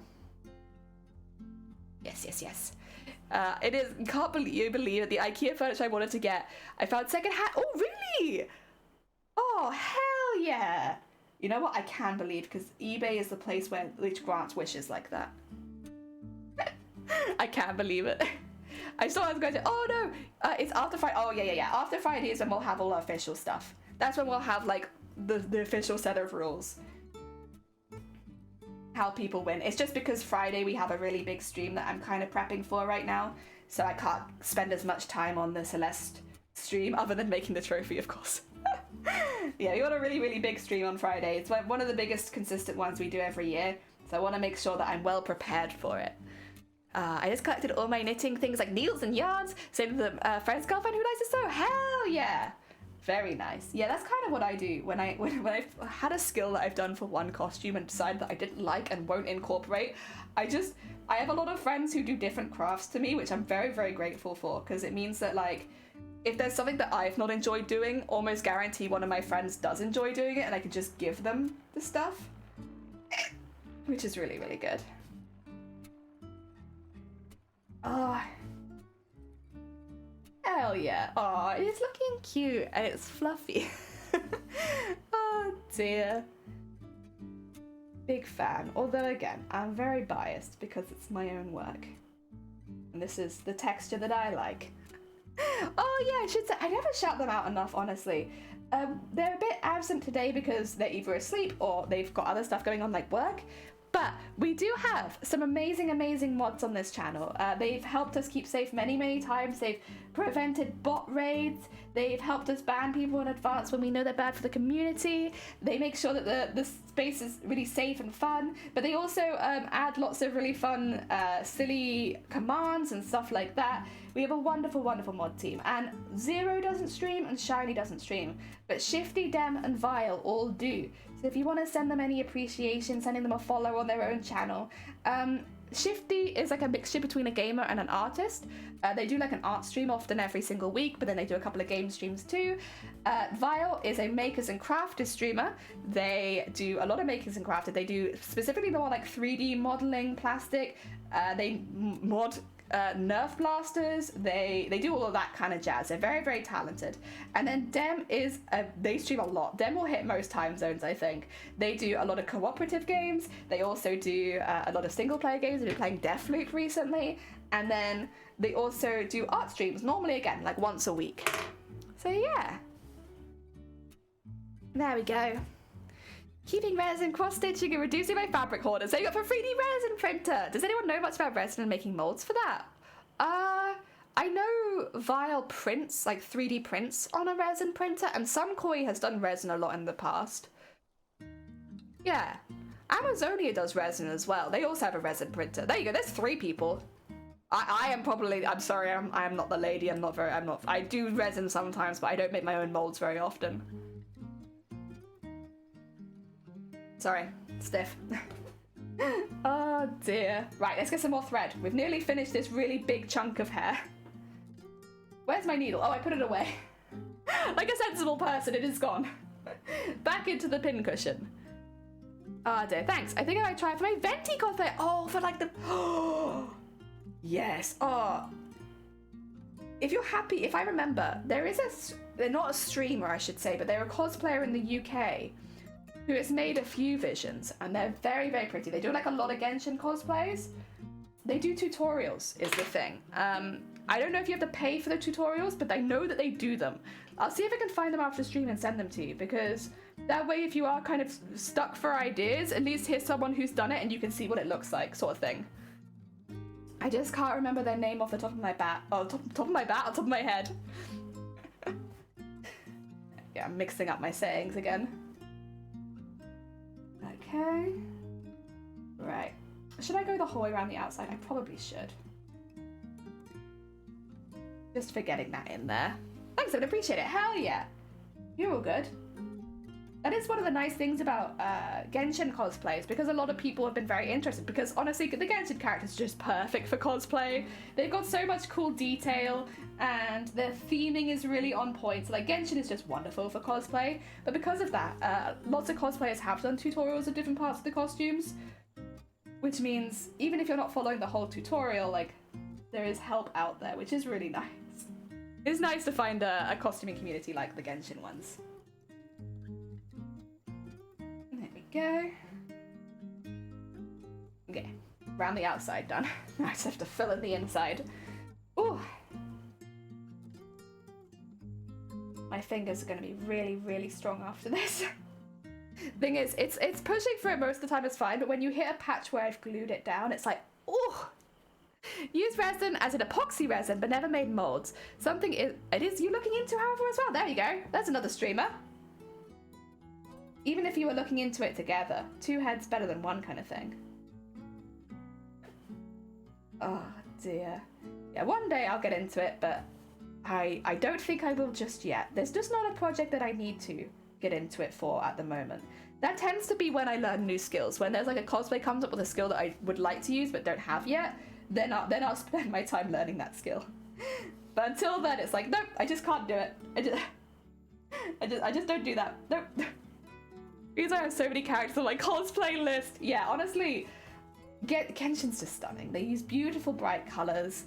The theming is just on point. Like, they're very good, and there's so many of them as well, which really helps. Like, I think as well, as far as like male characters, they have some of the best costumes, because that is one thing I do tend to find in a lot of games, is like the female the female armor is a lot cooler than the male armor. I think there are reasons for that, honestly, but yeah, it is just a thing that sometimes like the male armor is like kind of boring in comparison, but not Genshin.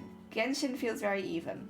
Like both, everyone has amazing costumes. Even the NPCs look fantastic. Ugh. Go. Oh, and the enemies as well. Can't forget the enemies. The mages, like the Sisson mages, so cool. I love them. Like those are the ones which I really want to cosplay more than anything. I love the Electro Sisson mage. As they are literally just an enemy. They're just an enemy that's around in the wilderness. But I'm like, that. I want to cosplay that. I mean, have you seen the new bad guys? I may have. Mayhaps.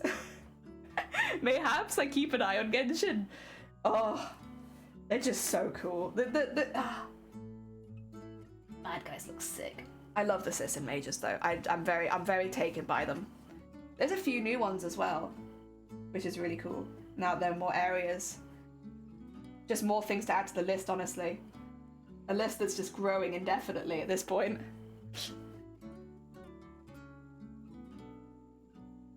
There we go. Oh, we're getting there. We're getting there. Look at all this fluff. So many stitches. It'll be worth it though. It'll be worth it. For like a really nice fluffy hair.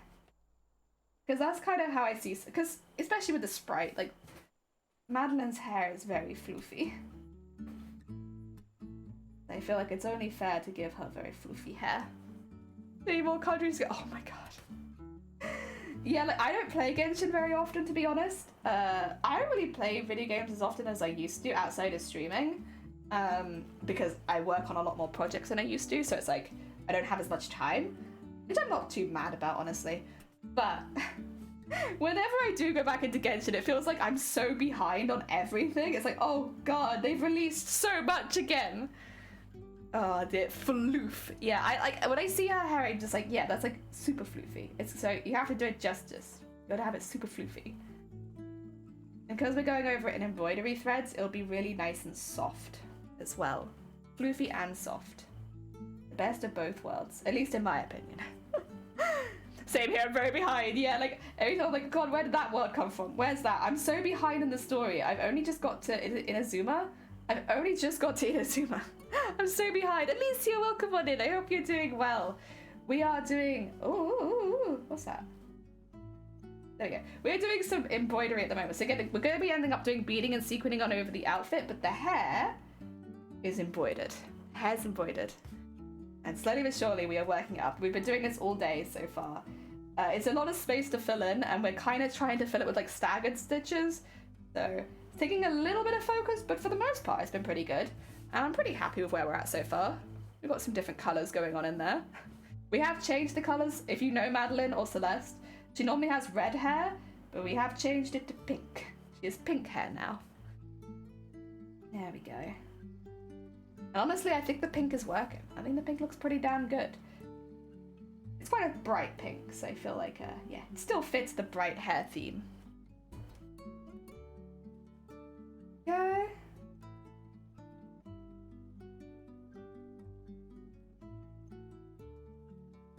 Ooh. Does have pink. Oh, true, actually. You know what? True. Yeah, but then it's like, yeah, then it's like really like pale pink. That's okay. It'll be very pale pink at the top when we add the, what do you call it? because we'll have the highlights mainly at the top of the hair. So it will get lighter. Okay. I think I just want to maybe do the odd strand going through here. Again, just to like get a little bit of blending in. The majority of that bit up there is going to be a very light pink, but just so it looks like there's still some hair in there. Hair texture. Do this.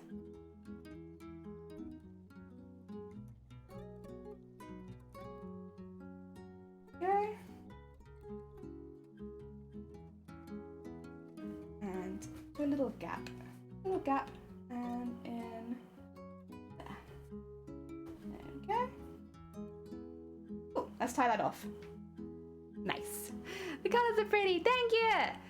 I actually checked if the light, the pink regular blue was a reference to Rat Pack, but it's not, it's just very close. That's why I changed it so that it is more of a reference. I chose to push that reference, but it's not, it's just a coincidence. Her mum has blue hair, her dad has white hair, and apparently it's for this, so the light pink is actually white. Oh! It's like an aesthetic feature that it goes pink. I see. See, now that I didn't know. Well, there we go. Light pink. Which, not the lightest pink though, is it? Is it this one? Sorry, I have so many pinks. It's this one. I have like a pack of pink from when I, again, was doing the breast cancer awareness stuff. So I have many different shades of pinks, especially compared to all the other colors. Like, I have a lot of pink. Oh, to learn it at the stream, I unlocked double dash. Ah, you gotta check, yeah. Fair enough, fair enough. Oh my god, yeah, I so comparatively to every other color, I have so much pink. That's okay though. Perfect for projects like this where we need a lot of it. And I can't think of any other projects coming up where I need like a ridiculous amount of pink, to be honest, so it's good that I can use it a bit. I guess other than Booptober. Oh dear. Oh. Oh, very nice, very nice. Oh wait, did I say it's like, I'm sorry. Oh no, fair enough. Oh, god damn it. Oi, oi, oi, oi, oi, oi. Oi, oi, oi. Ah, dear Pro, welcome on in. Thank you so much for the lurk, Pro. What is that? Hope you're doing great. And also, not learning about dispatches and C compilers. Oh god, you've got this. You've got this, Pro. I believe in you. Even though that sounds really difficult, you've got this. I'm sorry, it was a bad pun. No. It took me a while to figure it out there. I was like, wait, what did I say? What have I done? What has been misunderstood here? Nothing. God damn, it's just a pun. Alright, we got the lighter pink now as a highlight.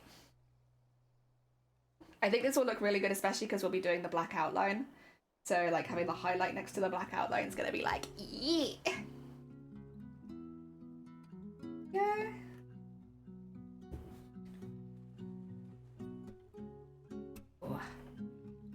And also I should say, don't worry too much. So the felt behind it is like crinkling a little bit in places because we've obviously gone very heavy on stitching. Don't worry about it. I've got a lot of excess felt around the edge. I only need about 1/2 centimeter. So that'll be for like the bordering bits. So don't worry if it's flopping a little bit because all of that will end up getting trimmed off. I just have it there for now because it makes adding the sequins a bit easier later. So yeah, it won't end up being a problem. There are good puns. There have been some puns on occasion that may have got a little chuckle out of me. Every now and again. Not super regularly, I'll be honest, but every now and again. I hear a pun and I'm like, oh, very good.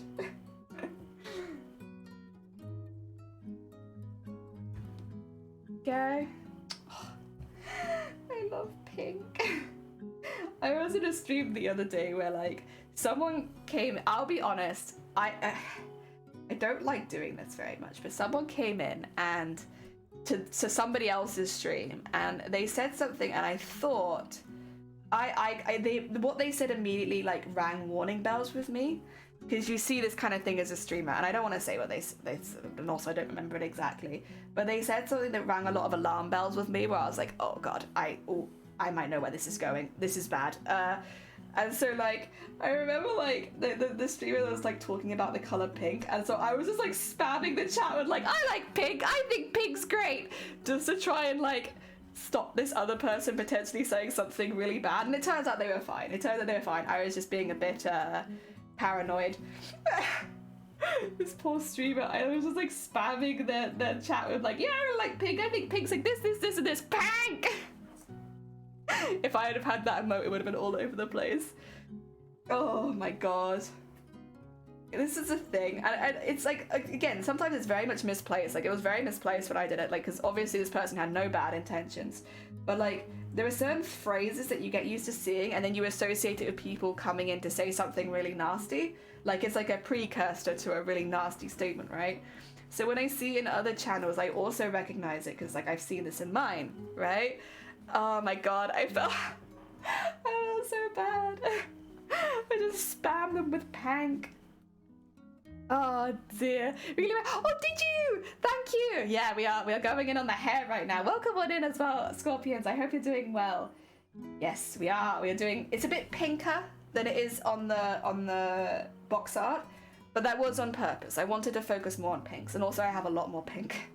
I have so much pink thread, so it works out well. Yay! I'm glad someone recognizes her. I'm very pleased with her so far, even though we've only done the hair. I think it looks very cute. Oh dear. They need an upgrade to make your Twitch pink. Yes! Oh my god, what if on like Valentine's Day or something like that? Like a day that's like love and they make everything pink and red. That'd be cute. I think I'd feel sad when it went away though. So keep it pink, I love pink. Excuse me, petition to have a pink jellyfish. Well, I mean, the jellyfish I have on my, like, when I'm not streaming, like, the first thing I ever made for my Twitch channel, I still have it. It's, like, the one where it says, like, offline, my offline screen. The jellyfish in that is actually pink. Because initially I thought I was going to do pink jellyfish. Because I do like pink.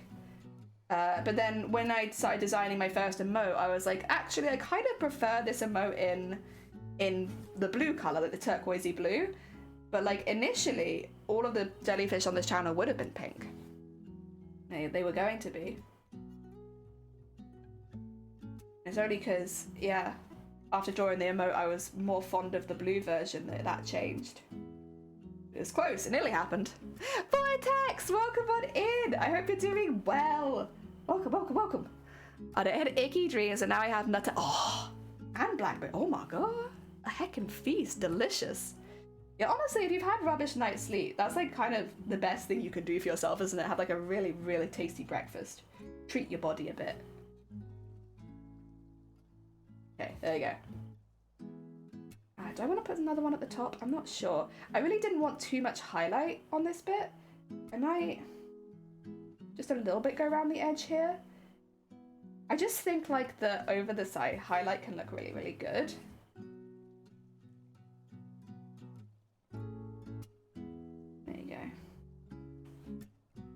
I think it will look really, really good next to the black sequins. And then let's just make sure this is all the way there.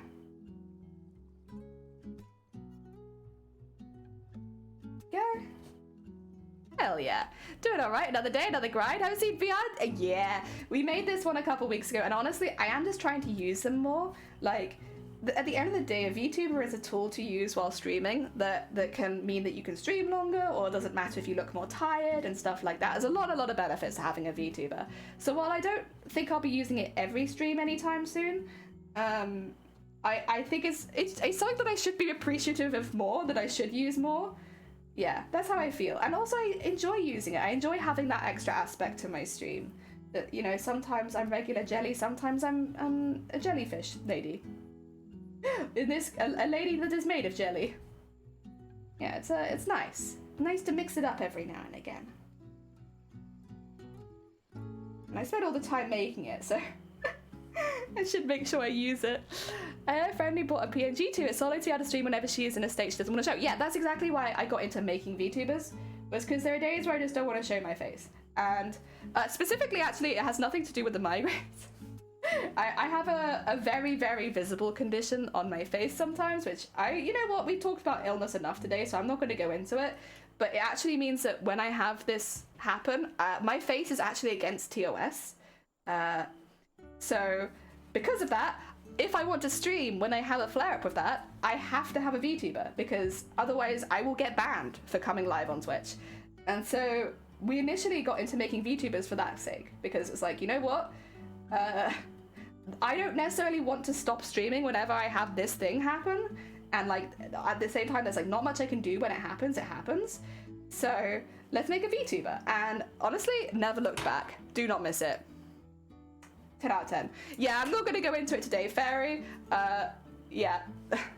But yeah, that was why I ended up making it, so that when my face was against TOS, I could still stream. A jelly of many hats. That is me. I am a jelly of many hats. I didn't really do that. Yeah, I mean, why not? Can you make 3D ones, Vortex? I feel like with your experience, you'd be able to make like proper 3D VTuber, right? Oh dear. It's so useful. Not her case, but still. Oh, no, it is. It's a really useful tool. What was that? Sorry, I had like a bell, like a ding dong kind of bell, not like a doorbell. Weird. Yeah, it's just a really useful tool. Also, look at that hair. Look at that hair now that it's done. Look at these. Look at these. Can't wait to have mine. Hell yeah. My face is always against TOS, but for real, hope you're okay. Oh, I'm fine. I actually feel okay today. It's just because I had like a 3-day migraine and my face looks like it. My face hasn't recovered from that just yet. I'm so happy. I'm gonna keep going because I want to finish the hair today, to be honest. But I just want to take a little break because I have some tea, you know, sip. Yeah, I'm actually all right today. It's just I look, you know, when you're like bags of bags, I look like my bags of shopping today. Oh dear, the model's good. Thank you. I still want to alter it a little bit, but I haven't done it yet. It would take a lot of time. Well, this is the thing. I mean, I don't always advertise for making profit off of your hobby just because, like, that's a very personal thing and it has to be something that you're happy to do. But 3D models sell for thousands of pounds. Thousands. Very easily thousands of pounds. So if it was something you were good at, I mean... It would be like a fair amount of side income. Even 2D models sell for hundreds of quid, so like it's something that I've considered doing before, but then it's like I just don't think I'm consistently well enough right now, but in the future I would probably consider doing it. Oh dear. I will leave too because I didn't miss the... Oh, bless you.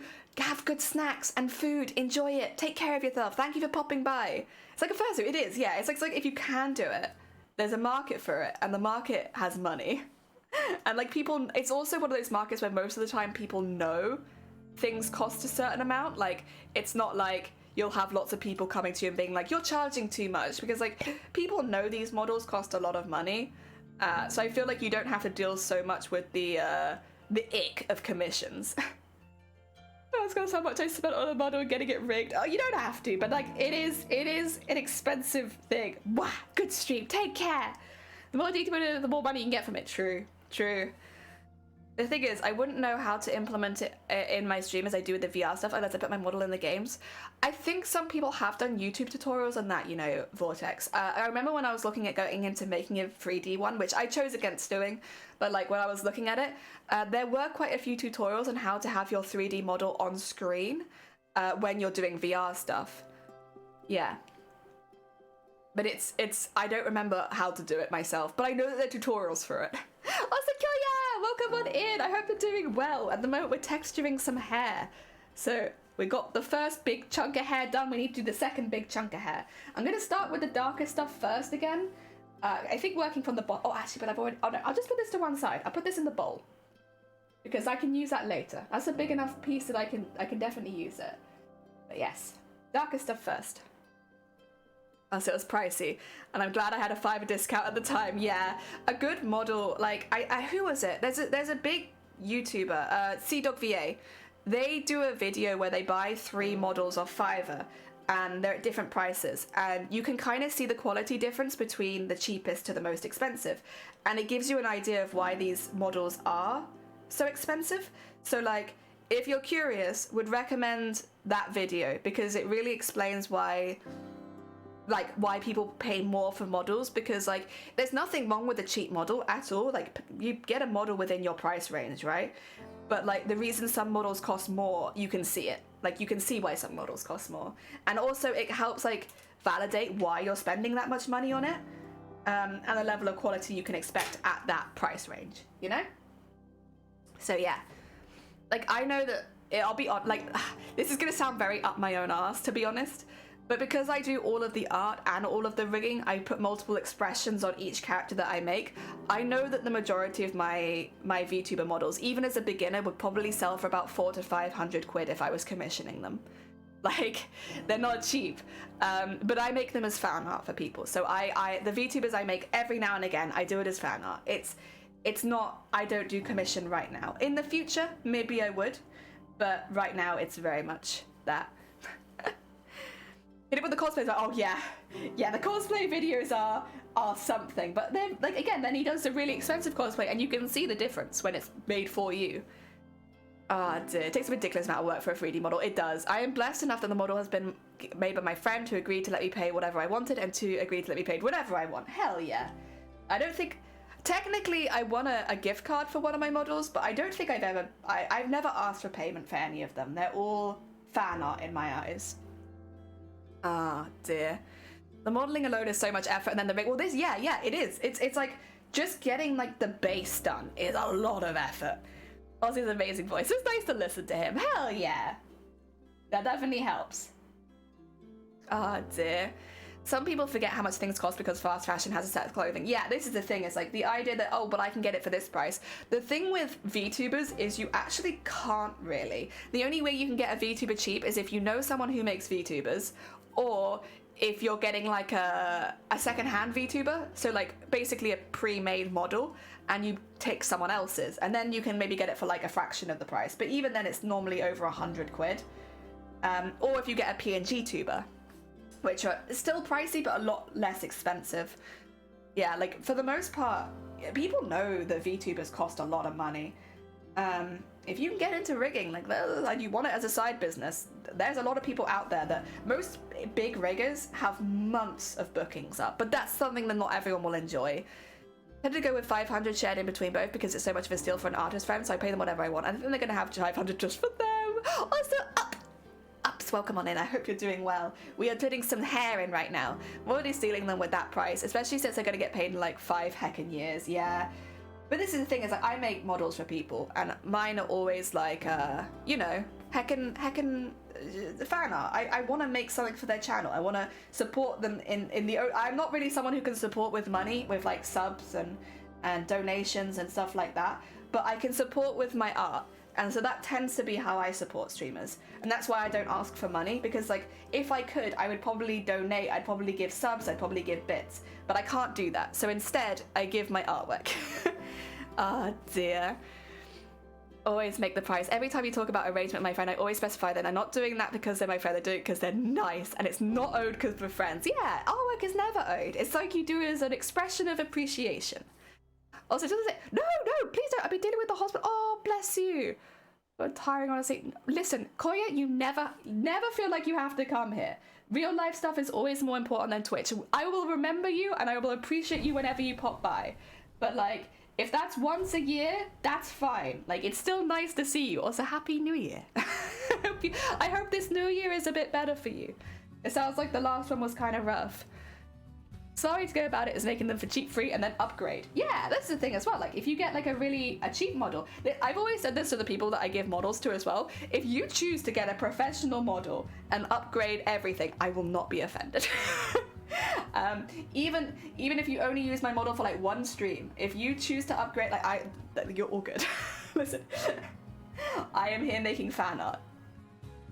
Oh dear. Unfortunately, a lot of VTubers get ruined before they even start because they think they need the fancy model, the crazy assets, and the lore. And the thing is, here's the thing. If that's something you enjoy doing, there is nothing wrong with that. Like, if you want to make a big, deep lore for your character, if you want to spend the time and the money on getting, like, videos of your lore and all of that done, like, that's great. You do what you enjoy. Personally, it's not a main part of my streams, and I got a VTuber once. I'd already been live for like a year or so. So like, it was never like that for me, but I don't think there's anything wrong with that being your goals, as long as you don't think that's the only way to VTube. Like, there's so many ways to be a VTuber. Like, Shifty's lore has expanded over time. And honestly, I think that's one of my favorite ways, is when there's like a beginning lore of them being like a ghost or something, and then it just gets more intense every time you listen to them talk. And that way some people know bits of the lore and other people know other bits of the lore, and it's all this big lore mystery. No, you're good. Honestly, I love making VTubers for people. Ah, dear. A lot of VTubers... Oh, sorry, I read that one. My bad. Not yet. Oh, bless you. It's still dealing with the hospital. I found there's more stuff going on. Koya, honestly, that sounds awful. I hope everything gets better from now on. If that is a really hard week. I hope going forward you have better days and things get a little better. I can't really help, unfortunately, with any of the problems. Like, I'm a streamer, but if you need a place to hang out and chill for an hour or two, you're always welcome. Again, even if it's only like once a year, you'd still be very welcome here. Oh dear. Unfortunately, as a streamer, so you could really offer a virtual hug. I can offer you a virtual hug from a slime lady. Oh dear. It's not the problem itself. The problem is when people throw money because they don't have it. Yeah, this is the thing. It's like, yeah, if you have the money, there is literally nothing wrong with you going all out. But that's, yeah, it is important to consider, like, and also that it's not the only way to VTube. There are lots of ways to be a VTuber. Yeah. Slimy virtual hug. Are you doing a slimy virtual hug?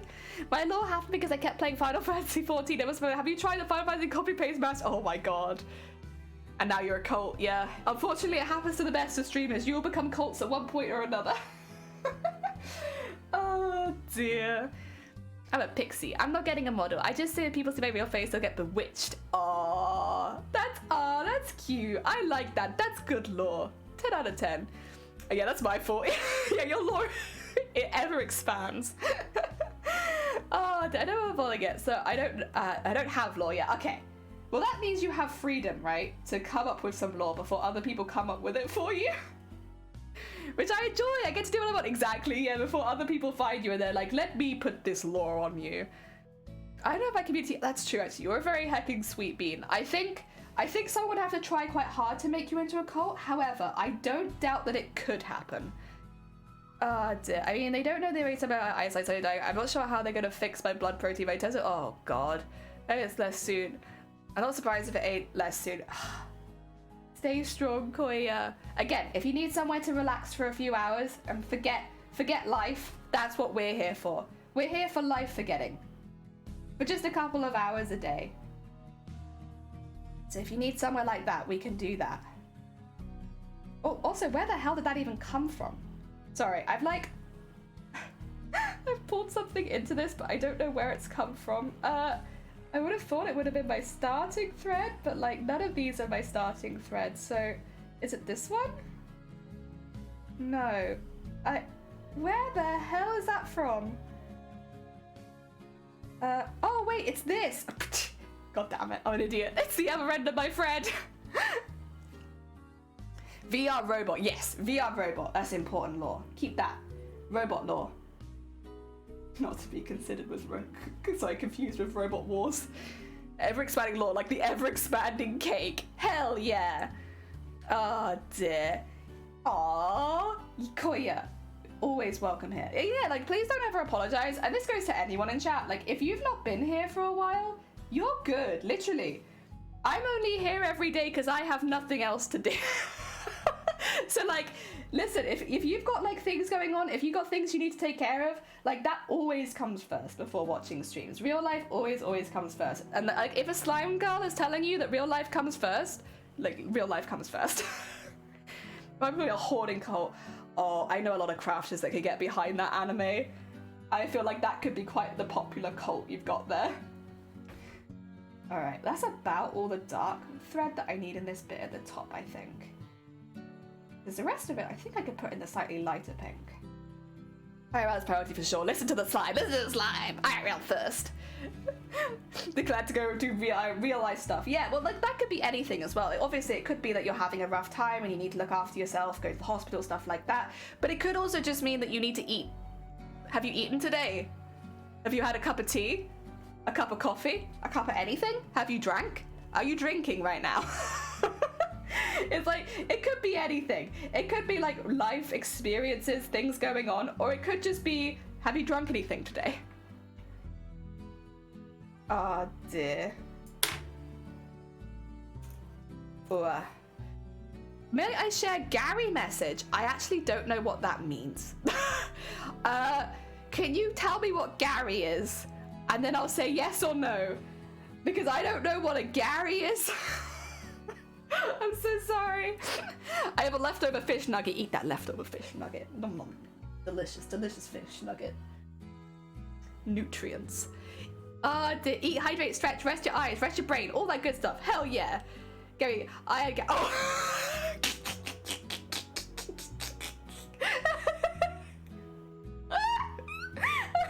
I also thought you might mean Gary the Snake. I was like, I don't think Gary talks. Are you just gonna come into my chat and go like meow? I'm glad it's not just me who was like a Gary message. You mean like meow? like oh, Gary the Snail is like, oh, yeah. Honestly, Gary the Snail is a vibe and a good vibe. Hell yeah. Hell yeah. Meow. Honestly, there was so much expressiveness in that.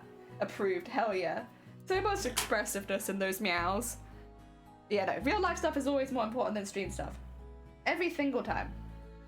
Stream stuff is just here for relaxation. And for fun, and so that I do something with my day, and then I feel good, and then hopefully the people coming in watching me feel good, and then we all feel good together. And I also get something productive done. My thumb is gonna be so strong. No joke, I'm a trans male, and Gary the Snail came to mind when deciding on the name, and he... Hell yeah! Listen, I don't want to downplay any of my trans friends who pick their names and stuff like that, but that's a good hecking name! I also like Gary. All the Garys I've known have been really friendly. I don't know, you get like good word association with certain people, and like, I've known quite a few Garys, and they've always been like pretty chill. I appreciate that. I appreciate a chill Gary. There's a few names I have like really, really good association with, just because like everyone I know with that name has been really nice. Never met an uncool Gary. Yeah, it's like, there are some names that I have like bad association with because the people I've met with those names have always been bad, but like good. One that I have really good association with is Chloe. I have met so many Chloes in my life, and every single Chloe I've met, I like.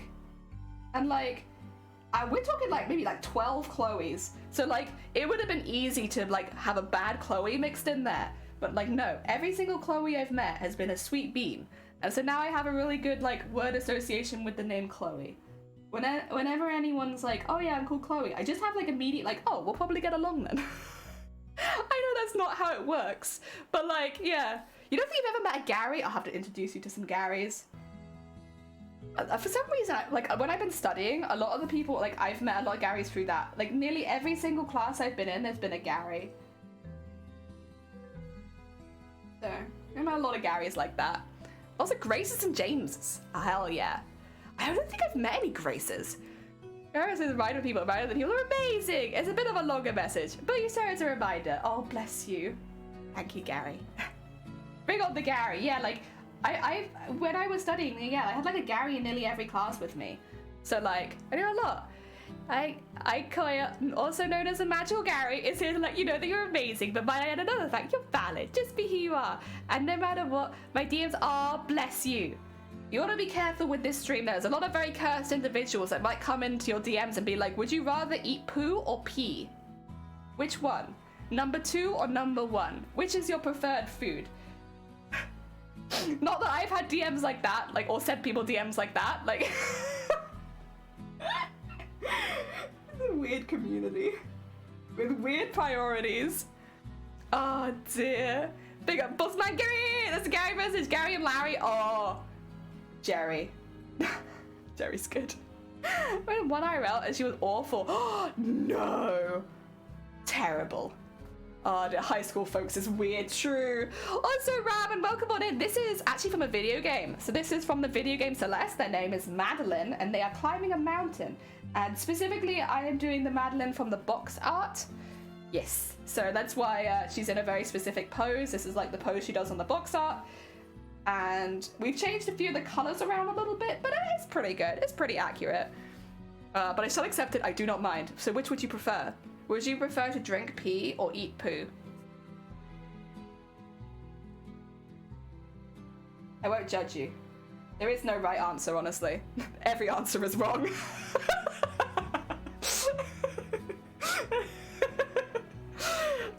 I know many oh, true, actually, yeah, Dans. A lot of Dans. That you'd rather drink pee? Okay, I won't tell you what I'd rather do until I've heard everyone else's, although I think a few people might already know. I want to answer also, dear Lord, let me think. It can be like, as well, like healthy, hydrated piss and like a healthy poo. We won't like add any extra, like, you know, extra difficulty in there. They're both healthy. There's no right, so you're all nasty. Stop eating and drinking poo. Oh dear. Give me some nice water. Hell yeah.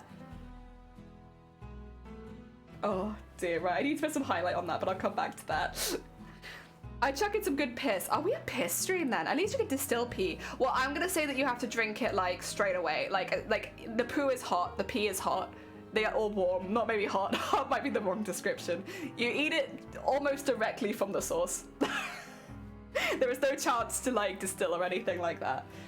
I am putting that in there as like, that is kind of how it's gonna be. Honestly, I stepped away from TikTok because of the toxicity and the vibe I got from it, because randos kept asking shit nasty stuff like, oh, I was gonna say like nasty stuff like, can I eat your shit?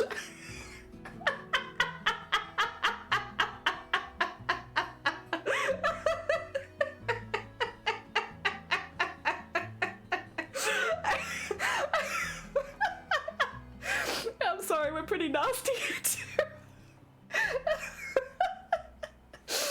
Oh dear. Oh yeah, a lot of people, like we do occasionally have people ask for my OnlyFans, but then they're here for like 2 seconds and they're like, actually never mind. I don't want it. I don't want it anymore. I've changed my mind. Oh dear. If you want flavor, water flavor, you should have prepared them beforehand. True. The pish enthusiasm stream. Yeah, that's us. Pish enthusiasm. Yes, yes, yes. The stream fell from grace very quickly. I don't think we were ever in grace, to be quite honest. That was powerful. Thank you. I'm not suffering from bronchitis so much anymore, so now when I laugh it comes out properly. There was a good period of time where it was like oh dear. Zay, I haven't heard from you yet. Would you rather eat pee? No, eat poo or drink piss? There are no right answers. You won't be judged. This is a judgment-free zone. I spot a redeem, one that steals my interest. Duck? Oh my god, excuse me. That was quite a big one. Oh my god. Whew. Duck. Cool, yeah, let me get the ducks up. Oh dear. Ow! Oh my god, no, we're not having the hiccups right now. I absolutely refuse. I choose to die. You know what? Fair enough. All right, 2 seconds. Let me get the list of ducks up for you. Sorry, I just need to copy paste your name. Thank you for the party, Vortex. Here is the collection of ducks. Here they all are. You can be any duck you want. You can pick any duck. We've got lots of options. We like to party. We like the duck with the hat. Gentleman duck. We like to party. We like to party. The Venga bus is coming and everybody's jumping. New York to San Francisco, an interstate free disco. The wheels are still are turning and traffic lights are burning. So if you like to party, come on and move your body.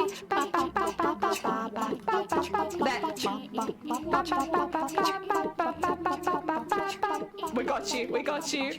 Oh dear. Yeah, they can't get up to the top pool quick enough. Like, they're like getting scooped constantly. Oh, bless them. Thank you for stealing a duck. Anarchy and chaos. Oh dear. Wee, is it still there? Yes. Oh dear. Wee. Yeah, little fella. Yeah, so you'll see in a second. Where is it? The ducks are behind the chat right now, so you can watch them float around a little bit. Although right now they're a bit backlogged. He's got his little hat. Yeah. Honestly, I love all of the ducks. They're all very cute. There's not really a bad option for duck. That was brilliant. Pure chaos. It's like trying to find the duck with the top hat. Meanwhile, there's a party going on. Jesus, so much. I wouldn't have it any other way though. Thank you for the party. Oh, and Ramen, I never said, but thank you so much for the follow. Sorry, I got a little distracted. But thank you, I appreciate it. So what we're making right now, this will actually be a prize. So which means you could technically win it. What we're going to be doing is we're going to be doing a speed running mini tournament. So basically it'll be for new speedrunners only for this particular category. So if you've speedrun Celeste before, I'm very sorry, you won't be eligible to enter. This is to try and get some new people into this. But basically, I'll be doing a speedrun next month of Celeste. It'll be the first time I've ever speedrun the game. It's been the first time I basically played the game, to be quite honest. But it'll be my first experience with the run. We're going to be practicing for a whole week, and then on the last day, we'll be doing our speedrun, and that will be our time.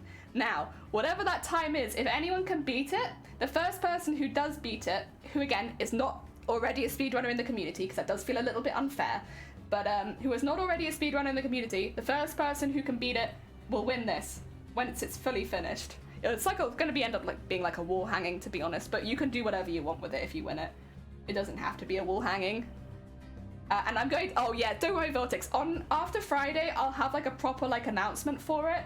The thing is, I'm holding off a little bit because Friday we have our music stream, and I don't want to hype this up before we have like another really big stream coming up, if that makes sense. Like, we need to give them all their own space to flourish. But yeah, this Friday we have a really, really big stream. We have our music stream, which is like one of the most hyped up streams of this channel every single year. It had to be a bit late because unfortunately I couldn't do it on Christmas Eve like I normally do because I had COVID. But yeah, so if you enjoyed when Vortex just played We Like to Party, we'll be making the next one of those. So we've got two. We've got We Like to Party and Blue. They're both songs made entirely using clippets of my own voice. And yeah, on Friday we'll be making the next one. All right. I think that's good for that one. Yeah. Where do I want to go next then? Because this bit's quite bright. Let me plot some space out. George, welcome on in. I hope you're doing well. We're making the prize for the speed running thing. And we've done the hair so far on this side. It's slow process because it's all embroidery thread, but we're getting there. We're slowly but surely adding all of the hair in. And honestly, I think it looks really good. I'm really pleased with it. I'll be there. I promise I'll make it absolute mayhem. Hell yeah. Thank you, Vortex. Thank you. Your Twitch name looked familiar, and I followed because I followed another streamer by Cozy Witch. Yeah, Cozy Witch. Ah, dear. Yeah, so we popped into them the other day, and they were making beautiful butterflies. So yes, it was lovely. Lovely. Honestly, I love meeting other crafters on Twitch. There's such a diverse range of people here. It's pretty hecking cool. All right. I need to plot out some spaces, and I'm actually going to use a biro because you can't see the biro once it's done anyway. So first of all, these bits need like a really light bit on them. So like that, and then like that, and then it kind of goes like the whole way across there, really, really light. And then over this, it's like that bit, and then again, like this bit, and then over the edge there. Okay, I think I've got it. This bit's gonna be really dark. This bit, I probably want a mixture of the really light. I think I got it. I think I know what I'm doing. Maybe. Oh dear, turning in for the. Oh my God! It's that time already. Jesus, that snuck up, huh?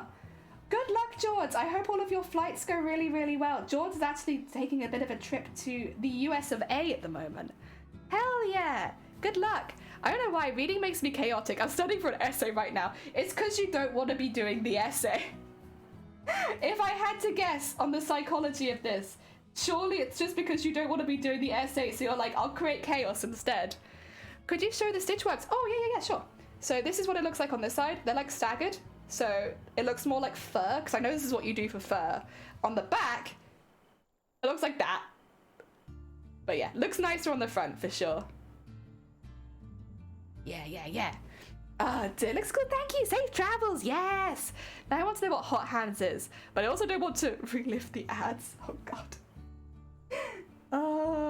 You're from the States, hell yeah. Have fun, George, stay safe. Yeah, stay safe, George. It's a hand warmer. Oh, that's not so bad then. There we go. And just carefully start getting some of this onto the fringe. Again, I will be building this one up in particular with like lighter colors, but I do want just a couple of dark strands in there to like have a little bit of contrast. Oh god, there's glue there. Ugh. And then get that through there. There we go. Can't figure that out. You're good. It's like the only one. Imagine big lighters advertising them on the stream. Oh god. Oh god. Also ravens. I should say hello. Welcome on in. I hope you're doing well. I'm sorry if I missed you initially. Welcome to an embroidery stream right now. And get that in there. What? Just stop by and say hello. You're fine. Take care, ravens. Enjoy the rest of your day. Can you by chance do it on satin fabric as well? I mean, technically you can do it on any fabric. It's just you'd normally, if it's a thinner fabric, you'll need to use an embroidery hoop to stretch the fabric out. Felt, you don't need to do that with. But satin, you'd probably want to pop it in an embroidery hoop or something first to prevent it from warping. Yeah. That's just the thing with felt, isn't it? It's like nice and easy. Oh, and it's gonna be 29 hours to get to the US, so I'm gonna need to get some sleep on the plane. Oh God. Bless you, good luck. I hope you manage to get some sleep. Yeah, your Twitch channel popped up the recommended. Oh, bless you. Oh, thank you so much for popping by. It's lovely to have you here, especially if I know you're from such a nice community. It's always nice. Meet people from those communities. So, no, you're fine. Also, I should find maybe. Do I have it over here? Sorry, I'm going to, let me put you in ducks. I'm gonna just be stretching a lot. I don't want to ruin the immersion. Yeah, there they are. I have these like jewelry things. Are these the right ones? Yeah. They're like jewelry pliers. If you're going through like a really thick bit of fabric, I just think it's a little safe. Oh, wrong one. Absolutely not. There we go. I think it's a bit safer because you don't want to be pulling the needle towards you. You want to make sure you're pulling it away. So if you do this, you could just, yeah, and pull it away from you. The reason it is because I'm going through like several layers of fabric, and also there's a lot of glue in this particular bit. So I'm not surprised that it's a bit hard, but yeah, I just want to make sure that I'm doing safe practices while I'm live. And if the fabric is really, really thick, you always want to make sure you're pulling away from your face. So if it's like getting difficult to pull through like that, it's easier to just pull it through with pliers. Hell yeah. Definitely feel like, oh really? I feel kind of bad promoting my stuff in other people's Discords, although I do appreciate it. You know when you get in your head about certain things? One thing I get really in my head about is I love it when people share art in my Discord. I get really nervous about sharing my art in other people's Discord. And it's stupid. I know it's stupid because I'm literally on the other side of it also. I know how nice it is when people share art in your Discord. I know it's nice. I know it's something that streamers like. But it makes me self-conscious. Oh my god, Sea Frog! Heckin' welcome on back in for 4 months already? Jesus Christ, thank you so much! Welcome. As you can kind of see, we are doing embroidery today. We're adding some hair, some texture, some floof. It's a floof stream today. I hope you're doing well. Definitely need to stretch. You will. Oh my god, it's such a long flight. I knew it was going to be a long flight, but 29 hours of flying, George. I feel like you could get to the moon in that time. Probably quicker, actually. Oh dear. I think for satin you'd want to use thinner thread. Probably. And like with embroidery threads, you can split them up into smaller ones, can't you? So that like you don't have to use all of it. Felt can take a real beating when it comes to sewing, so like that's why I personally really enjoy sewing into felt, because you can be pretty rough with it and it'll be fine. But yeah, I would probably just say to be a little careful if you're doing it into a more delicate satin. But like, would it be possible? Yeah, like I think it'd absolutely be possible. Excuse me. Now, for satin you have to use rope. Rope! Oh god. Embroidering with rope, huh? Oh my god, I'm so sorry for all the hiccups. Jesus Christ, what's going on? Hello? Sorry, I'm just like screaming into my mic today. I'm so sorry. I don't know why. I don't know what has caused this. Okay. Oh dear. I might use it in a hat for the small details. Hell yeah! And you know what? That's another skill then. When you're submitting your for the competition, you can be like, also, I did hand embroidery. I did this. I did that. What is this? What is that? Oh, it's that. Okay. There we go. And just get a little bit in there. I just want a little bit under there because I do think there'd be a bit of shadow from the bit that's going over the top. Even if it's only a teeny tiny bit. I want a little bit of shadow under there. Also, even if it's a pain to put in because there's so much glue in this area. Squeak. Yeah, sorry. I don't know why that keeps happening. It happens every now and again, but that's a lot. Combined with lots of hand sewing as well. Hell yeah! Cosplay judges love hand stitching. It's been my experience of cosplay competitions. Oh, they love it. They love a bit of hand stitching. The slime squeaks, it does. It takes 3 days to get to the moon. Oh, okay. All right, Jorts might not quite get to the moon, but they'd be like halfway there nearly. Thank you, peoples. Oh, there we go. All right, do I want to get one extra? Yeah, let's do one extra, then tie it off. And then we'll go to the lighter thread for a minute. To fill in some space and make sure that I'm happy with it also. Oh dear. That out of there. Safe. I have an Instagram where I just posted my anime artwork. Oh, nice! Hell yeah. We don't have links in chat, but if a mod's here, they can permit you. Or I can permit you in a minute if you're happy to wait. Ugh. There we go. I have a feeling most of my mods might be in Sleep Town right now. Sleep or work, actually. Because Shifty's probably at work. Oh my god. Look at my thumb. You see that? You see that? See the color of my thumb right now? Here's my other thumb for like reference. Look at that. It needs a break. My thumb is turning blue. That's alright though. It's a good chance to look at other people's artwork for a second. Oh my god. Yeah, it's just like a little bit. You can see where I've been pressing on it over and over again. This happens. Also, thank you for the highlight. That thumb ain't looking good. Oh, I see. You have an anime. Oh, nice. Honestly, I find that sort of thing very relaxing. Remind me to stretch my fingers. Yeah, it's important. My poor thumb. My poor thumb. Like, look at the color of it. It's gone past being red straight into going purple. Oh dear. He'll be fine. He'll be fine. He just needs a little bit of a break. I also don't know why my thumbs are male now. You'd think they'd be female because I'm female, but no. I've decided that my hands are in fact masculine. All right, we'll give them a bit of a stretch. Let me do you a permit if that's okay. Is slash per. Oh no, is it not slash permit? Is it exclamation mark? Sorry, I am not. I'm definitely a new streamer. Definitely a new streamer. No idea. You got 60 seconds. Tick tock, tick tock, tick tock, tick tock. So I found out the other day that you can tell if you're hydrated by pinching. Yeah, you can. If it goes like, yeah, mine's staying like white, maybe a bit too long, but like yeah, if it stays white for too long, like mine's going away really slowly. I should probably drink some more. Dear. Also, Zay, welcome on in. I hope you're doing well. Then again, I could probably also have just told you that I needed to drink more because I've been going for nearly 4 hours and I've only had one cup of tea. Should we have a quick tea break, actually, and then get back into it? Because I'm having a good time. Oh, actually, yeah, let's look at that first, and then we'll have a tea break. Oh. Have you spelt that right? I'm so sorry. It's giving me an error. Even though it definitely looks like a... Huh. Check if there's a typo. Huh. That's my Instagram. Yeah, I'm really sorry, I can't click the link. If I just type into Instagram uwu choki milk, maybe I'll find you like that.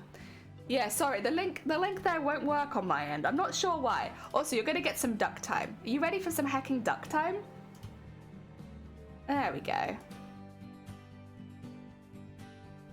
Let's have a look. If I search you, uwu choki milk. No results found. Okay.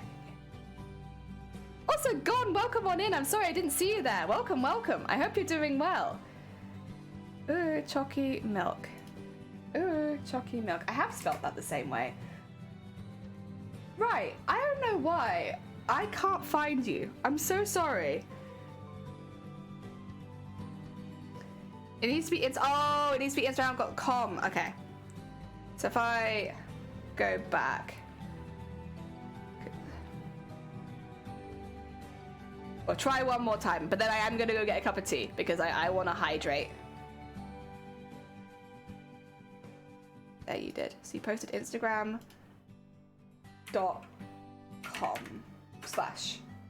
There we go. Oh, sorry, this page is unavailable.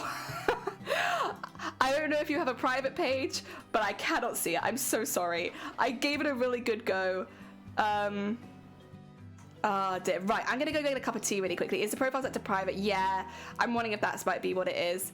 I'm gonna go make some tea as well. Hell yeah. Right, everybody, go get yourself a cup of tea. Maybe some snacks, because we'll be taking a quack break. I'll be back in just a moment. It probably took about 5 minutes. I might nip to the toilet as well, you know, have a cheeky pee. Back in a moment.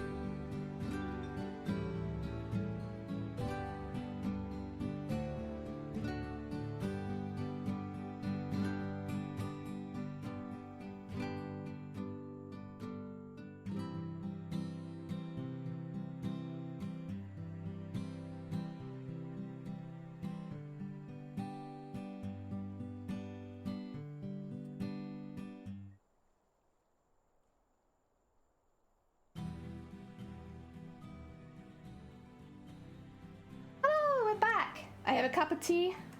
I have some biscuits. I'm ready for snacks. Oh, are you gonna in an hour? Oh yeah, the quack break.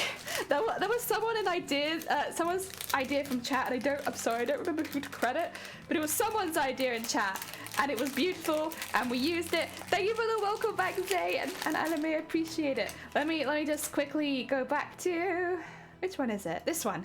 There we go. I've got more Lotus Biscoff. The Lotus Biscoff has been on sale recently, so I've been picking it up a lot. Let me move this out of the way so I don't get any biscuit crumbs on it.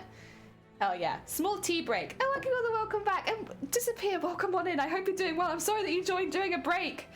I love a good Lotus Biscoff. Me too. They're so heckin' good. And people is welcome back. I hope you're doing well. I hope you all managed to get a drink and maybe some snacks. Mmm.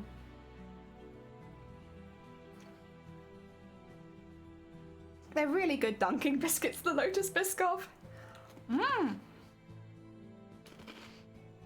Mm, mm, mm, mm, mm. Mm, mm, mm, mm, mm. Mm. Okay. Ah, dear. Oh, there we go. Oh my god, look at all these heckin' Pokemons. Very heckin' cool. Oh dear. So I've just seen someone posted lots of Pokemon in there. They look great. Oh dear. I have some good news. I can hype up something that's happening next week. I had to double check because I didn't want to hype it up if everyone else wanted to keep it a secret. However, I'm going to be taking part in someone else's stream. So next, on the 1st of February, which is next Wednesday, so a week today, at 7 p.m. GMT, I'm going to be taking part in a podcast-style stream with 3 other streamers who you may have heard of. Sunkoi, Hut Armories, and Ottilie Tiffin.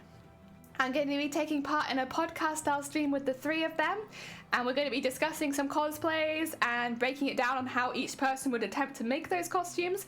Since everyone is pretty good at like the area they do, I do a lot of sewing. Sunkoi does a lot of sewing and SFX. Hut does lots of armor, and Ottilie does mainly larger than life. We have like an expert in each field. And we're going to be breaking down some costumes. I think eventually we're going to be potentially taking costume from the audience and breaking them down how you do it. I won't be live streaming it because it's very, very late for me. And it could go on very late. However, I do think that Sunkoi, Hut, and Ottilie are all streaming it. Oh, progress. Progress check. It's getting there. It's just a bit slow, but it's getting there. And I really like how it looks so far.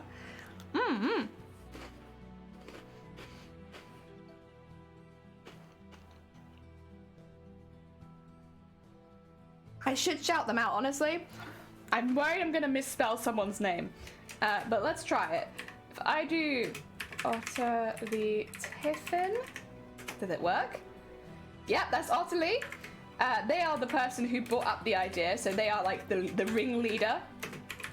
Hut Armories. Did I spell that right?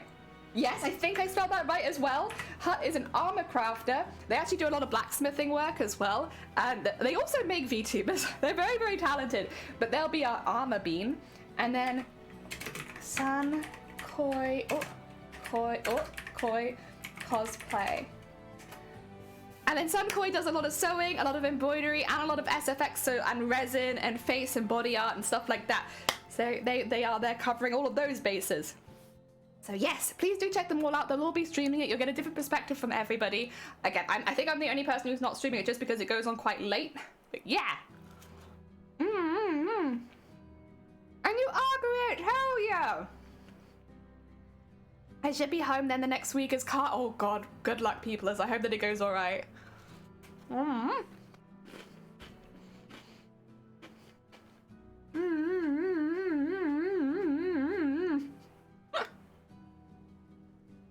So nice. Hell yeah. Go to IKEA today? Hell yeah. I love IKEA. IKEA's great. All right. Back to work. Back to work we go.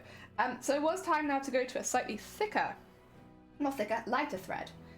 Was it this one that I wanted? I can't remember. I think so. I do have a bit of it in here actually. I might just use this up quickly. Akira's like, adult Lego, it is.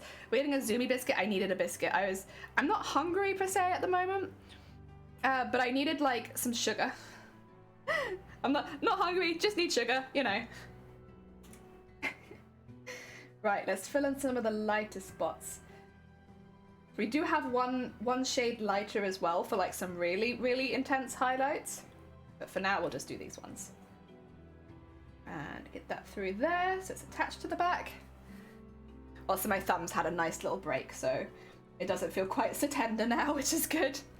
This is the thing with doing this much embroidery, is it does kind of wear your thumb down a little bit. It's like, you don't realize until you stop, and then you're like, oh wait, yeah, my thumb's quite tired. There we go. And again, we do have another highlight. I don't need to cover the whole of anything in this. It's just a little bit of highlight there. And then going up this way. I know how it is. I've had several biscuits. It's important. It's very important. It's like an important crafting material. Like you have your unpickers, you have your bobbins, got your threads, your needles, got your biscuits. You know, it's an important part of the crafting toolkit is to have biscuits nearby. A blunt needle. This needle's not blunt, it's just chunky. Chunky. So the thing is, I can get through most bits really easily, except if there's glue. And because obviously I've glued the pieces of felt together, wherever the glue is, my needle does not want to be. Oh dear. But it's better to do it like that and just struggle a little bit here and there than to not glue it, because otherwise it'll just, you know. This is quite a complicated piece of felt right now. Oh dear, I wouldn't want it just pinned in position. I could have tacked it down, I suppose, but yeah. It's essential and cannot be forgotten, absolutely. Definitely, without a blunt needle, I couldn't even done this project. Me who ate 4 biscuits at once. Oh, I ate 3. I don't know if you saw them because I ate them back to back, but I did just scoff 3 biscuits down. It's important, listen, it's an important part of crafting. And let nobody tell you otherwise. You have to keep your sugar up. You have to keep your hydration up. Just generally eating is quite good too. Go. Going into there. Try and get that point nice and neat. Not always the easiest, but we're doing our bestest. There we go. Ooh, ooh. Oh yeah, this is the glue bit again, isn't it? It's alright, I got my jewellery pliers to one side. This is what I use them for. I don't use them to make jewellery or anything, or bend wires. I use them to pull my needle through. Oh! Oh! There you go. I use it to pull my needle through my fabric so that I can continuously pull the needle away from me. Because once again, we practice safety on this stream, and we do not pull the needle towards us, ever. You might think it won't do that much damage, but there's lots of very delicate bits on your face you don't want a needle going directly into. So, we pull the needle away from us. I have a biscuit pouch at work. Home working, maybe I should get a drawer. Yeah, I think a drawer sounds like a really good upgrade. Yeah.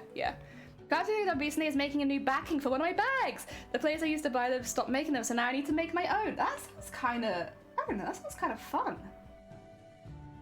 I like that. The alteration projects are really good. And they're like the ones I think sometimes you get the most use out of, because obviously you've already identified a problem in your life and you're just fixing it. Excuse me. I made a good omelette. Hell yeah.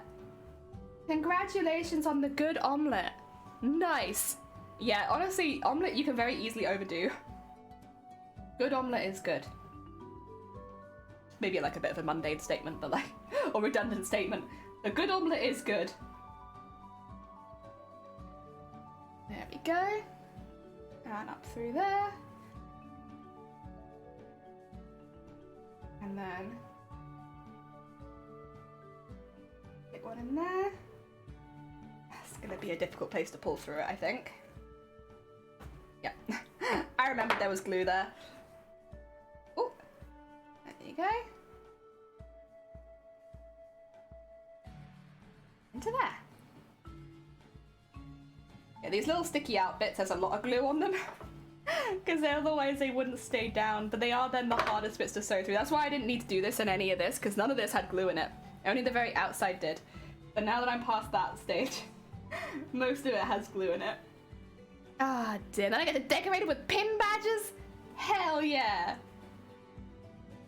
Very heckin' cool. Very heckin' cool. Love a good custom item. Do I need one here? I can't tell. I might put one up the other side. try to work out how I want to do this, because it is highlight, but it's predominantly on top. I think I can probably go to about there actually, and just fill this space in. But I'm also gonna run out of thread. And then, well, so let's put that in there and then tie this off quickly so I can get some more, because this is getting a bit difficult to sew with now. I made good progress though. Yeah, I think I need to get checked by a doctor for a nerve issue. I'm not so sure what to tell them. I messed up my shoulder, and honestly, like, when you have a moment, write down your symptoms, write down how they feel, write down if they're causing you problems with anything. Go into the doctor and just present that. Just be like, here are my symptoms, here how often I'm getting them, here's this. Because at the end of the day, it's the doctor's job to work out what's wrong.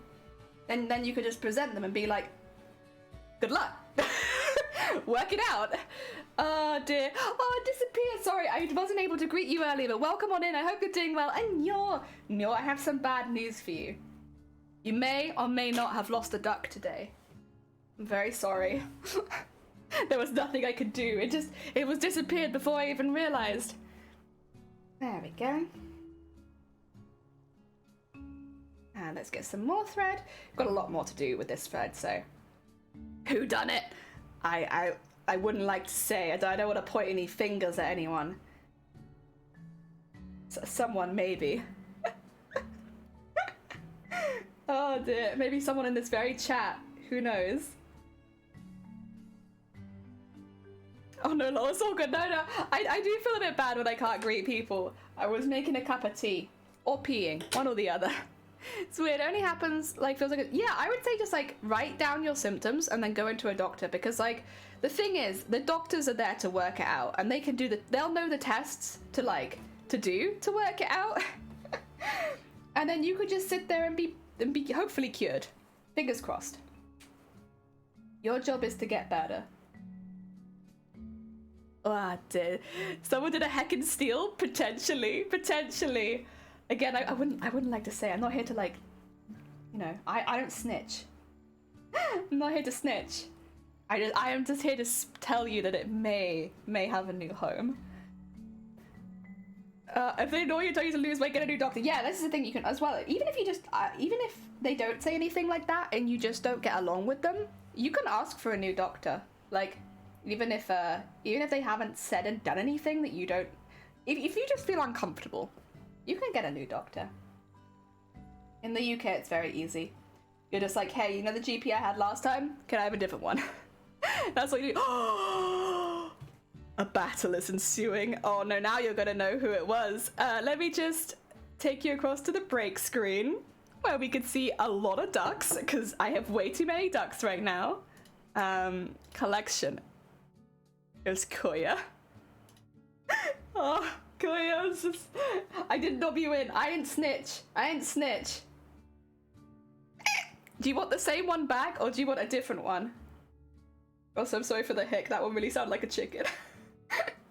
Oh dear.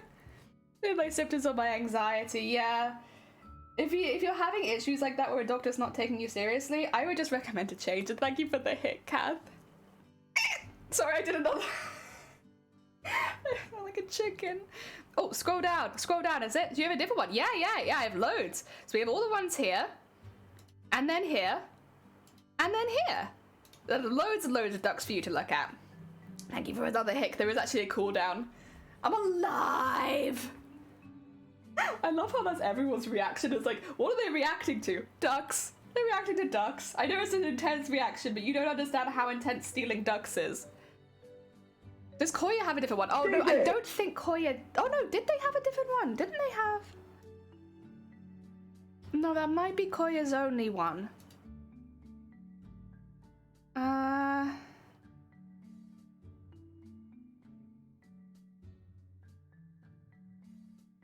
just double checking.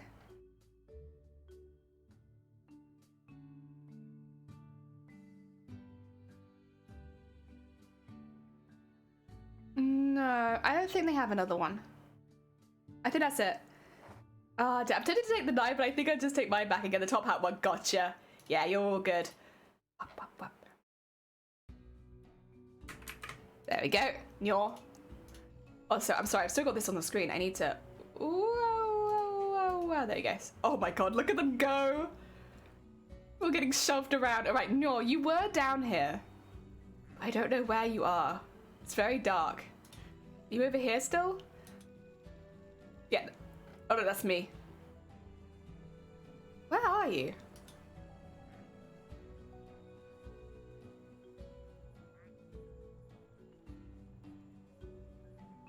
I mean, it being nighttime is definitely not helping.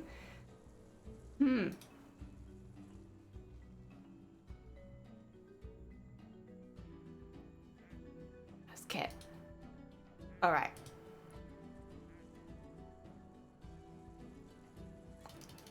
It's difficult to click them unless they're kind of close by. There you go. Are you up here? Where the hell are you, Nyor? You were here a minute ago. Oh, there you are. Oh, you're right there. Got you. Sorry about that. You were very sneaky and hidden for me for a second there.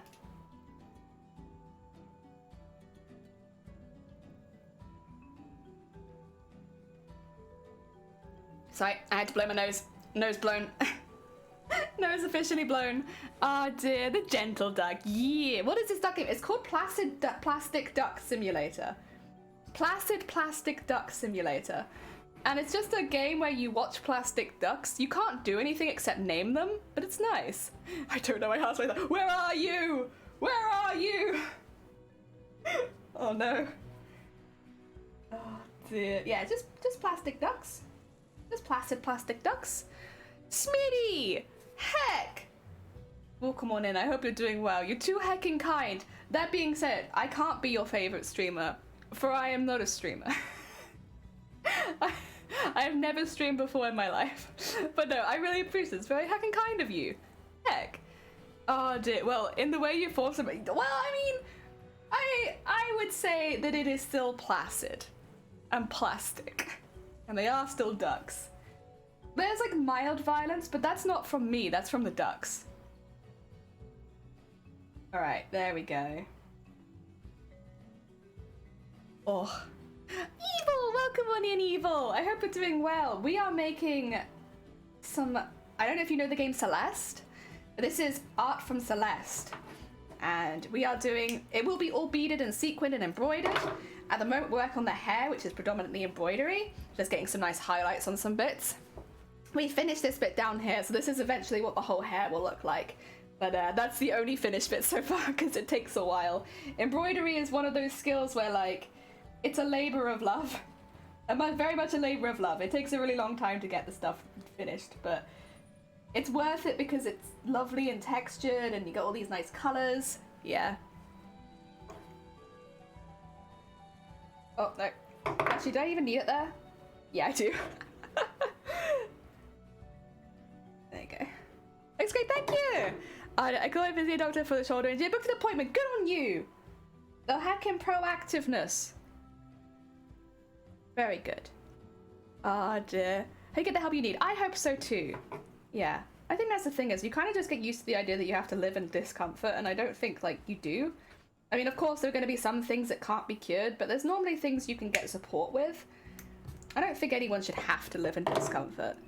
Or I should hope. It'd be nice if one day we got to the point where people didn't have to live in discomfort. Again, I know there are certain conditions that are not curable and are very uncomfy. Oh, high fives! Hell yeah! Give Vortex all the high fives. This is a really weird feeling. Hopefully they take it seriously, since I'm pretty sure it's nerve related. And if they don't, again, you can just make another appointment with a different person. But I think as long as you don't miss anything out, so like make sure that you're not downplaying your own symptoms or anything like that, I think you should be good, hopefully.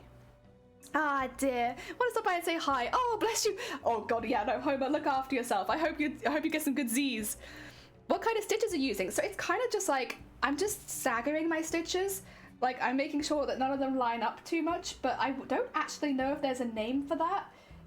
It's something that I see people do quite often when they're doing like fur on animals, is they like stagger their stitches so that none of them fully line up. And that way it looks like shaggy, like fur. I'm just doing that on the head. So it's just like a stitch and then you do another stitch, but you make sure that first stitch doesn't line up. It's not like the same as the second stitch. And staggering them has been the easiest way I've found.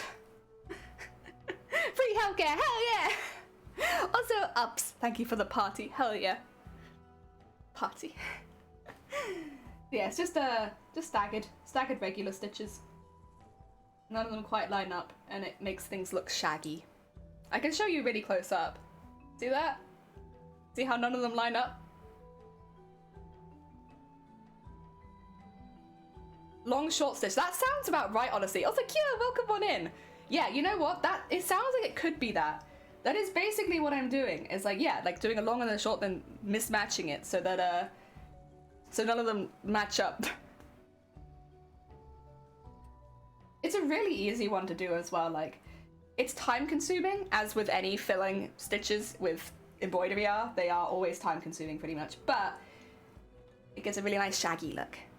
Texture stitches. I don't know too many embroidery. Neither do I. Absolutely not. I am very much a self-taught being, which means when it comes to terminology, I'm pretty bad. Oh, peoples, have a good luck. I hope the meeting goes well. But yeah, so when it comes to terminology, I'm pretty bad. That's why I'll generally just ask the audience if I don't know. Be like, I can tell you what I'm doing. Can you name it? Because I can't. And you know what? It's worked pretty well. A lot of the time, the people here are a lot smarter than I am. I might be the streamer, but it doesn't mean that I'm necessarily the best seamstress in the building. Oh, dearie me. I trust the doctor they gave me when they first busted my shoulder. Pretty sure they tried to scare me. They told me after the first time, dislocation, granted it was an ugly one, and that it happened again, they'd have to do surgery on my shoulder. I mean, it probably was like to try and make you a bit more careful. I wouldn't be surprised. Because like, they don't want to do surgery if they can absolutely help it. Oh, God. This one's really... Ooh. I guess it is 4 layers of felt and glue. There you go. Oh, dear. I hope to be less uncomfortable soon. Hell yeah. Yeah, I think that's... I mean, for me, I always say, like, I prioritize happiness, and, like, being happy in what I'm doing is a #1. But if you can be comfortable at the same time, I feel like that's a fair goal. Ah, dear. Thank you. Oh, are they right? I hope so. I legitimately do not know. If I knew, I could tell you. But honestly, the long short, that sounds right. What's this, Serby? Yep, hi. Can't stay. Oh, bless you, Serb. Take care. Enjoy the rest of your day. Thank you so much for popping by. Also, yeah, fair enough. Cleaning a whole ass house? Good luck with that. I hope it goes well. Meanwhile, I'll just be here. Come on. Give. I'll just be here, like, yelling at my needles. It is very thick here. Oh my God. Excuse me. I also just need to take my jumper off. It's a little too warm. You already did the cleaning? Oh my God. So efficient. Jesus. I like playing the waiting game. What was that? That was me hiccuping. I'm so sorry. My hiccups have a mind of their own most of the time. I don't get a lot of choice. And I only hiccup once. There's not even like I can claim, like, I have the hiccups. Like, no, I don't. I just hiccup once. That's it. Oh, dear. I'm always comfy. Good. I'm glad. And thank you for the hic. It's 10:30 at night. Oh, God. Oh, no, 11:30 at night. How did I... God. Counting has left me. I no longer can count. This is what embroidery does to you. I hiccup once all the time, too. Yeah. It's really annoying. And they're very, very high-pitched, but it is what it is. Ah, they sound like a scream. They do. They sound even worse in real life. Like, you guys have filters on the mic, so like it doesn't sound too bad. Like, when I'm in Discord with people and I hiccup, it's like, it is like a pterodactyl scream, and like, they hear it suddenly for the first time, like what it's kind of actually like, and it's so loud. It is insanely loud. You can hear it through walls, like, it's just screams. I also can't burp, oh no! Can't be like do like the Homer Simpson burp, where you like eat a lot of food and then they like blah, blah, blah, blah, blah, blah. That's a really nice shoulder injury pillow. It's so comfy. Ooh, nice. Hell yeah. Piercing hiccups. Yeah, that would be my D&D like special skill. It's like I have piercing hiccups. I have no control over them, unfortunately, but like once per encounter I can scream. It doesn't really do much, but it might distract the enemy, you know? Okay. And through there. Okay, I think I want one more just in here.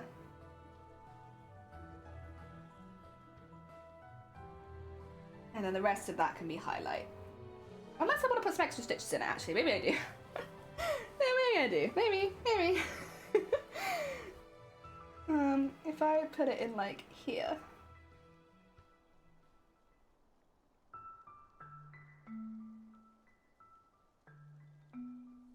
Yeah, that'll just make my life just a little bit harder. Sure, we'll do that. Oh dear, so many hiccups, my body's trying to burp and all. Oh no! If you want to scare, so I just need to bring you in the... Oh, it used to be like, I'd get home from like a long day of work. My wonderful fiance would greet me at the door and be like, oh, how was your day at work? Was it good? And I'd look them dead in the eyes and go, ah! And then they stopped greeting me after work anymore. I can't help it. It's for me, it's like the break in activity is what tends to cause it. So like when if I don't talk to anyone for a while, I'll often hiccup before I say anything. So like if I've just been traveling home, likelihood is I haven't talked to anyone, which means as soon as I go to say hi to you, I'll just scream. Oh dear. It is what it is though. It's fine. We all have our own little quirks. Mine is that I'll scream at you. And I can't help it. Oh, dear, funny. Oh. So I watched the Orville and I'm studying and Jesus Christ, I looked up and there was a scary... Oh, God. Terror. Alright. Do I want to do the really, really light one and like get those bits filled in, or should I just keep filling in the colour that I was doing? No, I want to do the really, really light pink. I'm impatient. I have one pink that's slightly lighter, see? I want to use that. It's only a teeny tiny bit lighter, which is good, because I could use like white if I wanted to, but I don't know that I want it to be that dramatic. Like there's some highlights, but I don't feel like it's that bad. Well, not bad, but like dramatic. It's kind of just sort of there. Okay. I don't need very much of this thread, to be honest. It's just for the bit right now. I will add a bit more, but right now it's just for the bit right at the top. Alright, let's get that under there. And in here. Go. And then start getting all this filled in. I wonder how obvious it'll be. Probably not very. I have a good track record of adding things that you can barely see. Yep. We'll just add to that track record today. This is pretty invisible, but I know that it's lighter. Go. And then up to there. Ooh. And in there. And then we just need to start filling it all in.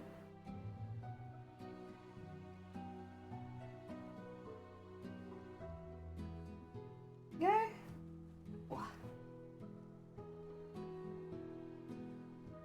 And across there. Oh, God. I'm like pushing it off the felt. This is the problem with it being so many layers thick, I suppose. What if I put it in there? There you go. That'll look good.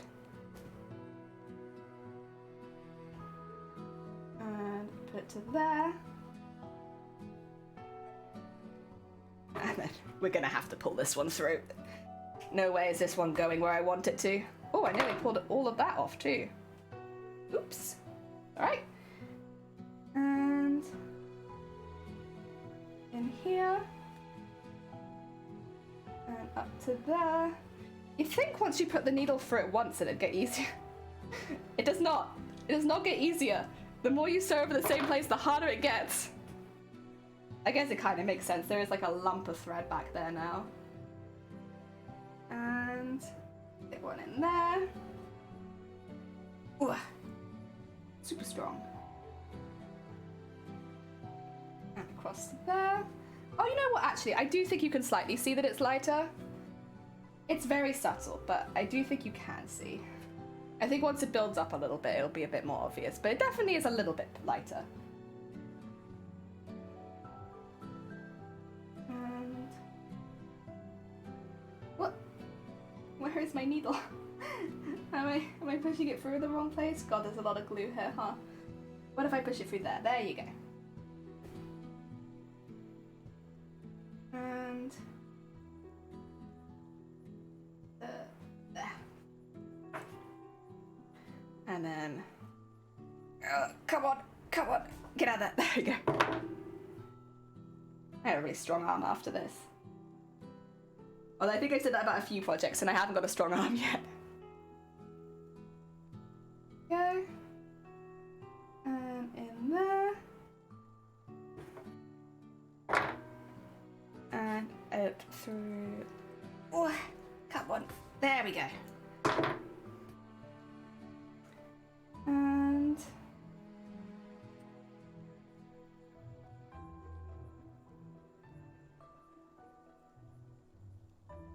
there we go.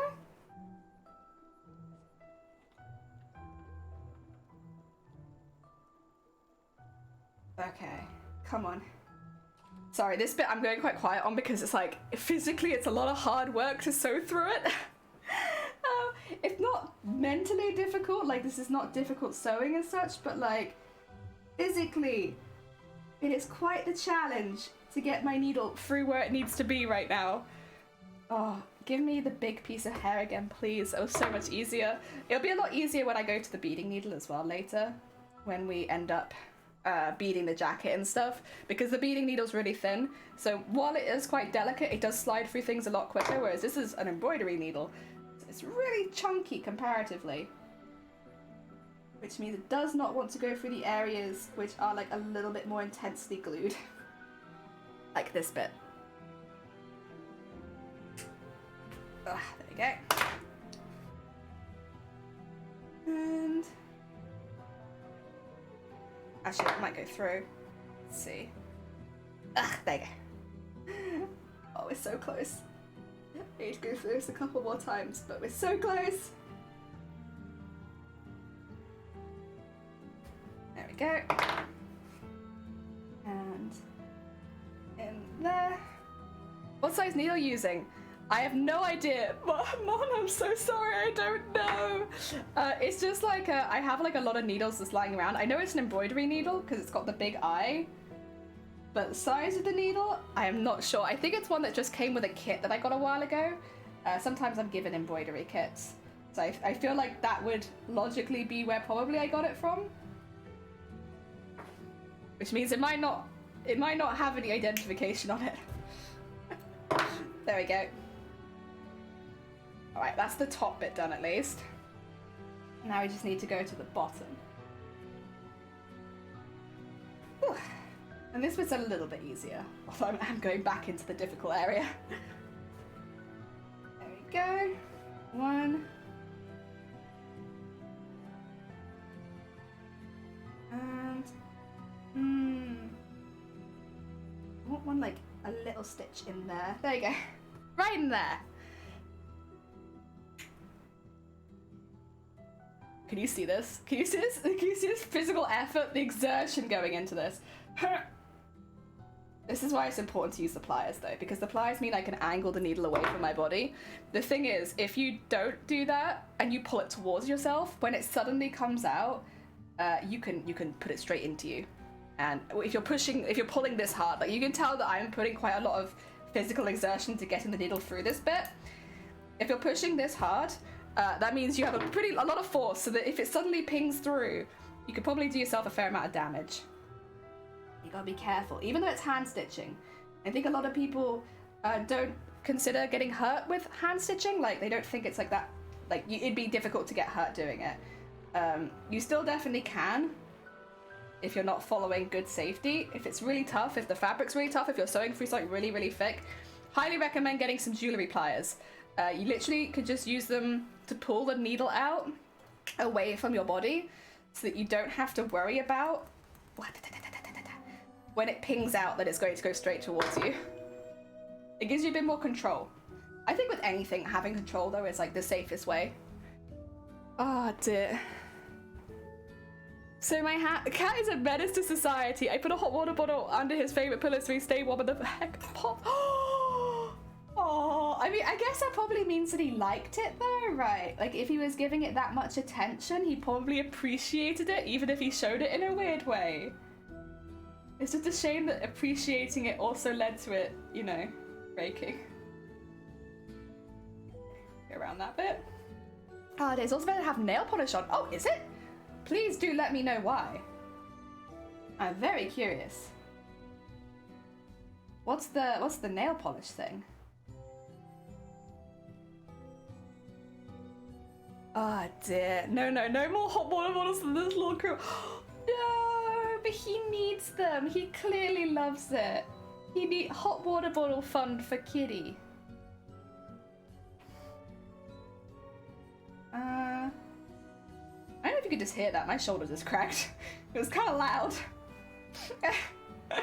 That took me by surprise.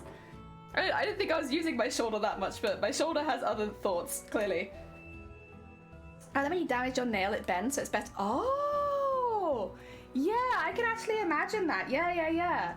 Like, instead of bending your nail, it gives it like a little bit of extra strength so that it's harder to bend it. Oh! You know, I'd never heard of it, but now that you've said it, it's like, yeah. That does make sense. Do you have a little wheat pillow to warm up the kitten? Yeah, do you have a little wheaty pillow for him? Oh god, there's a hole there. That's gonna annoy me. It's gonna annoy me. I can see the hole. No!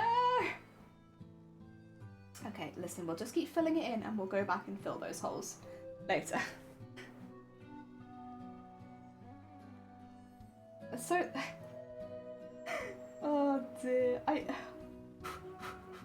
No, I can't. I have to fill it now. It bothers me. Oh dear. But I'm watching someone make a corset. Yeah, honestly, I'd never heard of that, but that's actually, it makes sense. Yeah, because like nail polish does add like an extra level of, what do you call it? Protection to your nails. And like, I must say, I have had many times when sewing, where like something that I've done has like peeled my nail back very uncomfortably. So yeah. I can see that. I thought you were gonna say so that you couldn't see like the blood under your nails from where the pins sneak underneath. Because I have caught myself under the nail so many times. And it does get quite, yeah, against TOS. Oh dear. There we go. Slowly but surely building it up.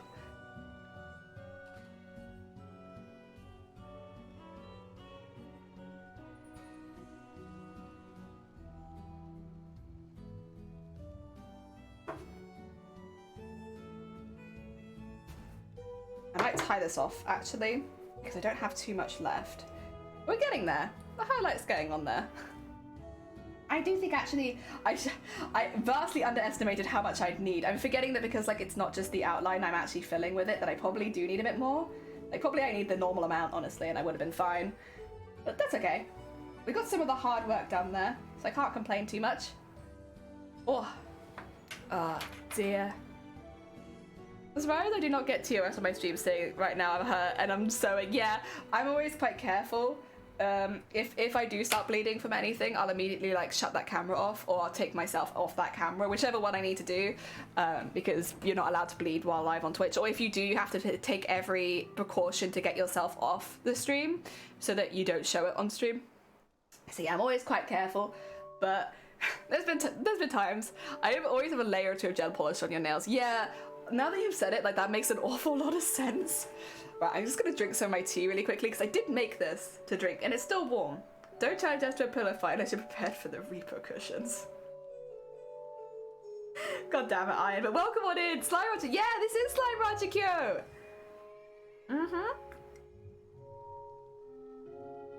So my character looks really angry when I drink tea, so if I'm zooming off into the distance angrily, it probably means I'm having a drink of tea.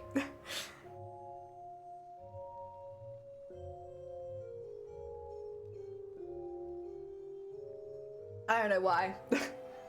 I swear I don't make an angry face when I drink tea, but oh dear, how's Thumb doing? Thumb is a little bit purple.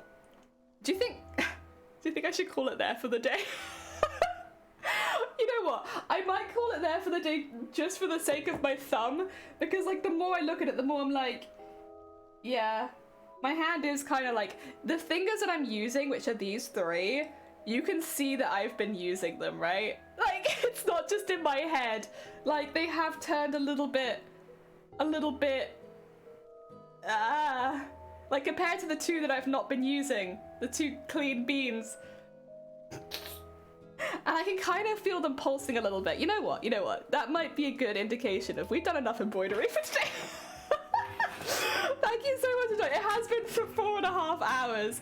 What I'll do is I'll find a really cool bean and I'll send you to them. Same with Violin. Yeah, you go for just a little bit too long and then you suddenly start noticing your fingers are changing color and it's like, wait a second, you weren't purple when I started. What's going on here then? Excuse me. Right, let's see who is live that I can send you all towards. Excuse me again. Sorry, double hick.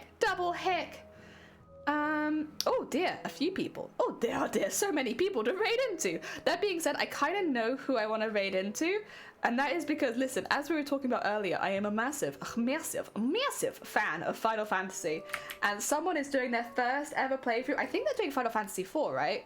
If memory serves. I haven't played 4. The next one I really want to play is actually 6, but that's good because it means that I can actually watch this without having to worry about getting spoiled, you know? Because, yeah, if it had been 6, I wouldn't be able to watch, but since it's not 6, I'm good. I can watch this. Thank you everybody so much for joining me when I've been doing this. I really appreciate it. And thank you so much for the egg right at the end. Do go to Raid Cool if you fancy what. It's just a really good way of sending some love to another challenge. If you haven't met Bear before, very heckin' sweet bean variety streamer. They do a bit of everything. They do some art as well as some games. I don't understand how you managed to do that with embroidery. Or just like purple fingers. My fingers are weak, delicate flowers. I don't know how at this point, because I do so much awful stuff to them, but they're still weak, delicate flowers. I'll be back tomorrow. We'll be doing the same thing tomorrow, so I'll just be cracking on with it. I might end up doing a little bit more this evening if I feel like it, because I would like to get onto some of the beading tomorrow, but we'll see how it goes. We'll see where stuff takes us. Otherwise, I'm going to send you all over to Bear now. Enjoy the rest of your day. Take care, everyone. Thank you so much for popping by.